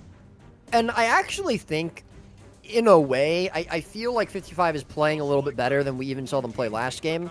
It doesn't necessarily look that way because it's still relatively close, only a 100-point lead. But I think for the most part, they've had better node control. I think they've been winning fights a little bit better, even though that little debacle at point C was kind of closer than should have been. I still think they're playing a little bit better here, and I think they're getting a little bit more comfortable with this comp. So this does speak well for them, especially coming into this next map if they're able to take Skyhammer. We do see a nice cross there as well, coming up from Zan onto point C. It is going to be matched, though, and we do see Helio pick up a decap into a full cap now on point B, although we might see Skyhammer coming out. And wait, Helio leaves the node early. He's not actually going to full cap that. He sees Misha going into the Skyhammer, and he decides to stop him. Now going to be a fight on the Skyhammer node, as well as this 2v2 coming out over at point A. Zeromus is taken out. The damage there from the Condition Spectre, as well as Boyce, is just a little bit too much there for Nara to help peel him out. And it's not looking so good on Skyhammer either. Yeah, you can, and a good 2v2 there as Zeromus falls, and yeah, Hammer is going to be difficult to hold on to right now. The support guy and the Necromancer, that's a little tricky for Helio to deal with there, to be honest. There's a lot of damage there, and Frey actually may go down there. He does very good opportunistic play from Helio. The Signet, though, will come through, and that will resustain Frey quite well with his heal skill, and the Shroud will start building up, and things will start getting difficult. Asdome very, very low here as well. Zan looking for that kill onto the Spectre. The Spectre may well be able to get out. Oh, Zan goes for the pounce. Doesn't quite find it, though. But I think he will be able to secure that node. Nos in trouble here on Hammer as well. Does have a little bit of Shroud left over and a few cooldowns. Can Zeromus get here in time, though, to actually save someone? Has to really pick and choose right now. A lot of low players. He goes for this save onto Naru. Does find it effectively. But this Hammer fight might be getting a little scary right now. Although, having said that, we do see a rotation from Asdome into this fight. Yeah, now Frey's in trouble. Really low. Zan rotates in too, but it's a little bit behind Azrael. That being said, he gets his heal off, but he has no real Shroud. He's going to be extremely pressurable here. He does go into downstate. There are 3 players, though. We do see Boyce coming in, immediately ports onto Nas. He's going to be able to stop him from cleaving. Gets the kill. We do see Zeromus here with the Signet, but a knock is going to be good, and the knock onto Zeromus is good as well. Still has Signet available, and he's probably going to go for the cast as well, but another interrupt onto him, and that might be 2 kills picked up here if Zeromus isn't careful. The cleave should be confirmed on to Nas. Frey still alive, just clinging onto the last little hope of health here he has. And it looks like we will see 55 yet again take this Skyhammer. Yes, they do. They managed to just barely claw out that fight. I can't overstate how close that was, Roy. Both teams had players on sub 10% health for protracted periods of time. All supports with nothing left. These teams are pushing each other to the limit. Yeah, I mean, these last 2 games have been very, very close. Again, I think 55 playing a little bit better right now. Ooh, Draza gets feared off the platform, drops into downstate there. And I don't know if there's anything waiting for him besides death. There's the hard risk, but attempt there, but no, it's not going to happen. The cleave is just way too hard, and that's a nice little turnaround kill picked up there for 55. They do have to bleed it, cleave it, so they're not going to be able to bleed anything, but that will allow them now to push onto mid. So it's only a node apiece, and they are well over 100 points away. This is a pretty significant lead for 55, especially considering the map. This is still pretty good for them. That kill on Draws is unfortunate, but it shouldn't really turn the game too much. That's exactly right. Oh, and Zeromus getting spiked very hard here too in this team fight. I don't think 55 can push this right now. They need some extra players in here, but just having even one node will do them really, really nicely in this game because they've already got a decent lead and there's not much time left. And Boyce pounces on the Guardian, gets the kill. The cleave is absolutely massive. That should be a confirmed kill onto Zeromus. He can't Signet himself, I'm afraid. No, indeed, he cannot. That will be the kill confirmed, so a much better target, I would say, than Draza kind of getting killed out there. The support Guardian dropping first is certainly something that's going to slow down any potential team fight ability you have. And we see Misha now going for the Skyhammer. He decides he doesn't need to be there to support his team any longer. Nice little 2v2 over at point C as well. Pretty low here for Naru. And it's going to be a little bit lower here for Helio, however. But we've seen Helio wriggle out of worse situations before, so it might be a little bit more for Boyce and Zan to be able to take him out. Skyhammer capped for free, though, from Red Team. Third one in a row now, but Jerome is coming in, has the Signet available. Is he going to be able to get it on Helio? The unkillable Revenant, he is. And unfortunately, Boyce and Zan are going to have to try and find something out of this 3 versus 2 now. He absolutely is, and they're gonna have to hold on here. Misha will be matching the rotation, and yeah, I think this is where that Condi Spectre gets value. I think USC needs to find a way to answer Draza right now, because he's consistently beating Azadome 1v1 with his condition build, and that's causing a lot of problems, I believe, here for Team USA. Nos now actually getting a little bit in trouble as well, gets caught there by the Elite Well from the Spectre. That might just be a confirmed downstate. That's gonna be hard to revive. There's no Signet, of course, from Zeromus either. He already used it on Helio over here. That's going to be another kill. Nos eliminated, and I think that might be pretty close to locking in this game. I don't believe it, Roy. We're going to a 5th match, I believe. Yeah, I'm just confirming this. Oh, they're confirming GG? I mean, of course, yeah, that's of course fine, because we already know we're going to NA. So, yeah, that is acceptable if we wish to confirm this. That can be confirmed. So, yeah. I believe that's confirmed, Roy. Yep, it is. It's confirmed, and that's GG. So that's going to be a 2-2 score. We're going back to NA for the final match in the best of 5. Rank 55 Dragons versus Team USA in the End of Dragons I'm show actually match. excited about this. Because, guess what the last... Well, I'm excited in general, but guess what the last map is, Teapot? We haven't seen it at all today. It's Temple! Oh my Yeah. god, you gotta be kidding me. Temple, I don't believe it. What a map to have. What a finale for this. Oh my goodness me. That is going to get crazy. Oh, all right, boys and girls. Change your pants and let's get ready to rumble. You kind of good. You hate to play on it, but you love to see it played, to be honest, Roy, because we might see some serious shenanigans here for this one. Oh, yeah. Okay, so bear with us while we very quickly transfer over to NA, guys. We're getting our final match sorted out very, very quickly. Hope you guys are enjoying the show. I appreciate you all coming out. It's really awesome to see such a great viewership. 1,200 people here enjoying the show. Okay, make sure to, let us know what you think, and hopefully we've got a lot more. In fact, after this tournament, me and Roy are going to talk a little bit about what we're going to do for competitive stuff in the future, specifically in regards to PvP, but also PvE as well, actually. We haven't rehearsed. It's going to be very off the cuff and very off the scuff as well. What is this? So get ready for that. What is this BM from Darkbringer? What's he saying? It was Teapot with his normal good commentary, just completely leaving me out of it. Yeah. What's going on there, huh? Yeah. All right. Wait, all right, because Darkbringer, no problem. It's because you're so good that it's not even worth discussing right. it. No, That's no, why. it's not even worth going anywhere near it, dude. All right, and in fact, just demonstrate that. I'm going to refill my water, and look, chat, you're about to be more entertained. I'm detracting from Roy's brilliance, so prepare for the stream to improve while I refill my water. Cheers, guys. I will be right back while my transfer processes and we get over to NA. Yeah. All right. Anyways, no, I'm obviously kidding. I get it, Darkbringer. Listen. I have a massive ego, and everything has to be about me. So anytime someone mentions someone who isn't me, I gotta get on that. I gotta shut that down.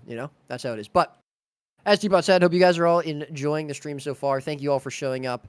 We're glad we were able to get so many great teams coming out for the show match as well. It was actually a couple more than we were kind of expecting. We were like, oh, we might get a couple for you, maybe one for NA, but we got 5 total, which is awesome. And as Teapot mentioned, we're going to reveal some of our upcoming plans for some future stuff. Show toes, please. I'm actually not wearing socks, so it's funny you say that, but no, I will not. Yeah, we're not going to probably go over everything, but we'll definitely give you guys some information about what we're going to be doing in the future. Got a lot of exciting stuff coming up, and yeah, so I hope you guys are all ready for that. Will you and Pot get married?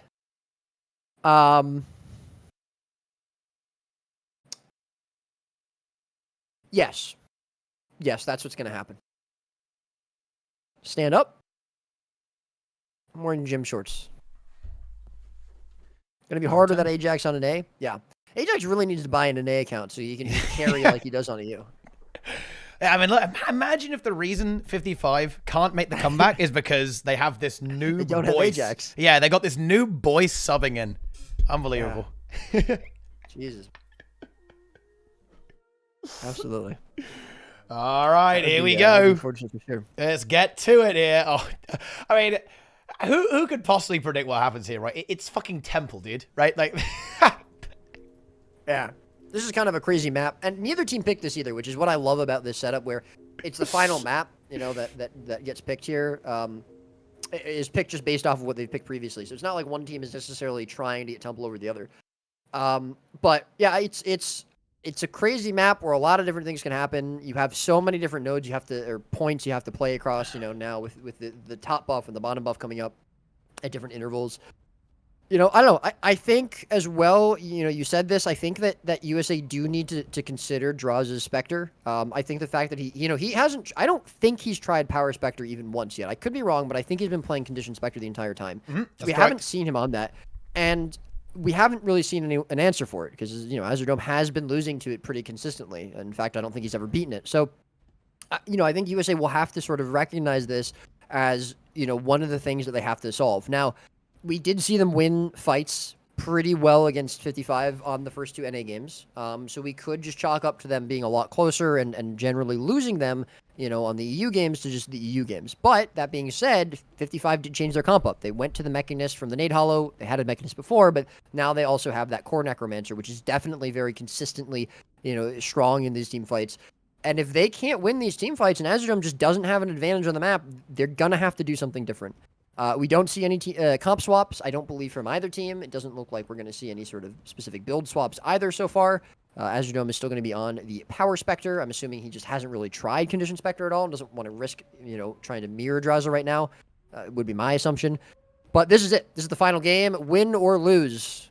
Well, you know, win or lose, you win or lose, I guess. But it all comes down to this. Temple. One final best of one here on the craziest map of all. And we should definitely explain what's going on there, I think, just so everyone's aware. So this map is notorious for not only being a little bit trickier to rotate on, not only because it's quite a large map, but also because it has two very powerful bonus objectives that spawn throughout the game.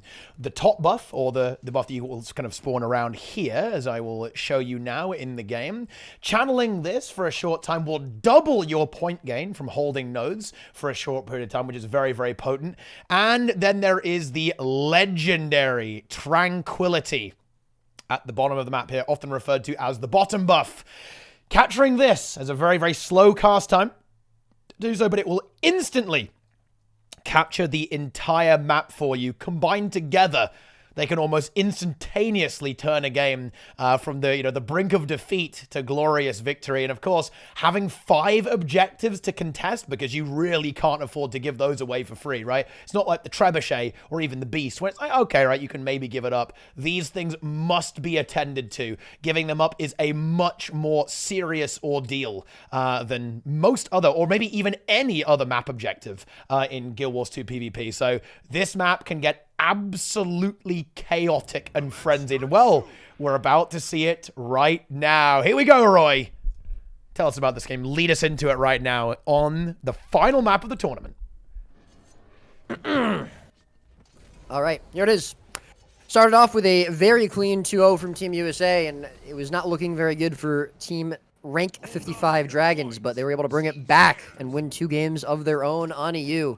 They've had to cross the pond back now to NA. Oh, we're okay. We're okay. We're doing a restart. Okay, yeah, that's fine. Zan is trolling. Okay, in the middle of my monologue, I'm just, you know, screw these guys. All right, I don't care. I'm gonna go do something else. Seriously, like we're building up all this hype, and then that happens. Unbelievable. It's defused. Unreal. Zan is banned from next tournament.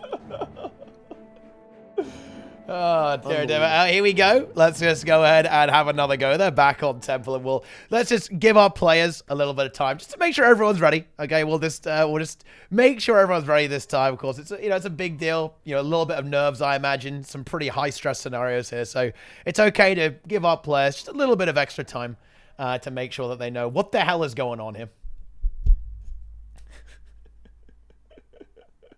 Of course, it's the prediction. Let's see. Wow. Dude, you were right, Roy. The chat are a bunch of bandwagoners. Now everyone's almost entirely in favor of rank 55 Dragons. Which is crazy, because this is an A. This is where USA won 2 games in a row. Yeah, exactly, right? You know, we've seen USA dominate on the NA server. And of course, playing with ping, the previous 2 games we saw, they were close. I think ping being relevant in those games, certainly much more of a deal than the first 2, right? And now we're going to have to see a similar game, a mirror, right? But this time with uphill ping against 55. So this is certainly a very tough proposition for our EU heroes to try and win this. I think NA, this could be it. This is going to be the rematch that we've waited for since Mastery of the Arena. NA claiming back victory over 55 is very much on the menu. Yeah, all right, we got some teams. They're doing some games. All right, here we go. So, screw you, Zan. Helio crumbling over and out across into Temple. Got the we got Nas as well. Zeroma's actually, he's gonna drop down. Looks like he wants to make his way over to middle node, the gate. And Helio taking quite a bit of pressure already. This might have been a bit of a misplay, misrotation here from Zeromas, because he's not going to be in a position to support him if Boyce decides to continue here. But it looks like Helio is going to be able to just escape and get away with his life for now. Yet again, side nodes will go to each team apiece. Azerdome a little bit low around middle node though, so he does need to be careful. But Draza actually going to be the one overextending. He's going to go right into downstate. Interrupted as well. No Signet. Interrupted. He tries to port away. I don't think they have enough time for a second Signet though. No, and another interrupt there too. And the first kill goes to Team USA. Very nice. They almost had Azerdome, but Draza perhaps slightly overstaying his welcome and gets punished for it. Nice recovery there by Zan, got to say. I mean, it's basically like you said, where it's just they can really be just caught off guard and deleted on, you know, these relatively squishy thief builds without that instant access to stealth in a lot of cases. And that's exactly what happens there. Draws are just taken out. And they actually get the decap as well. Nice Fat 5 there from Helio to force Misha away from that. Frey going to be pretty low here as well. He's got to be careful. He's going to lich up. A lot of cooldowns as well here for Misha. So they should be all right for now. But still, this is not the situation that 55 want to find themselves in. At least not to start out here. Certainly not. Draza does find himself a 1v1 into Norse, and I think he actually might be able to very, very slowly win that, actually.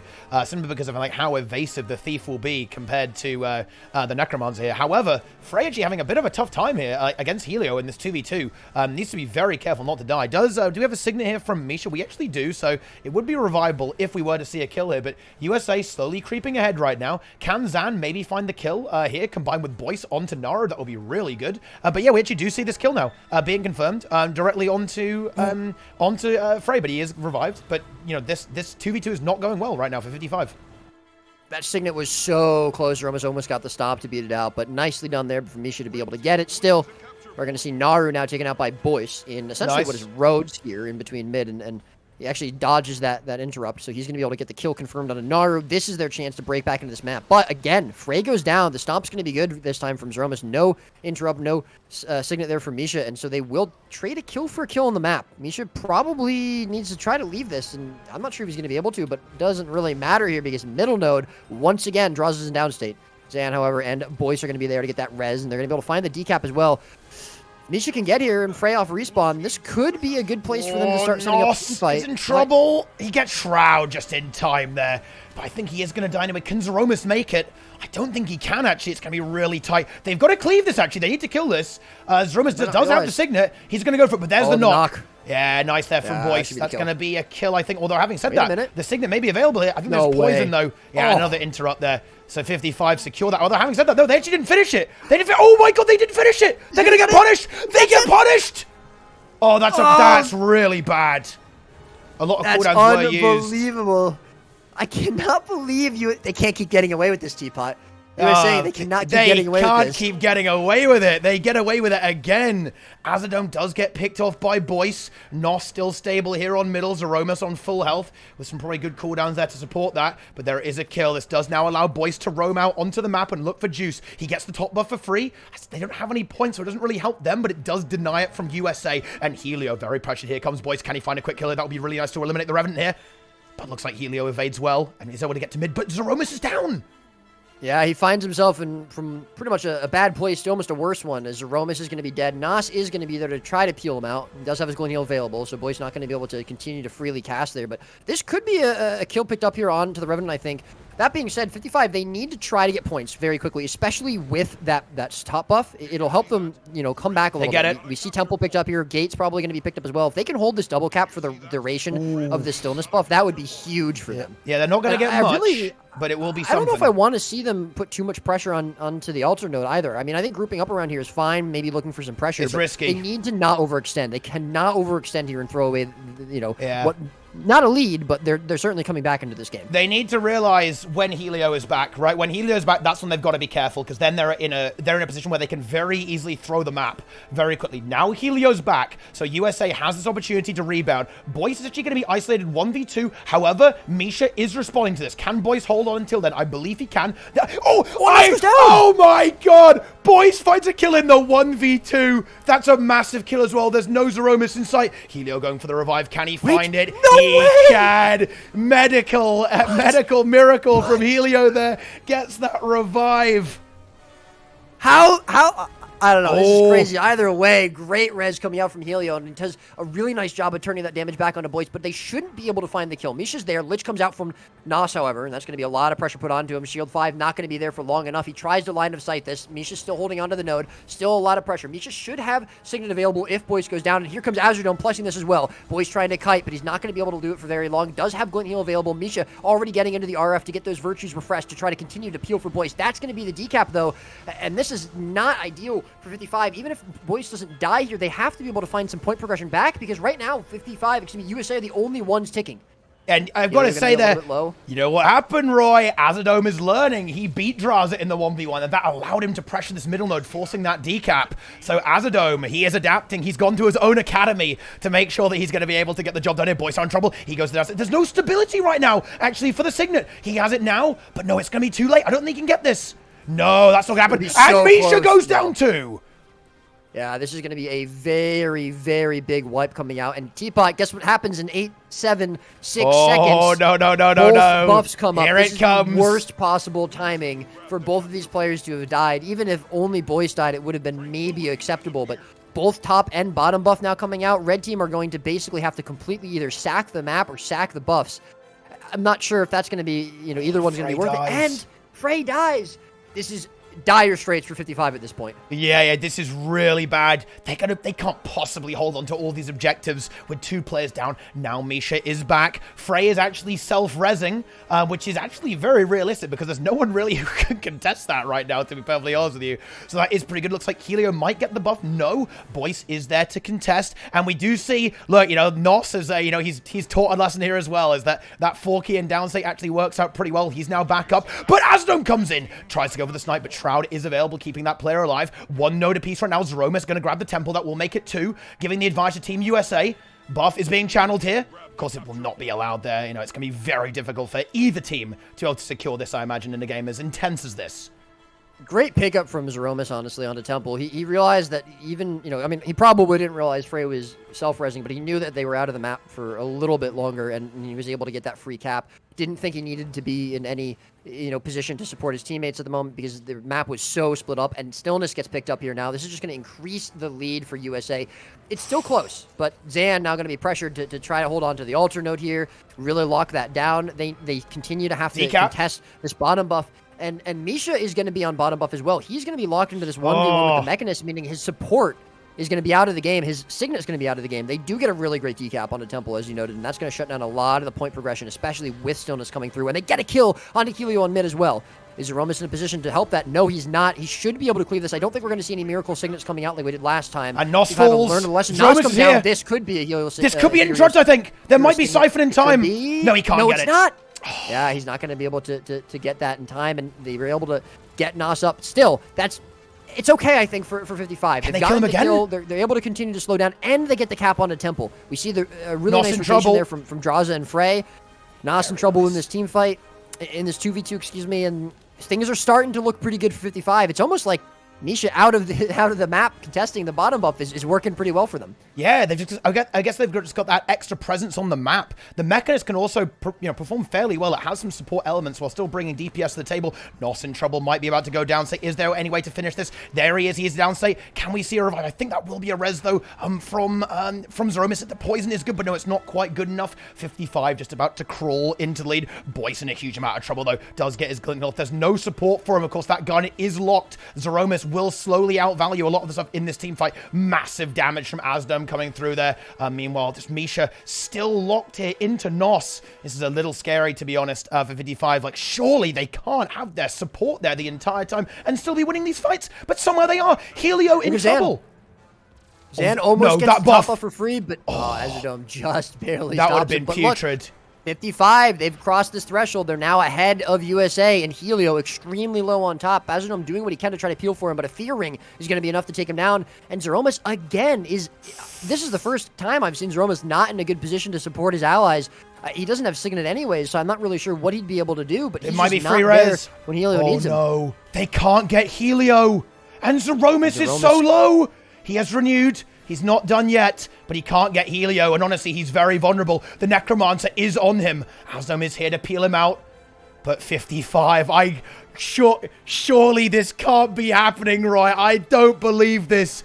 55 have absolutely rallied this game. Helio's back, but Naru is downstate. That is a disaster. They need that anchor. That could seriously snowball this map against them now. Helio's back. Maybe he could snipe. Maybe he could snipe Draza. He does get it.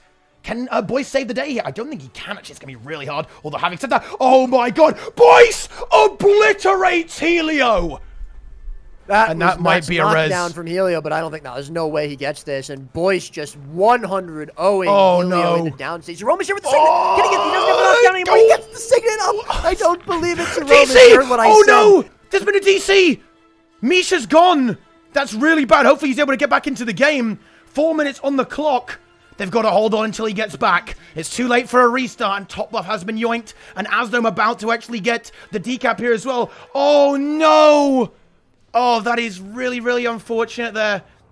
Of course, this is too late, and this is all or nothing, guys. So they've got to get the job done here. Misha needs to get back in this game ASAP. 3 minutes and 40 on the clock. There's one node here as well in favor of Team USA. Boyce in trouble. No support in sight. Can Misha make it back? USA is actually going to end up getting Boyce dead there as well. They've got to try and hold on. Of course, the Necromancer was forced to rotate here to kind of replace Misha. And USA going to get back into the lead off the back of that.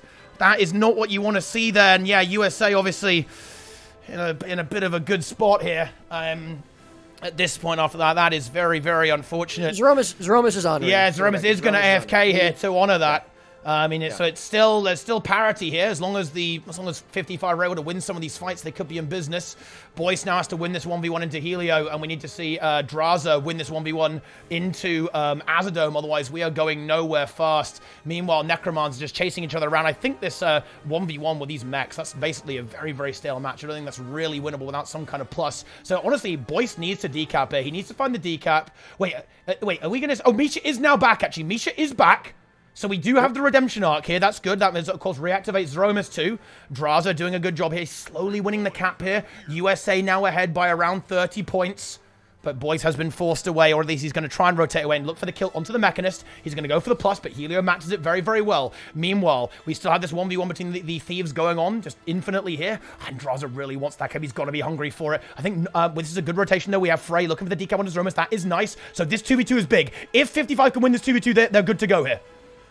Yeah, absolutely. Misha extremely pressured. Boyce needs to try to pull out another one of those huge spikes, but not sure it's going to be possible. Helio on top of him, keeping that ability to just try and one-shot a little bit harder. And all the while, that middle node still ticking. 1 minute and 45 left. Finally, Temple is going to be picked up here. A node finally coming out there for 55. And is Draza going to go for the buff? I think, yes, he is. He's just going to go for the top buff. He might get this, and they're able to hold on to one node, that might be enough as long as they can continue to contest that. But Frey dies now on middle node. 1 versus 2 there. The plus coming out from Azadome. That's going to be the stop confirmed. That will lock up a lot of opportunity there. And it might be a trade coming out here for nodes. It looks like we're going to see Azadome trying to go for the decap on a Temple. I don't love this from Draza. I think if he had tried to contest Temple, it would have been a little bit better because they want the stillness points. But at this point, it's a little bit too late. There's now going to be a 35 or so point difference here. Zan going to be very, very pressured on Ultra. They need kills. They need nodes. They have to do it now. Helio going to be very low. Has the glint heal, though, and it looks like he's not going to be able to stop it. At this point, it might be too late. 1 minute left in the game. 55 have to activate right now. Helio goes into downstate. He's going to be taken out. They almost have this kill, but Boyce and Zan are both so very low. They've gotten the kill confirmed, but Naru is still going to be able to contest, and he gets Boyce into downstate. Zan trying to contest it. He's going to try to continue to hold on to Boyce. He should be able to get this res. The knockback. It's too late. Naru's going to stop it, and I just don't think There's it no matters. time. 40 seconds left in this game. There's no time here, unfortunately. There is no time, guys. It's a very unfortunate end to it, of course. But yeah, that is going to be a victory for Team USA here, and they're going to take this series 3-2. But there it is. Very unfortunate stuff. That's the end of the game. You hate to see it. You really do. You really do. I mean, yeah. It's unfortunate, but, you know, Zeromus did honor to be, you know, got to give the respect there. Obviously, not ideal. 55 did, you know, end up causing them a few problems there. It's never easy to kind of readjust on the fly like that, but that's the end. That is the end. Still, a very, very good game. Oh, what is going on? Why am I being added? Yeah. Really, really good game here for both teams. Obviously, it is unfortunate about the DC, but Zeromus did honor. Well played from both teams. Great comebacks on both sides, really, throughout the entire series. But GG's, congratulations to USA. Congratulations, I think, to 55 as well for playing some excellent PvP over the last 5 games. And there you go. That is it. That's it. That is GG, and that is the show match concluded for today. Well played to all 5 teams. Right, you know, I will say that in the spirit of it, obviously this will be completely up to USA here. Like, if USA want to have a rematch, that's up to them. If they want to take the win, they have won legitimately by the rules. It's entirely on them. And to be clear, right, you know, they have earned this victory. They have won by the rules. It was too late for a restart, and Zeromus honored, right? So obviously there's a disruption there, but at the end of the day, NA flat out won there. That's how it works, guys. Disconnections happens, and we obviously don't want that, but that's how it is. That is how it is. We got some crazy games, right? We got some lunacy games. Oh, sorry, guys. I changed the wrong score. Hang on. Oops. There we are. The score has now been fixed, but that's it. Good game, well played. And that is going to be a victory for Team USA. They take back the championship, the rematch we've been waiting for a very, very long time.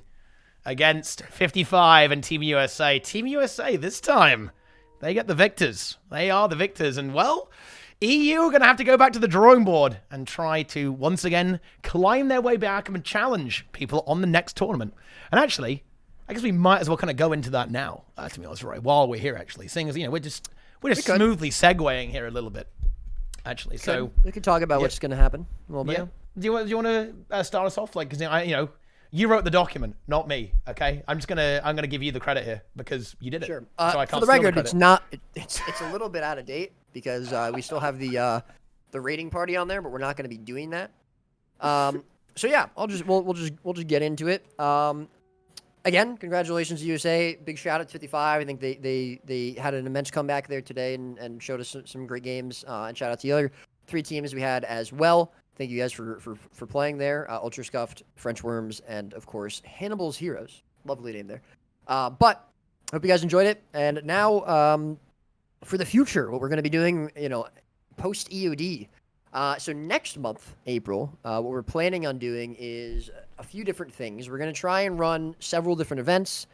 Try and have probably a new event, at least, you know, bigger sort of event every weekend, as well as maybe some smaller events sprinkled in here and there during the week. But right now, what we want to try and do at the very end of it is have a Beetle tournament, which we haven't had a Beetle tournament in a while. There are currently no community Driftmaster titles in the game, and so that's obviously what we want to try and do. And so we're going to try and get that going there. So Beetle enjoyers, rejoice. We'll have that probably near the end of April. Who cares about Beetles? I think Beetle racing is awesome, so I care about Beetles, so that's who. Oh, yeah. Yeah, there you go. But we're also going to obviously include some PvP games. We're probably not going to have any, big structured sort of standard conquest tournaments. What we're going to try and do is run a couple of sort of smaller events that are, some people could consider them fun events. So a couple of ideas that we've thrown out, and obviously if you're in the Hardstuck Discord, you can feel free to come there and you should join it. And 20K members strong, by the way. And feel free to suggest things, or the competitive Discord. You can suggest things there too. But a couple of the ideas we've had are captains tournaments, which we had before, hot join tournaments, which would be similar to the older sort of style of tournaments that Guild Wars 2 had. The free tournaments, I believe they were referred to. And so that's a couple of things we're gonna run around with, as well as having a strikes, the EUD strikes speed running contest in place of a raiding tournament, because we didn't want to compete with the World Cup Raid League tournament. And we also didn't feel that we would have enough time to really set one up properly. That being said, in the future, we will probably be setting up another Hardstuck raiding party. We're aiming for probably sometime near the end of the summer. So keep your eye out for that. We'll get some more information going there. But of course, we are also planning on running MODA number 2. And so, Teapot, I don't know if you would like to go over our plans for MODA. Yes. So we're going to be doing a similar structure. This time we're actually going to be doing a little bit differently, but there will be a qualifying period. We're going to start seeing that kind of in, I believe, May and June is when that's going to start popping up. And we're actually going to be using Hardstuck Conquest Leagues as the qualifier. So yeah, that's right. We're going to run a Hardstuck Conquest League every month leading up to Master of the Arena. We're going to make up some lost time there. And then, of course, we're going to use the results from these to actually derive our top teams for Masters of the Arena, which is going to be coming this summer, right? The grand return will be back. And you know what? We've got some really exciting things to show. I'm so tempted to leak some of the stuff about MOTA to you guys right now, but I think I'm going to resist doing it. I've got it up on my other monitor right now. It would be easier to leak it, but no, we're going to keep it as a bit of a surprise. But yes, Master of the Arena is coming back. Expect to hear a lot more about it and already start practicing up with your teams. Like Roy said, we're going to be doing a lot of more dynamic events coming up in April, specifically around PvP, probably some PvE stuff as well. Really aimed at trying to get some energy in the scene, build the scene up, and get entry-level players interested in competing. So we're going to be doing stuff like a dynamic tournament where you can just like sign up on the day, basically. Stuff like Coaches League is what we're going to try and push really hard, and try and get some regular entry-level events to really funnel into this. So think of this as us ramping up to Master of the Arena, like the grand culmination in the summer will be the ultimate conclusion to PvP, and we'll see what we can do by then to really get some incredible games, incredible production, and just some incredible entertainment for all of you. And that will, of course, be paired with a raid tournament. We kind of consulted with the raid community. We were going to do a speedrunning contest, very much, as Roy said, in the vein of Elitist Raiding Party, Hardstuck Raiding Party. We're going to do that relatively soon. However, the teams wanted a lot more time to really focus on, one, just learning the expansion, and also the metagame shifted a lot in PvE because of the 5 target change. So players want a lot of time to figure things out, but that means that there's going to be a lot of preparation and one hell of a show coming up with our raid tournament, which is going to be the invitational only event to kind of pair with Master of the Arena, also coming in the summer. We're kind of looking at August for that there as well. Okay, I shouldn't say that right now because they're all going to start sweating already and they're going to go like, oh, I've been practicing for 6 months, I'm burnt out now. So, actually we're not, just pretend I didn't say that, right? But we're going to hopefully do some other PvE events and hopefully some other stuff in the future with a lot more regular things, again, aimed at entry-level players. Like, one of our really big capital goals with 2022 and Hardstuck is to build the scene, right? We have amazing players. We've seen that today, right? We've seen some incredible gameplay on both servers from EU and NA in PvP. We have good players. What we need is more of them, and we need to get more players into this competitive scene to share the game modes that we love and build that up as much as possible. So expect to see a lot of regular dynamic events aimed at players who are thinking about competing in PvP, want to kind of take the first steps in doing that, and all that kind of stuff. I think that kind of sums it up there as well. And yeah, lots of other fun things as well. I'm really excited to do stuff like fashion shows in April, Beetle tournaments, some strike mission stuff. Oh, and there's actually one more thing. that I want to mention as well is that we are going to try to maybe this is still, we haven't sorted this out yet, but I know some of you guys are probably familiar with World of Warcraft and Final Fantasy, and in those games, yeah, I mean I don't know what those are, but some people know what they are, and there they often have world's first races. So in other words, the first guild or the first group of players to take down a new boss is often live streamed, commentated, and is unbelievably exciting, right? If you go and look at World of Warcraft, it's got 100,000 viewers, maybe even more than that. Just people watching this new raid wing, this rather new entire raid, right? Who's going to take it down first? It's very exciting, and we're going to try and provide coverage for that for the strike mission challenge modes when those come out. Of course, we're going to have to negotiate a little bit, right? We need to make sure that the teams actually want to do that. That will be a very new thing. It'll be a very big step up from what we've done, but we are absolutely going to try and actually provide that hype so everyone can get excited about this new content and provide that courage so we can see the strategies and competition evolve in real time. So hopefully it's hard enough for that. I really, really do. If the world's first race is like 1 hour long, then that's obviously a little disappointing. But what we'll probably do with this is that we'll test the first one, right? We probably won't cover the first one and go, okay, right, how hard is it? Because by the way, ANET's already confirmed that they get harder as they go on. So in other words, the CMs, the My Trin one is the easiest strike mission CM, and the Harvest Temple will be the hardest. I mean, hey, no shit, right? I love things that get harder the more you progress. Oh, yeah. I mean, who doesn't, really? But yeah, we really hope to deliver on that as well. It's going to be a massive year for Hardsuck. And I want to say thank you so much to everyone who's hopped on board after Ender Dragons. It's been an unbelievable period of growth for us. We've gained over 6,000 new members on Discord. We have an incredibly active open world scene right now with players asking questions and learning about the game in every single game mode right now. And we really, really hope that we'll continue to deliver and improve upon ourselves, making our organization even better and serving the community in ways that you can't even begin to imagine. So yeah, thank you guys so much for supporting us, for watching the stream today, for cheering on the teams, okay, and of course for, hey, believing in our, well, hopefully at least liking our vision a little bit for the future of Guild Wars 2. And we very much hope to deliver on that in 2022. Do we want to talk to Zeromus, by the way? Oh, why not? Let's mess up the overlay. Get him in here. Oh. Yeah. Do it. Asking him. Do it. Why the hell not? Okay, and and just one other thing there as well is that obviously thank you so much to the teams for playing, right? This was, it was relatively, just getting it out there pretty quickly, right? Let's get some gameplay, let's get some players going. And it was a relatively intense day, a lot of games here, particularly for the teams that ended up progressing a long way through the tournament. So massive respect to all of them there as well. Very good sportsmanship there, of course, with the respect there from Zeromus, big respect there. Love to see that. And of course, extremely high level play.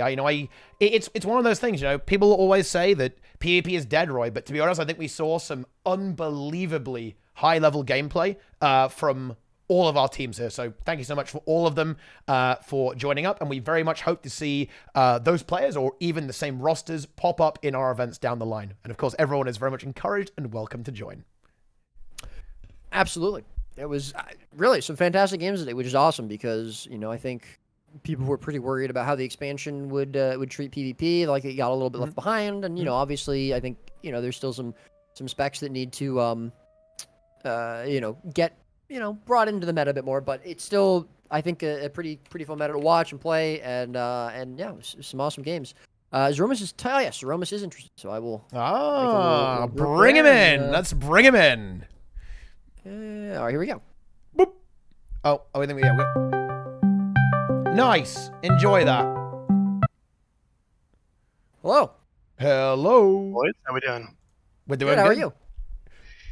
Woo, feeling a little wiped out after that. I was just except for the last, but what can you do? Congratulations on the win. Well deserved. Thank you, man. Thank you. We've been really practicing a lot, both on NA and EU, so it was really great that it worked out. We won.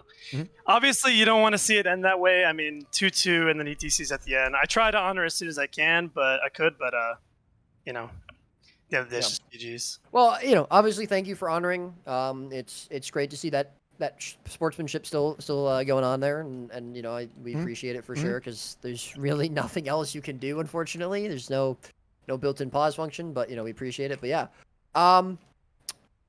obviously you guys started off that series going 2-0 on an A. and then you lost the next 2 games. And you know, how much of that do you think was just the EU ping, and how much of that was, do you think, the 55 just like recomping and readjusting to how you guys were playing? So let's see. NA definitely gave us a bit of an advantage, but what you have to also consider is that on NA they were running Nade Hollow. They were not mirroring us at this time, and we had fought them with that comp on EU a couple times already, so we kind of knew what we wanted to switch up to deal with it. So what I will say is that when we went EU, they mirrored us, I believe, and also we're on their region, and they started playing better. And what ended up happening was Draze ended up taking like a utility that was good in the 1v1 versus Azurdome, and so that was kind of shifting, the map state more into their favor, because every time they got into a 1v1, Draze was kind of getting the edge over him there. I don't want to just say it was just ping that decided it, because they definitely like turned up the jets and like started recomping and figuring stuff out. So yeah, I mean, it wasn't just the ping. They started playing better, Yeah, for of course. sure. Plus, that last game on NA was extremely close, right? So it's, you know, and then they were still playing with ping there. Absolutely. So when you were approaching kind of building out your strategy, what did you try? Like, were there any elite specializations that you thought, no, that we're just not going anywhere near this? And were there any ones that, you know, like, yeah, we have to have this immediately? Like, you know, you've looked at the numbers, you've tried them in the betas, I'd imagine. Like, what were the absolute no-brainers, and what were the ones that were just, yeah, complete no-hopers? Okay, so we tried many, many different things. It was a long, like, 2 weeks of just testing and testing. One day we'd come out of a scrim session with one idea, then go to the next scrim session completely confused, come out the next scrim session completely confused. Everything is changing. And then they put out that balance change a couple days before the tournament, which kind of mixed things up a little bit. So what we noticed, I think, was that Mech was very, very good. Mech was really strong. Some form of Rev was really strong. We were kind of trying to figure out whether Guard or Tempest was the right play. And I think that we're in a state right now where those both are actually somewhat both like in the same state. Like they're both really viable right now. You can just kind of pick one to deal with, projectiles over, having more cleanse and blocks and stuff like that. Thief was interesting. I mean, I feel like Thief, we thought Daredevil was going to be really good because we were fighting 55 and they were doing really good with it. And Draze was just like carrying on Daredevil. But then, we got coped up on some Spectre, and we all of us started kind of like seeing the value of it because Azurdome was showing us a bunch of stuff, and like we started doing really well with it. So we were just like, dude, after those nerfs, especially to like Vindicator and stuff like that, we were just like, we're gonna take Spectre here. As for like no-brainers though, I don't know if it was like it didn't feel like there was like no-brainers. Like at one point we thought Warrior was good, and they were like, we don't think so. And for the real no-brainers, I'd say it's just like NG and probably some NG? form of Thief and a support. Oh. Yeah. And like, did you ever consider Virtuoso being a Mesmer player at all? Next question. Fair enough. Yeah, no, that makes sense. How did you guys end up playing with Azurdome, by the way? Because this is the first time I think you guys have played with him, right? In a tournament setting? Yeah, so we had a bunch of teammates. So we had like Jaden and CJ at one point, and one of their computer blows up, the other one can't play, all these things going on. So after we scrimmed EU with a sub, we just felt like, they were getting so much value out of Thief. We're like, dude, we gotta find a Thief. But Xenius can't play on EU, and Toker's kind of MIA right now, so we're just like, all right, who plays Thief and like who's warm right now? And we just found Azurdome and he joined us. Cool. Well, I'm always a fan to see the cross-region, rosters, and you guys do it more than anybody else, or maybe the only team that really does. So it's pretty cool. But obviously, it worked out pretty well for you. Do you think that, like, based off of the games you guys did today, the tournament and everything, and just in general, like, the meta has kind of stabilized? Like, this is what the meta looks like? Or do you think there's still stuff that, like, teams can kind of, like, push and find, before, like, we have a more balance? So I think it's important to separate the tourney meta and the monthly meta, because we're not sure if stacking is stacking might change things. Like maybe 2 Spectres will be good, maybe 2 NGs will be good, maybe just because I don't really think like Vindicator kind of fell off. I'm not gonna lie, so I don't know if it's gonna be double. I don't think it's gonna be Vindy or anything, but maybe double Rev. I'm not sure yet. So as in terms of like tourney comps, this feels somewhat stabilized right now. Like what we ran right now and what they ran, this is pretty like stabilized because you have power, you have Condi, you have node holders, you have mobility, a lot of support. So this is pretty much what we're feeling is like the tourney meta, but obviously like time could change it. Fair enough. Cool. Yeah. Is there out of all of the special legends right now, like, do you think that the balance level is pretty okay for the new elite special legends that are seeing play right now? So I'm at, the ones that we're seeing a good amount of are stuff like Harbinger, Spectre, Vindicators around there as well a little bit, right? And obviously Mechanist, right? Like, are these kind of in a good spot, or do you think they should be toned down? I think the one to look at will be Mech, right? Like, is Mechanist, do you think there's a way that you could play around that and counter, or is it a little overtuned right now? Let's see. NG kind of feels a little bit overtuned. I would not nerf it too much more. Spectre seems really strong. I don't think it's like nerf worthy yet. I think people just need to kind of figure out how to play around it. It's just a good spec. Like Vindy, I think needs some love now. I think Vindy got hit a little bit, and I don't think it's that great anymore. Warrior is in an interesting spot. I feel like Warrior's like close to being good. It offers a lot. It's just kind of slow, and so yeah, Warrior's like okay. Trying to think. I mean, Harbinger and like Willbender and Mesmer, these classes need some love. But and I think Catalyst kind of needs some love too. The specs that are good right now though, like the EOD specs, I think they're fine. Maybe a little bit overtuned. Yeah. Okay. Just a little bit, not by much. Cool. Got anything else, Roy? Roy? Any other questions? No, just congratulations. Yeah. Well-deserved win. Thanks for coming and playing still. Appreciate it. We love watching you guys play. I will say, Zeromus, I'm a huge fan of yours, being a support guardian man. I think you're doing great things with the class. So, love to see it. You're definitely one of the best out there. So, thanks for letting us watch. Thank you, bro. Thank you. Yeah. And thank you guys for hosting the tournament. Big shout out to all you guys, like for setting up the tournament, for having us on here, and all you guys for donating and everything like that, supporting Team USA and 55 and the Worms and every team pretty much. But big shout out for coming out. Yeah, big shout outs for coming out, and hopefully we'll see you guys next tournament. names 3 teams. yeah. That's good. Okay, good. Yeah. So I guess one conclusion then that I would like to draw from this is, are you guys going to win Master of the Arena? Because I presume you're going to play. I imagine, time allowing, you will attempt to play with a similar roster. Maybe we'll see, maybe perhaps Azdome will be not in the mix if we see Xenius or Toka return to the play for Team USA. But how are things looking? Feeling confident? Easy win? You got to call it now. Honestly, after today, not an easy win. I think it's going to be a great set that you're going to want to tune into, because before we came into today, we're like, we got this 100%. We're feeling really confident in every team, but we have our own issues to work out, and definitely feeling confident, and we're going to show up and we're going to pop off, but I can't say we're going to, I'm not going to be like, oh, we're going to win. We're going to have really good games, and we're going to do our best. Fair enough. Love to see it. Love to see it indeed. Thank you very much, of course, for playing. Congratulations on your glorious victory. Some incredible gameplay here as well. Some insanely top-level stuff that I think has really entertained the community and showed everyone what PvP can really be. So thank you very much for playing. And, of course, congratulations to Team USA for achieving victory here in the, I don't know what we're calling this, Ender Dragon's new meta show match thing. Good job. You won. Thank you, guys. Appreciate it. What are we doing now? Yeah. Get the hell out of here. I'm kicking all you now. I'm done with you guys. Like, yeah, seriously. Yeah, I'm going back to bed. Yeah, fair enough. I'm going to go get some lunch. I'm starving. All right. If that's it, then obviously, thank you, to everyone for coming out and watching. I'm glad we still get some support for this.